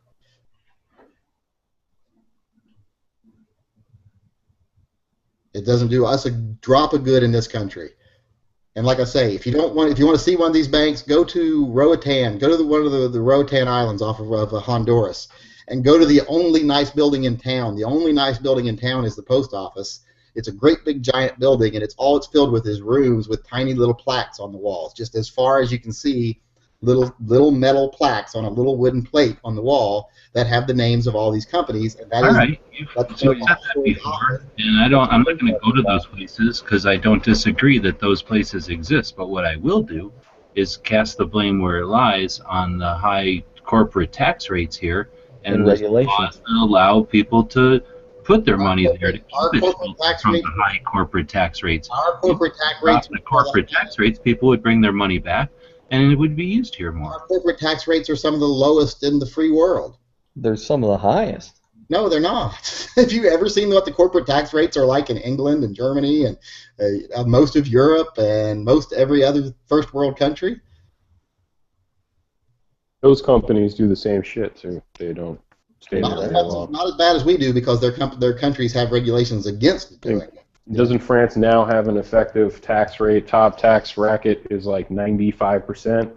Like, I'm not sure about I mean, it's one of the worst ever. Those people are doing anything they can to avoid that. Yeah, France As is. anyone would. Like, if it was a 90% tax rate, you'd be like, I'm not participating in this. Like, anything you can to keep more than 5%, you I know? remember I saw a thing one time on like it was a casino somewhere in Europe, and I remember some guy won a bunch of money, and he was like, I won like I think it was like $600,000. He thought he was gonna walk away with $600,000. They found out there was like a 70% windfall tax on it in that country. They had to pay 70% to the country. No. They have a lot of problems in Europe. Yes. I mean, there's a lot of problems. Well, a lot of the problems they're having now stemmed from a lot of deregulation like we had. They got involved a lot in our bond market. They got a lot of problems. I mean, like, they don't even, like, their gas market over there and stuff, where they're paying, like, $20 a gallon for gas and stuff, is basically because they don't have any oil. Is that what I heard right? Does that sound about right? They don't have oil in Europe for some reason, like, at all. Well, no, there's lots of oil in Europe. I mean, Well, I thought they had, like, zero. not, and like, not like pumping out of the European nations, but in that not like continent- Texas. In that continent, there's lots of oil. I mean, you got to remember Russia's over there and everything. So. Well, I thought they're just refining it for other countries. Like, other countries ship them the oil, then they refine it for them. And then they're basically like a gas station. Well, are you talking about Russia? Yeah, like No. they're in the oil business because Yeah, Russia pumps oil like there's it's nobody's business. They okay. pump like fucking crazy. Okay, so they got oil. But over there, they don't That makes sense. subsidize the oil companies. See, that's another socialist program we have. We subsidize the oil companies to keep prices down. On a positive note, Putin is bringing concealed carry to his country like never before. So Busy. that's pretty awesome. It's pretty awesome. Of course, no one can afford to buy a gun, though. Probably not, but at least you can. I mean, that's pretty crazy. I couldn't hear you over here. Did you say Hootie and the Blowfish? Yeah, Pootie and the Pootie Pie. Russia concealed carry is like a news story today. That like he's bringing. They already kind of had it in the last couple of years. They got a lot of limitations on what they can own, though. Like a lot of limitations on what they can own. Putin's getting ready, man. He's getting ready to be the people's champ. Remember remember that guy came in here that used to come in here that was a Russian guy? I think I do. I think. He was basically like, if it doesn't shoot a piece of potato by compressed air, it's pretty much illegal. Yeah. Let's see. And he's talking about, remember they had rubber bullet guns? Remember he talked about Oh my those God. rubber bullet guns? That's lame. That's pretty lame. I can't remember that guy's name, but I remember he was definitely a Russian character, or else he was a good actor, one or the other. So here we go. NRAILA.org has a story too. A bunch of people do. What does about this? Putin? Yeah, Putin's Russia adopting concealed carry laws now. And according to official figures, is the 5th highest murder rate in the world, but has now relaxed its gun ownership laws this year. So hopefully things get better for those people. I see a lot of like repeats of the story that seems to be originating from IBT Times, right? Yeah, like SAS International Business Times from UK. Some foreign thing, yeah. Oh yeah, so let's see. Currently Russians own 13 million firearms. Not bad. Finance Town Hall. And then it says here, in comparison, with 300 million owned in the U.S. I wonder where they got that figure from. Probably 1986.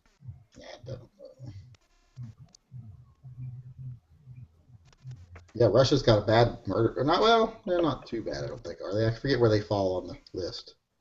There's parts of like Russia, like some of the old Russian nations, that have really bad murder rates, but I don't know about Russia proper. I'm sure they pull the same shit and say it's just gangs. It's just gangs, like fighting gangs, you know. Well, you also got to remember they don't report it. It's like if you listen to China, China's got like, we almost have no murder rate. But if you listen to anybody that's been to China, like people get killed like within 100 feet of you like every day, but no one reports the missing because they know where they went. Yeah. Well, when you have 1 billion people, it's also kind of hard to keep track of 1 billion people.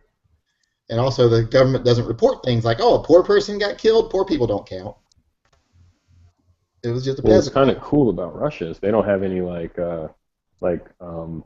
there won't be any regions in Russia that can regulate it. Down here it says you'll get your license renewed every 5 years. Weapons that Russians will now be allowed to carry in self-defense include pistols, revolvers, and shotguns. That's crazy. Pistols and revolvers is good. You can't carry in bars and nightclubs. See what happens when you don't have the NRA? Maybe they can do like a commie NRA. See, here's a line from right here. Russia was once one of the most heavily armed societies on Earth until the communists got into power and started to disarm the people. Putin's really, he's turning over a new leaf, man. Yeah. Putin right now knows he's on the verge of a rebellion in Russia, so he's got to try to do something. Why would you arm your people then? That's scary. Like if you really thought... He's already planning to leave. He's already got his did you see that $3 billion house he built on was it the Rhine? Oh, nice. Yeah. He just completed building it. He knows that eventually their economy is going to just tank, and he's just going to fucking disappear. He's just trying to... I remember reading a story where he has an $800,000 wristwatch that he wears. Everything he's done over the last 5 years is fake. I mean, everything they say, everything he's done is just fake to try to make people think that they're doing better than they are, like fake propping up the money, fake propping up the economy, fake propping up the businesses, you know, just trying to keep things flowing Talking about Obama? for him to get out of here. Obama said you have to lead from behind, and then he said today he's going to leave ISIS up to the. It sounded like he said the League of Extraordinary Gentlemen, but I think what he meant was he was like the community of worldwide nations or some shit. Like, where do you come up with this shit, man? Did you see that 60 Minutes interview? I mean, he is so awesome, dude. He really is a freaking genius. Obama's done about as much to improve the economy as Bush did to tank it. President doesn't really do much for the economy. Well, they pick the regulators. They pick people like Greenspan. Not really, they don't. The last thing I think Obama did for the economy was remember the what was it called, Banger Street or Cash for Clunkers? Cash for Clunkers. Was that the under stimulus? Started under Obama? Yeah, the Cash for Clunkers was Obama for sure. I didn't have. It was after they bailed out GM. I didn't have any clunkers, so I didn't get. But people were getting money for that, for real. They were bringing in clunkers that could barely run, and you know. Well, if you bought a brand new car, then you got an extra tax credit. Yeah, I think my friend of ours took his mom's old van in and traded it in. It wasn't worth nothing. He got a new Prius, so I don't know if he did any better or not. I bought both a house and a car that year and got one heck of a tax credit. I wish I'd get a tax. $500 million they were going to spend in Syria to train fighters. Did you guys see the 60 Minutes interview last night? I just had to write a check for $12,000 for taxes not too long ago. I wish I'd got a tax credit. So they spent $500 million in Syria. I don't think they spent it yet, but that was the plan, the budget. And they were going to train like 50 fighters. Can you imagine? That's a lot of money. But all they have is 4. All they got was 4, and I think they spent $60 million already so far. And the rest of the guys like ran away or they defected to ISIS, or they were, you know. So the guy on 60 Minutes last night, what's his name, Steve, on 60 Minutes, who basically has been interviewing Obama for the last 9 years. Steve Croft. Yeah, he got crazy, like out of line with the prez, man. He was asking him crazy questions and getting kind of like tough on him, you know, and it wasn't like an Ellen DeGeneres. That's the way it should be. They need to start asking, so when are we going to stop fucking pretending like the religion's not the problem and that the people over there don't support this crazy religion, because they do. Every time you try to turn around and say, come on people, rally against it, they all fucking stab you in the back. Well, it depends on which version of that religion. Well, dude, my friend, one of my best friends was like, he thought that Steve Croft interview was disrespectful to the president. And I was like, are you fucking kidding, dude? Asking a question is not disrespectful if there's No, that was, and dodging a question and then getting the question back at you is not disrespecting the president. No, I hate that. I hate when they ask a politician a question on like one of those Meet the Press type shows. They'll ask, "So, did you kill that hooker?" And then the guy will be like, my grandfather always told me if a squirrel climbs up a tree, and then they would just go on to the next question. He did answer the question. He was with it. Yeah, he was with it. Obama was getting, whatever. But anyway, I know Steve Croft had been involved in the. Has an off-topic question. Oh, guns. I mean, you have to break. That's what I was saying. Whenever there's a break in it, I was just let's say you're eating a can of peaches or a can of pineapple or a can of some kind of fruit, and they say that there's X amount of calories and X amount of servings. Do you think that they are talking about the fruit, or are they talking about the fruit and all that syrup juice that it's like? The syrup. They're talking about all of it. Yeah, the syrup So counts. if you don't eat the syrup juice, then you got to figure you're less calories per serving, right? I had a dietitian tell me once that if it's in heavy syrup, if it's in what they call it, like water, that you only get to take away 10% of the calories. If it's in light syrup, 20% of the calories. If it's in heavy syrup, 40% of the calories. Oh, okay. So there's that numbers. Thanks. That'll help a lot. Well, that's what he told me, but I don't know if that's true or not. Well, there's a lot of calories in that syrup. Yeah, so that makes it super healthy to eat a whole can of peaches then, as long as you don't drink all the syrup right away. I saw a thing once that a can of pineapples in heavy syrup, the little can I had, and it actually on it said, the fruit content of the entire content of the can was like 600 calories. The fruit content was 280 calories. The syrup was 320. Yeah, that makes sense.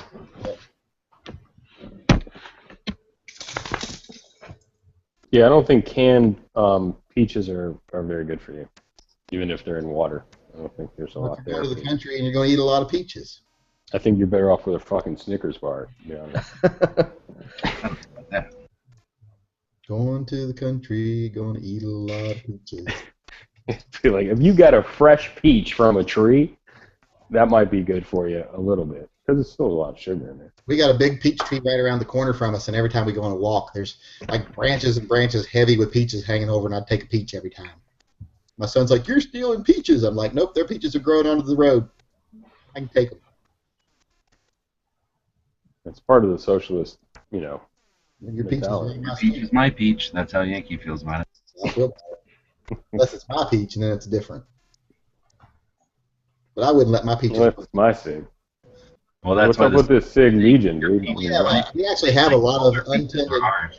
We actually have a lot of untended fruit and fruit trees in this area, and there's actually a couple of different organizations that go around and ask you if they can pluck your fruit trees, and they'll tend to them, and people will say yes, and they take that fruit and they actually donate it to the food bank downtown. Yeah, they do that in a lot of places. It's pretty cool. Because, like, here, we got stuff dying on the trees and dying on the ground because people can't eat it all, and they got a tree that's producing pretty good. Yeah. It's like we had an orchard when I was a kid out behind the chicken coop. We had like a row of, I think there was a total of like 12 trees, like 3 rows of 4 apple trees, peach trees, and pear trees.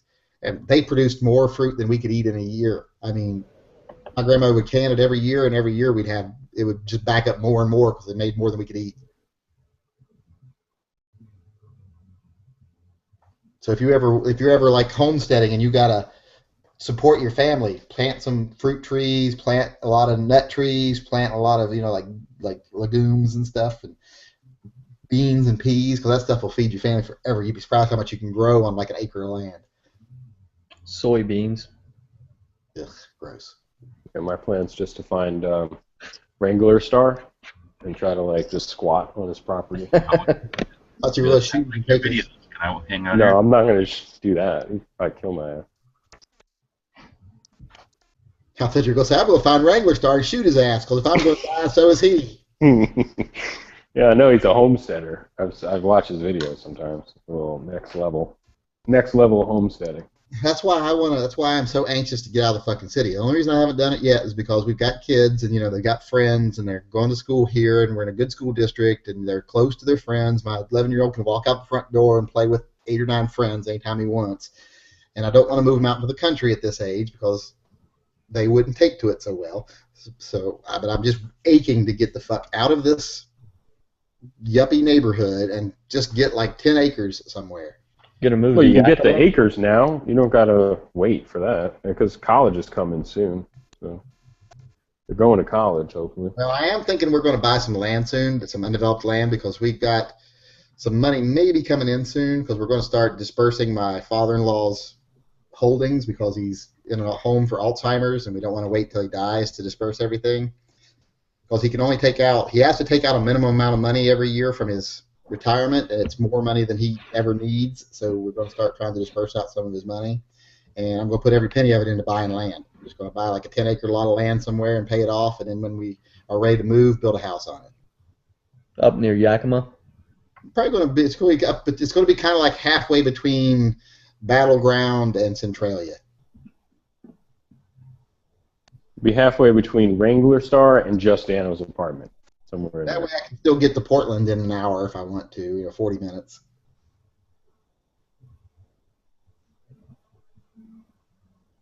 No, yeah, I hear you. So, I'm just out of curiosity. So, your father-in-law, is he in long-term care right now, or a family member taking care of him? No, he's in an Alzheimer's facility.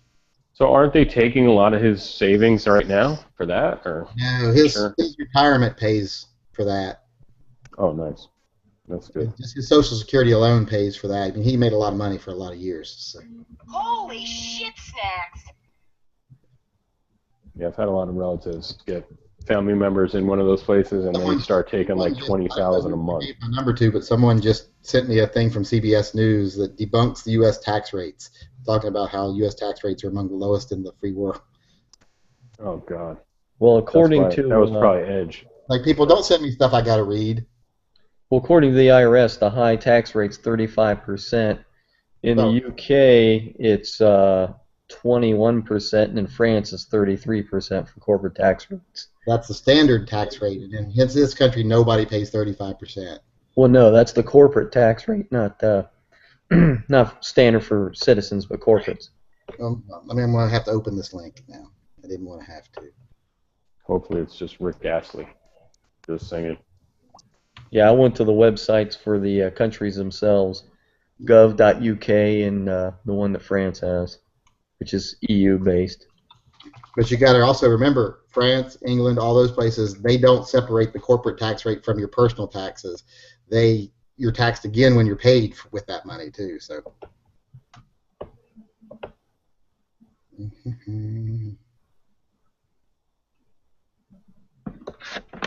Don't forget, in France, gas is like $20 a gallon. The highest Well, it's by the liter too. The highest average corporate tax rate in America is 12.6%. That's actual paid tax, as opposed to Europe, which is 36.4%.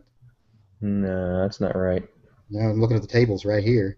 I went to the IRS website and it said This is right from the IRS. 2010 was the last year they kept the actual corporate tax rate. The average corporate tax rate was 12.6% as of 2010. Well, that's 6 years ago. Yeah. But they only keep these numbers like every decade or so. What do you do if you're a corporation and you need to know now? Like, what's this year? Well, you won't get the averages. You have to wait and figure the out for those few years, but they'll be skewed. Gotcha. Makes sense. This is from the General Accountability Office of the IRS. Yeah. So my prediction for tomorrow night debate is they're all going to be up there trying to outdo each other on gun control. So that should be fun to watch. And then Hillary's just going to pull her boobs out. That's what I think might happen. She just might be like, "See, they're real. God damn it, my boobs are real." Too. Yeah, Bernie's gonna be like, "I don't know what I'm doing up here talking to you today." He sounds like a real I can't imagine this guy even getting this close, man. It's pretty scary. Bernie? Yeah, I mean, he is 74, I think, or 75, and he really does remind me of the old guys on the Muppet Show. Okay, here's in England, like in Germany, their corporate tax rate is. Are they just setting her up with people like that so that it's like a given that people will vote for her? No, I mean that's the Democrat. That's the state of the Democratic Party. Well, Here's where the are their shining stars, man? Like even the Republicans don't have any really either. So their shit is really in bad shape if that's all they got. Here's where they really get you in places like Germany and Europe. Their corporate tax rate's 30%, but then their individual tax rate is minimum 14, maximum 45. Oh my God. And then They like also tax people monthly over there too. yeah, Well, can you imagine what people who own homes, like their property taxes and stuff? And France is their corporate tax rate is 33.33%. Yes. That's not up to. That's just they take 33.3%. Yeah, it's a flat tax, I think. Flat tax here in our country. It's not a flat tax, so they pay about between 6 and 12%. And then the minimum tax rate on an individual is 5.5%. That's the minimum you can pay. The maximum is again 45%. The payroll tax is, how much is the payroll tax? And I've lost my fucking place. I hate when you have to follow a line all the way across. 66%. Good fucking God. but they're broke. You're talking about Europe, right? I mean, most of those countries are on the brink at any time. Like they're still broke. You know. Where's Where's? Maybe not the UK. If you go to government.uk. I've been to France, and they're fucking. You talk about infrastructure, like their country's falling apart. I hate when they list the United Kingdom as United Kingdom instead of England because I never can find it. Okay, their corporate tax flat 20%, which is less than our corporations pay. Their individual personal is between 0 and 20 for the minimum. I don't know how you have a range for minimum. Their maximum personal tax rate is 45%, and their payroll tax rate is between 0 and 25%. Did you guys see the Republican? The 0 is only when it's life necessities like grocery, water, prescription medications, medical supplies, transportation, books, periodicals, etc. So when Are we forgetting about the value add tax that they have in Europe too? Like when you buy something, it's so if you buy anything, they still have what we call luxury taxes. it's value tax. It's value added tax on anything you buy, like over a certain amount, I think. Yep. And it's very high. It's like 20% or 15%. But what's stupid though is they still have higher disposable incomes than we do. Well, they also get to retire at like 29, and they don't work a lot. Yeah. Like in Italy, they basically take like 4 months off a year, and Some countries like Greece and stuff do that. I don't think England does that so much, but no, I doubt it. like I've been to Italy. It's pretty rough. They basically, like you said, they take like 3 months off. in Italy, if you work a 3-day week, you're like, oh, I've worked a 3-day week. Pretty bad, man. Did you guys see the Republican tax plans? Every single one of those people put out plans like, if you make this, you'll pay this 15%, 20%, highest be 30. We all need to move to Kuwait because it has a 0% personal tax rate right now. That's all from the oil revenues. Yeah, because they share it with everyone. That's nice. And we get Why can't we do that with the Kardashians? You know what I mean? Yeah. Well, that's what we got. We just share the Kardashian money. That's why we got money from Kuwait after the first Gulf War, because they had it. I'm surprised China has such a high tax rate. Well, that's all the new money that China's getting, I would assume. Most of those people are dirt poor. It's just those people who are in the new economy. I mean, they have a burgeoning middle class now. I guess Canada has a 15% federal flat corporate tax, but then there's another 12 to 16% flat provincial tax on top of that for everybody. So it can take you up to 31% flat tax. And what is our tax? Ours is variable. It's not a fixed. Ours is, hold on, let's go down to the United States. We need a fix, man.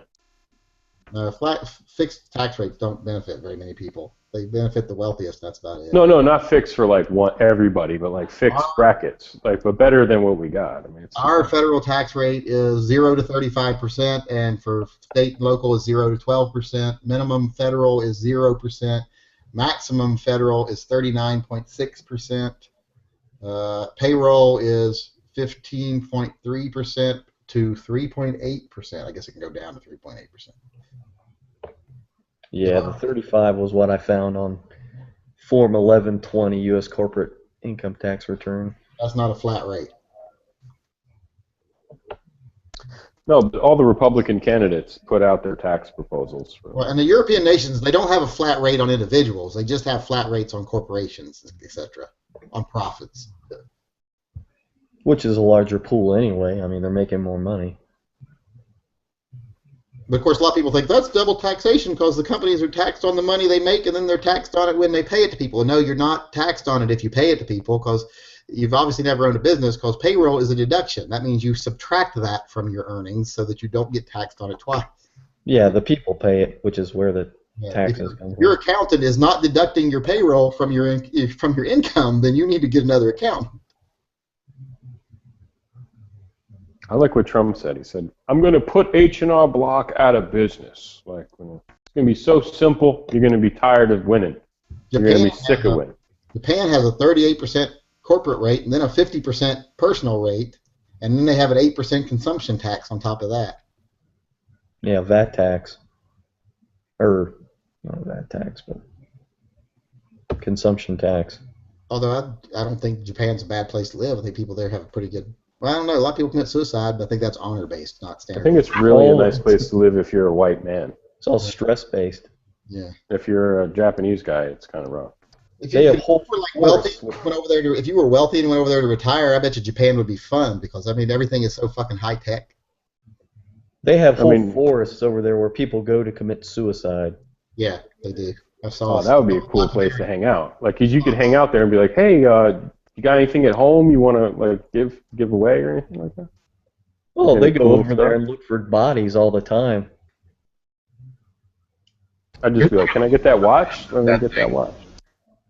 Lithuania looks like a fairly decent place to go, tax-wise.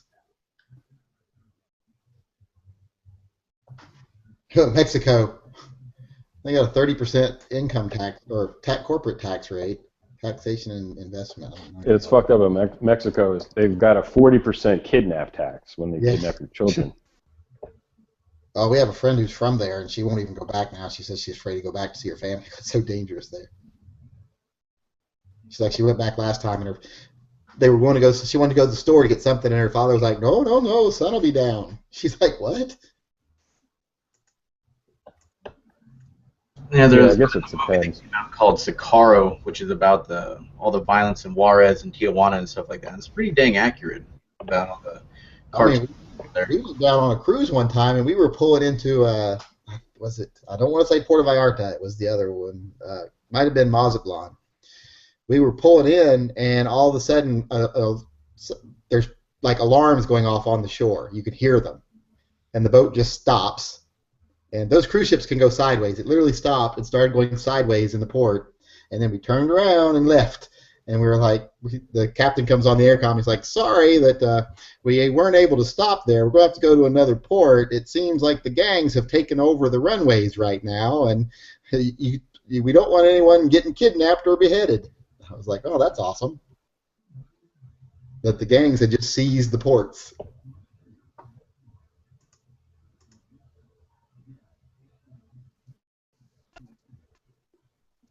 Yeah, so I want to see Sicario. It's not in my area, so I'm just gonna wait. But it looks pretty good. I guess at the end, the CIA's running the drugs? That's the thing? Oh, probably. How do you think they're going to make money? That's what they say. It's like the end of Miami Vice. I remember, was it the show finale was basically like Crockett and Tubbs, like they basically followed the chain of command all the way up and to the top, and then it was like a private plane with the government outside, and they were like, "This is it, man. Like you figured us out. We're the ones doing it, man. We're bringing in the drugs. We're controlling it." And then whatever. British Virgin Islands. Guess what their corporate tax rate is? Probably 0. 5%. Because that's all they are is shield. That's all the British Virgin Islands is, a shield nation. What is it? 0? They make their money off of interest from other people's businesses. Well, they're a shill nation. They make all their money off of holding shill accounts. Well, yeah, that's more or less interest. But, They basically take a cut for hiding people's money. yeah. Well, it's like Switzerland does that. Yep. Saudi Did Arabia. you guys see Wolf of Wall Street? That was on Netflix. It's still All on the there. countries that have lots of oil have no tax rates because nobody gets taxed because they all get a cut of the oil money. Well, there are poor people in some of those countries, and it's pretty sad. I've seen a few shows on that. Lots of the poor people. There's some people they don't consider people, so they don't really count them as actually having a poor population because they don't count as people. Yeah. Yeah, I actually bring people in to do their basically shit work. Yeah, the poor people are mostly basically slaves they brought in from other countries. But oddly enough, it's more money that they would be making than their native countries, No, which is they're- kind of sad. It's like when Hispanic people or Mexicans live 6 to an apartment here, and people are like, oh, it's atrocious. I'm like, yeah, it's better than what they would be doing in Mexico. Oh, exactly.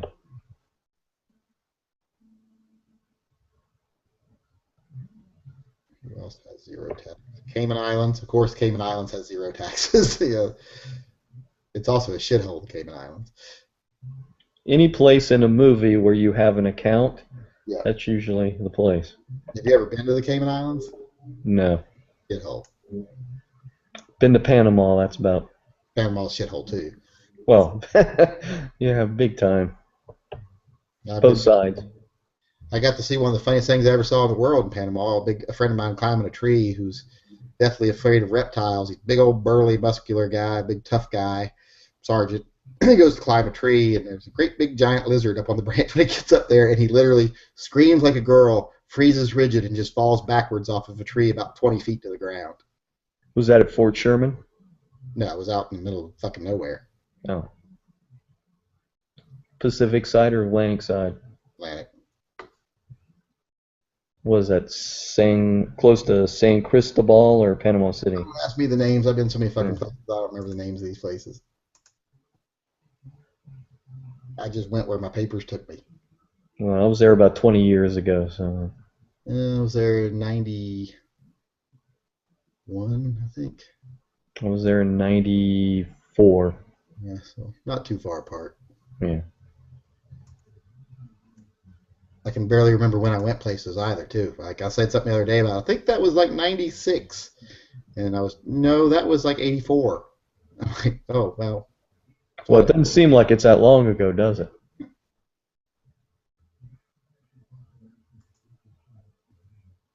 Are Act Mags any good or they're crap? I didn't know there were this many fucking countries. I'm going through these tax rates, and I'm like, there's more fucking countries than I'd ever would guess there are. Oh, they're like 240 or something like that, I think. I mean, like, whoever hears of countries like Burkina Faso? They got a soccer team. Yeah. That's like watching the Olympics. Whoever heard of this crazy country? Cuba. I'm going there as soon as we can. I mean, Oh, I'm going to sounds too. like a fun We can go, I'm going to. I'm like, I'm sure the cruise lines are going to be opening up cruises there. So I'm going to fly over and spend a week in Cuba. I want to see it. I've gone past it on a boat several times. You can see it like there's Cuba, but you can't go in it.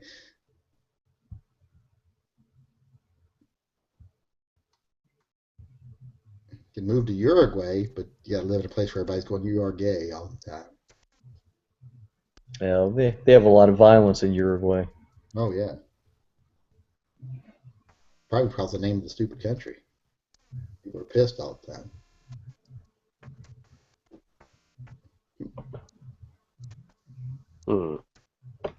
United Violence in Uruguay?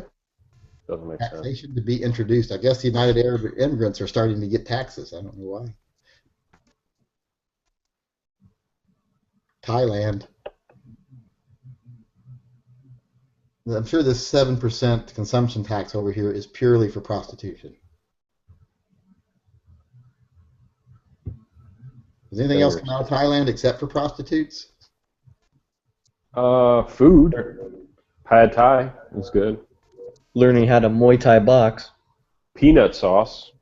Not the, But do they actually make that in Thailand and send it here, or do we just make it? I think we just make it now. But it's good. What else is good? Thai food.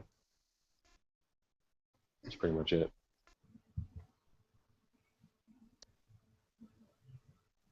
Wow. Sweden has a minimum tax rate, individual tax rate of 31%. Ouch. But then you find out in those countries, like a grocery clerk's making like $30 an hour. Yeah, well, yeah, they make way more.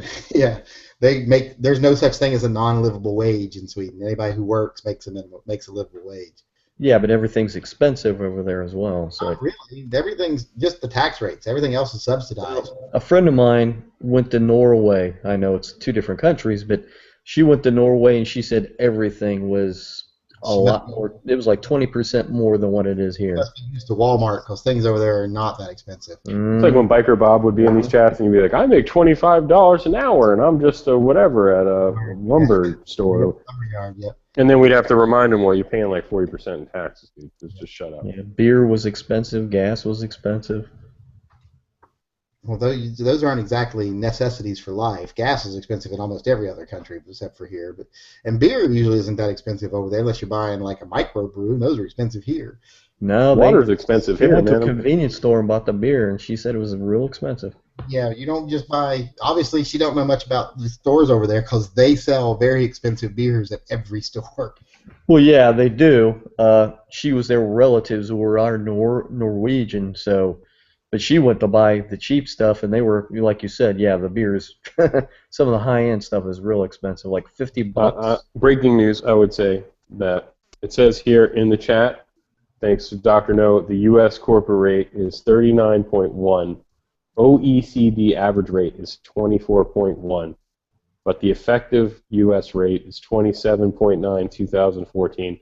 Then he said, the gunchannels.com.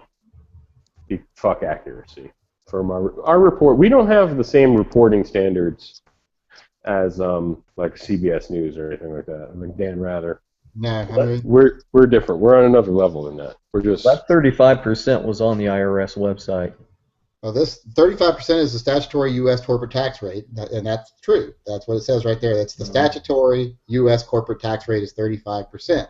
However, it says when you figure in withholdings, non-withholdings, non-payments, etc., it averages out to, in 2010, was at 12.6%. That's straight from the IRS website.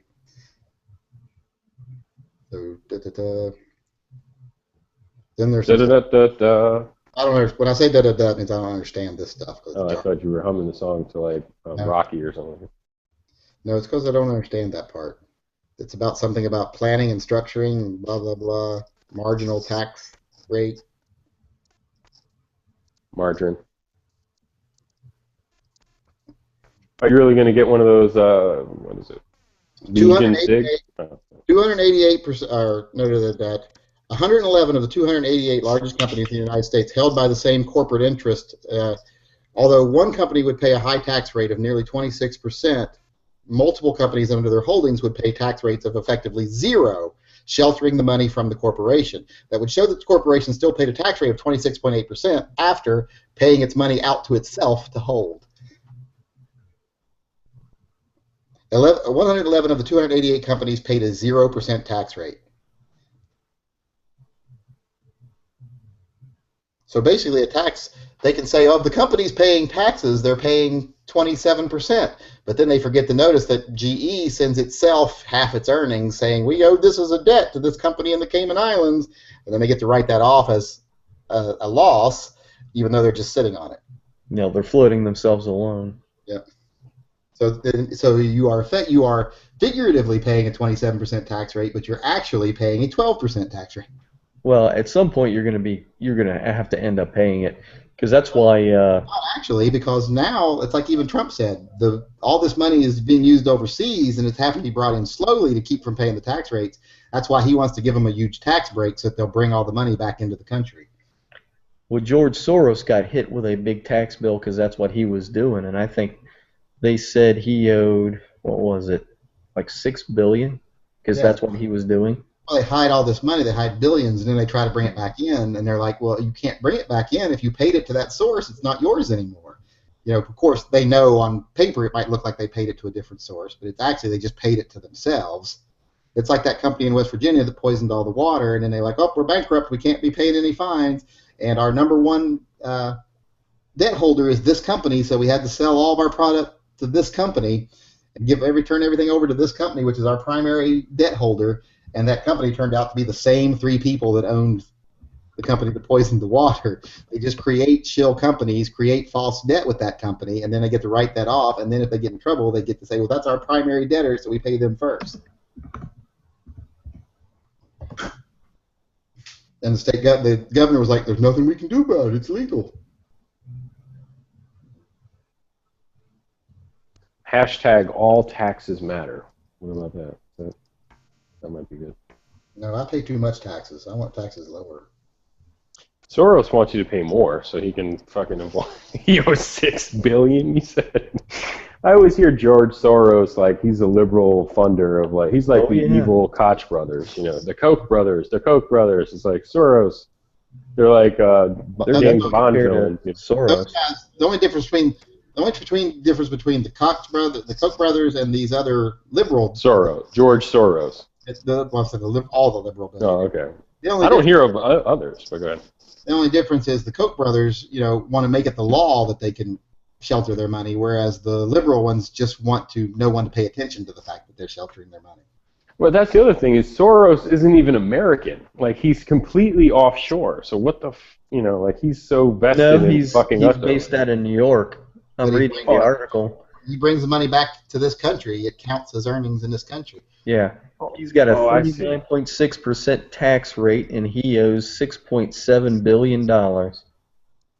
So the latest conspiracy thing is that Soros, Tony Blair, and Bill Clinton, and one other group have this Tavos group in Europe, and it's like a lobbying organization that lobbies for like foreign governments and stuff. And then Hillary Clinton had her right-hand girl there, Uma Umadin, was working for them at the same time, and basically this whole conspiracy thing about her emails and stuff was that they were using the State Department as a fundraising machine and going around doing Tavos work for... conspiracy theories, and I think all the fucking politicians do that shit. And I think the Clintons, I'm sure. Clintons are some of the worst at it. The Bushes and the Clintons both are some of the most corrupt people in the world. Yeah. Well, the Clintons have a foundation that they use to launder money. I mean, that's just in the campaign. Yeah, I was reading about the Clinton Foundation stuff where it's it's horrible. 1% of the money donated goes to it's like a certain percent. None of it, they're flying around private jets, spending tons of money on themselves. But the Tavos group, I think that's what it's called. I mean, Tony Blair. I mean, I don't even remember that guy. I think he was prime minister, right? Yeah. But pretty sketchy. I know that girl Uma Umadin. She might get in trouble for double dipping, for working for the government, State Department, and then getting a check from them. But I think it was cleared. Yeah, but they're all corrupt. I want to know if anyone will bring anything up about her email tomorrow night. I would bet $5 that they don't even mention it. Probably not. Yeah, I've already saw Bernie said that he won't say anything bad about her at all unless he's attacked. So it's going to be a big friendly fest up there, I think. Bernie Sanders is insane. That guy he's like the wild scientist Dr. Wily or something like that. Kind of like a character from a cartoon. Well, my favorite thing is like my mom asked exactly me like a cartoon. My mom asked me like, "Do you know anything about the guy?" And I'm like, "No, I just found out he's been in the Senate for quite some time, like 10 or 20 years, and they say he's never introduced one bill. I don't know if that's true or not. That was like from talk radio. That he's never introduced one bill, and he basically just sat in the Senate for like 15, 20 years, and he used to be in the Civil Rights Movement. I don't know. That's all I know. Like he was in the Civil Rights Movement, and he's a senator, but not really a great record as senator. So, he comes off to all these hipsters as some sort of like anarchist, socialist, ultra left-wing guy, but really he just sits around he's getting that. He's a senator. I mean, that's what he is. He's what he's been doing. So, 74 years old, you know, and Biden, I'd rather have President Biden, to tell you the truth. Well, maybe not, but they're the same age, right? Like Biden's like 74, 75. It's really old to be running for president, man. Biden's like that crazy uncle at the Christmas party that sits there by the fire with like a vat full of Jack Daniels. And it's like, hey, Uncle Biden, hey, sit down, sport, and he'll tell you about how many times I shot my shotgun off the crunch. But he likes to hug all the women, so, you know, he's creepy, yeah. He's a little bit creepy. And all the Indian folk, well, hey, they work in a 7-Eleven, so it's, yeah. He can get away with racism for some reason nobody else can.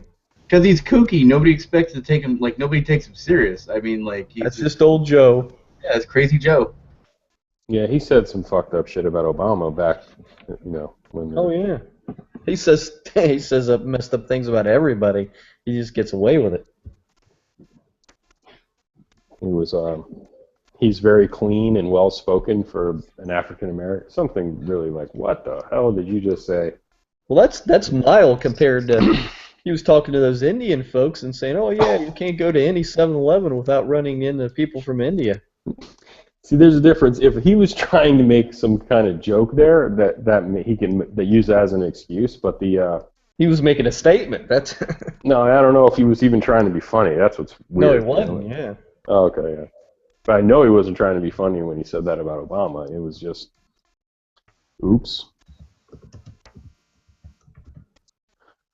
Oopsie daisy. Tenio, that's the name of the group. The Clintons and Tony Blair and George Soros. It's like James Bond villains, dude. Yeah, like George Soros lives on a floating island somewhere.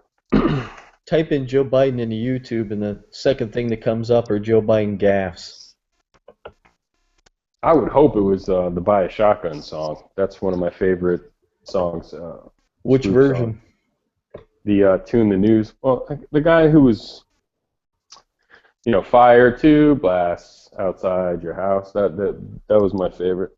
Have you seen the FX Hummel? He does his interpretation of that. Mm-mm. Oh, it's funny. He's the same guy who did the Glock 19 song. I'm on the Tenio website. It says Tenio is focused on working exclusively with CEOs and leaders of the world's largest and most complex companies and organizations, a.k.a. Tony Blair, Bill Clinton, and George Soros.com. And, you know, what are they doing? Consulting, diversity and inclusion, governance, intelligence, restructuring, strategy, crisis management. So it's like an all-in-one package. Like you go there when your company is top-notch. I guess that's like when you get your Illuminati welcome letter. Like when your company is that big, and then you just go there and say, okay, you need Tenio. I'm going to hire you as a consultant, whatever that means. And they give you the key to the UFO. Like they live. Illuminati. That's pretty cool. It's like at the end of They Live, where basically all the rich people have this like warping machine to go to another universe, and it was like at a dinner party. That's what Yeah, it was awesome. It's so sad he died. I know. Yep. Roddy Piper. It does suck. I was watching movie fights. I don't know if you've ever watched that. It's pretty funny. YouTube, Screen Junkies, movie fights. They did Sunday best movie fight of all time, like actual physical movie fight. And it was They Live and The Matrix. And then, because The Matrix fight was pretty cool, The Agent. What else was there? Yeah, that was all CGI. The one that They Live was actually, you know, those guys going at it, so it was a better fight. Yeah, the one guy who was arguing for The Matrix was like, oh, They Live was like fake wrestling moves in the street, man. Like, come on, when do you ever see that? But, you know, he did a backbreaker or something. Like, he did a suplex. He did a pile driver. He put on the glasses and then he gave him a pile driver. Yeah, that movie was awesome. You know what's funny is I talk to a lot of kids and they've never seen They Live and they don't even know anything about it. I don't know, maybe I'm old, I'm 32, but like, I talk to most of my friends like, hey, you ever seen Roddy Piper and They Live? And they're like, who's Roddy Piper? And I was like, get out of my car. Yeah, I'm 39, and it is what it is. But you gotta show the kids if you got kids or nephews or whatever, and you want to watch a cool movie. Maybe they'll like it, maybe they won't. But I If don't. you didn't live through the 80s, I mean, the 80s was the best time for those kinds of movies, those action flicks. Yeah, it was definitely a cool concept. I never saw anything like it before. It's almost like The Matrix, where the red or blue pill, like put on the glasses. Like putting on the glasses was like taking the pill. It's really ahead of its time. But I do remember like The Matrix. Like if you meet a little kid today and they're like, what, say 13, like a nephew or something, and they're like, oh, you ever seen The Matrix? And they're like, no. Like, okay, well, let's watch it because it's cool as hell. That movie blew my mind when I first saw it. Then the sequel came out, and I was like, oh, made me want to vomit.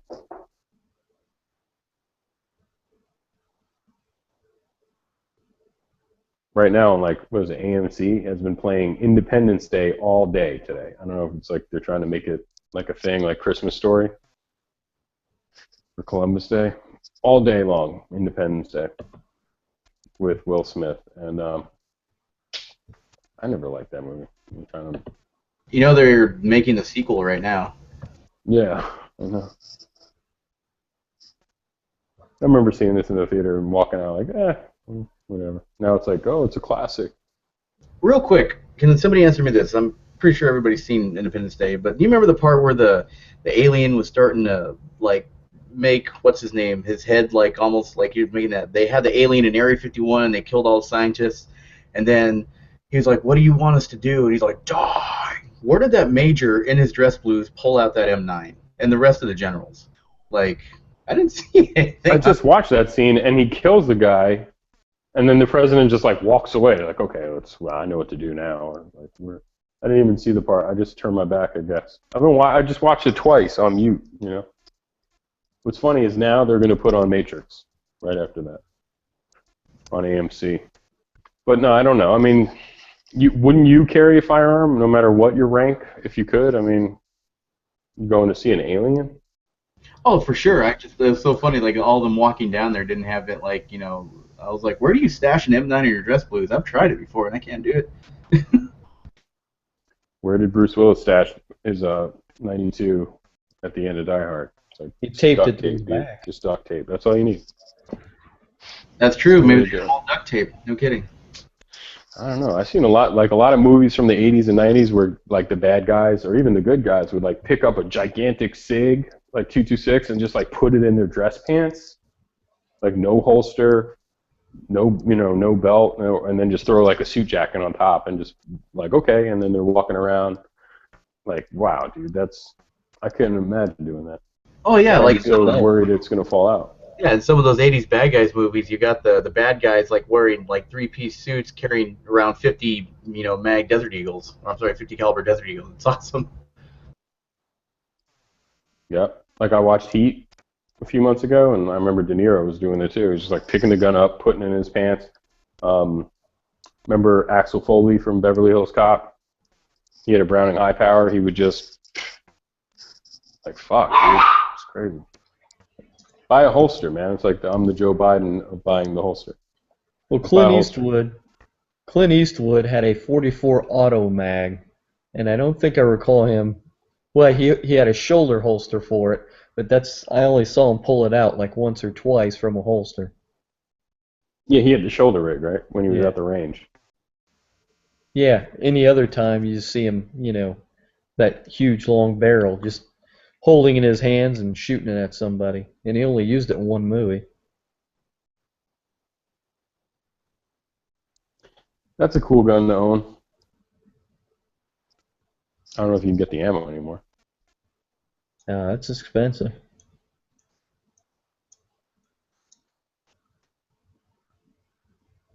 All right, well, my puppy dogs want to go to bed. I want to go for a walk, so that's the deal.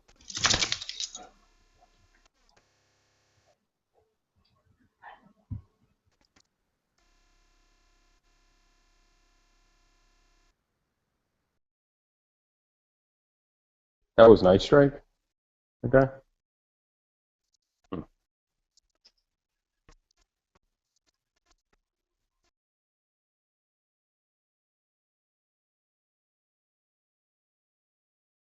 Hey, G-Webs, what did you say? You had an off topic and what was going on? That might have been earlier. He was asking about canned fruit. Unless it's new. Like from an hour ago.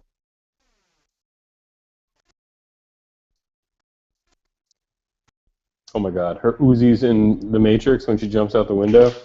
They're so fake. There's like no charging handle. There's no nothing.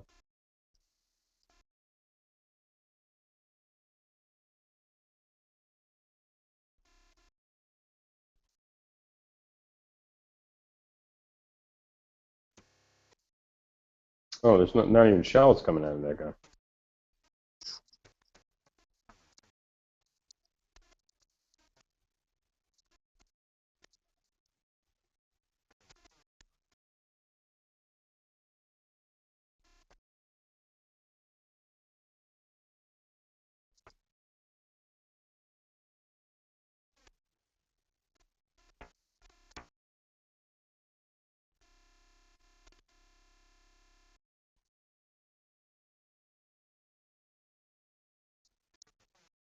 Wow.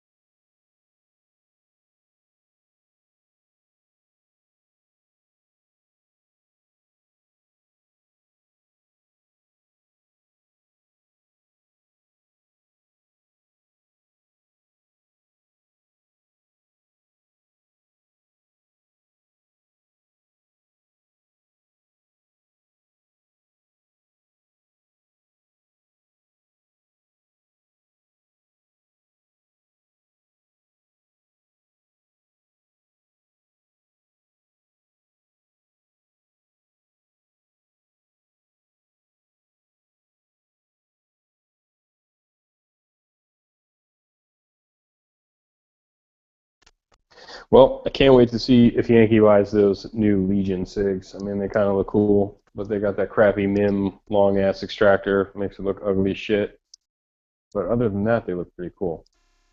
Hopefully he'll get one somehow and do a video on it.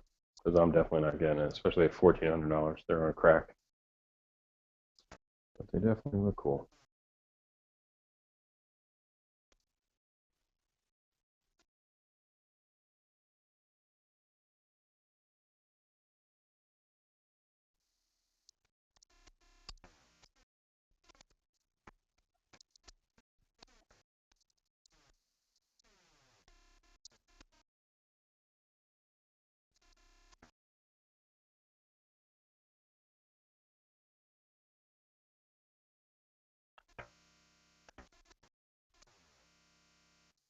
And on that note, I'm headed to Snapchat.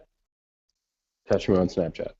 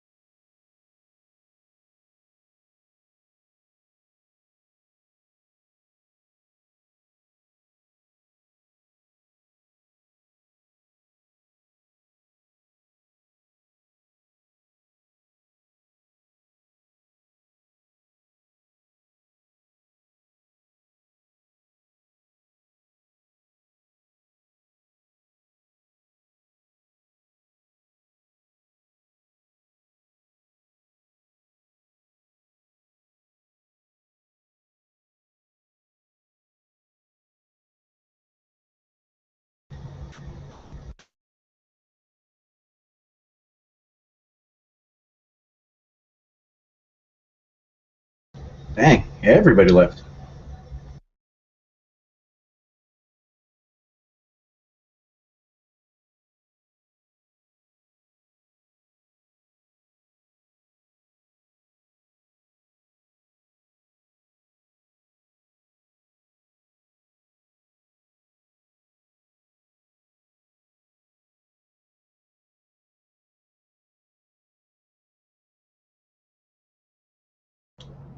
Alrighty, I guess I'm out too. Take care, guys.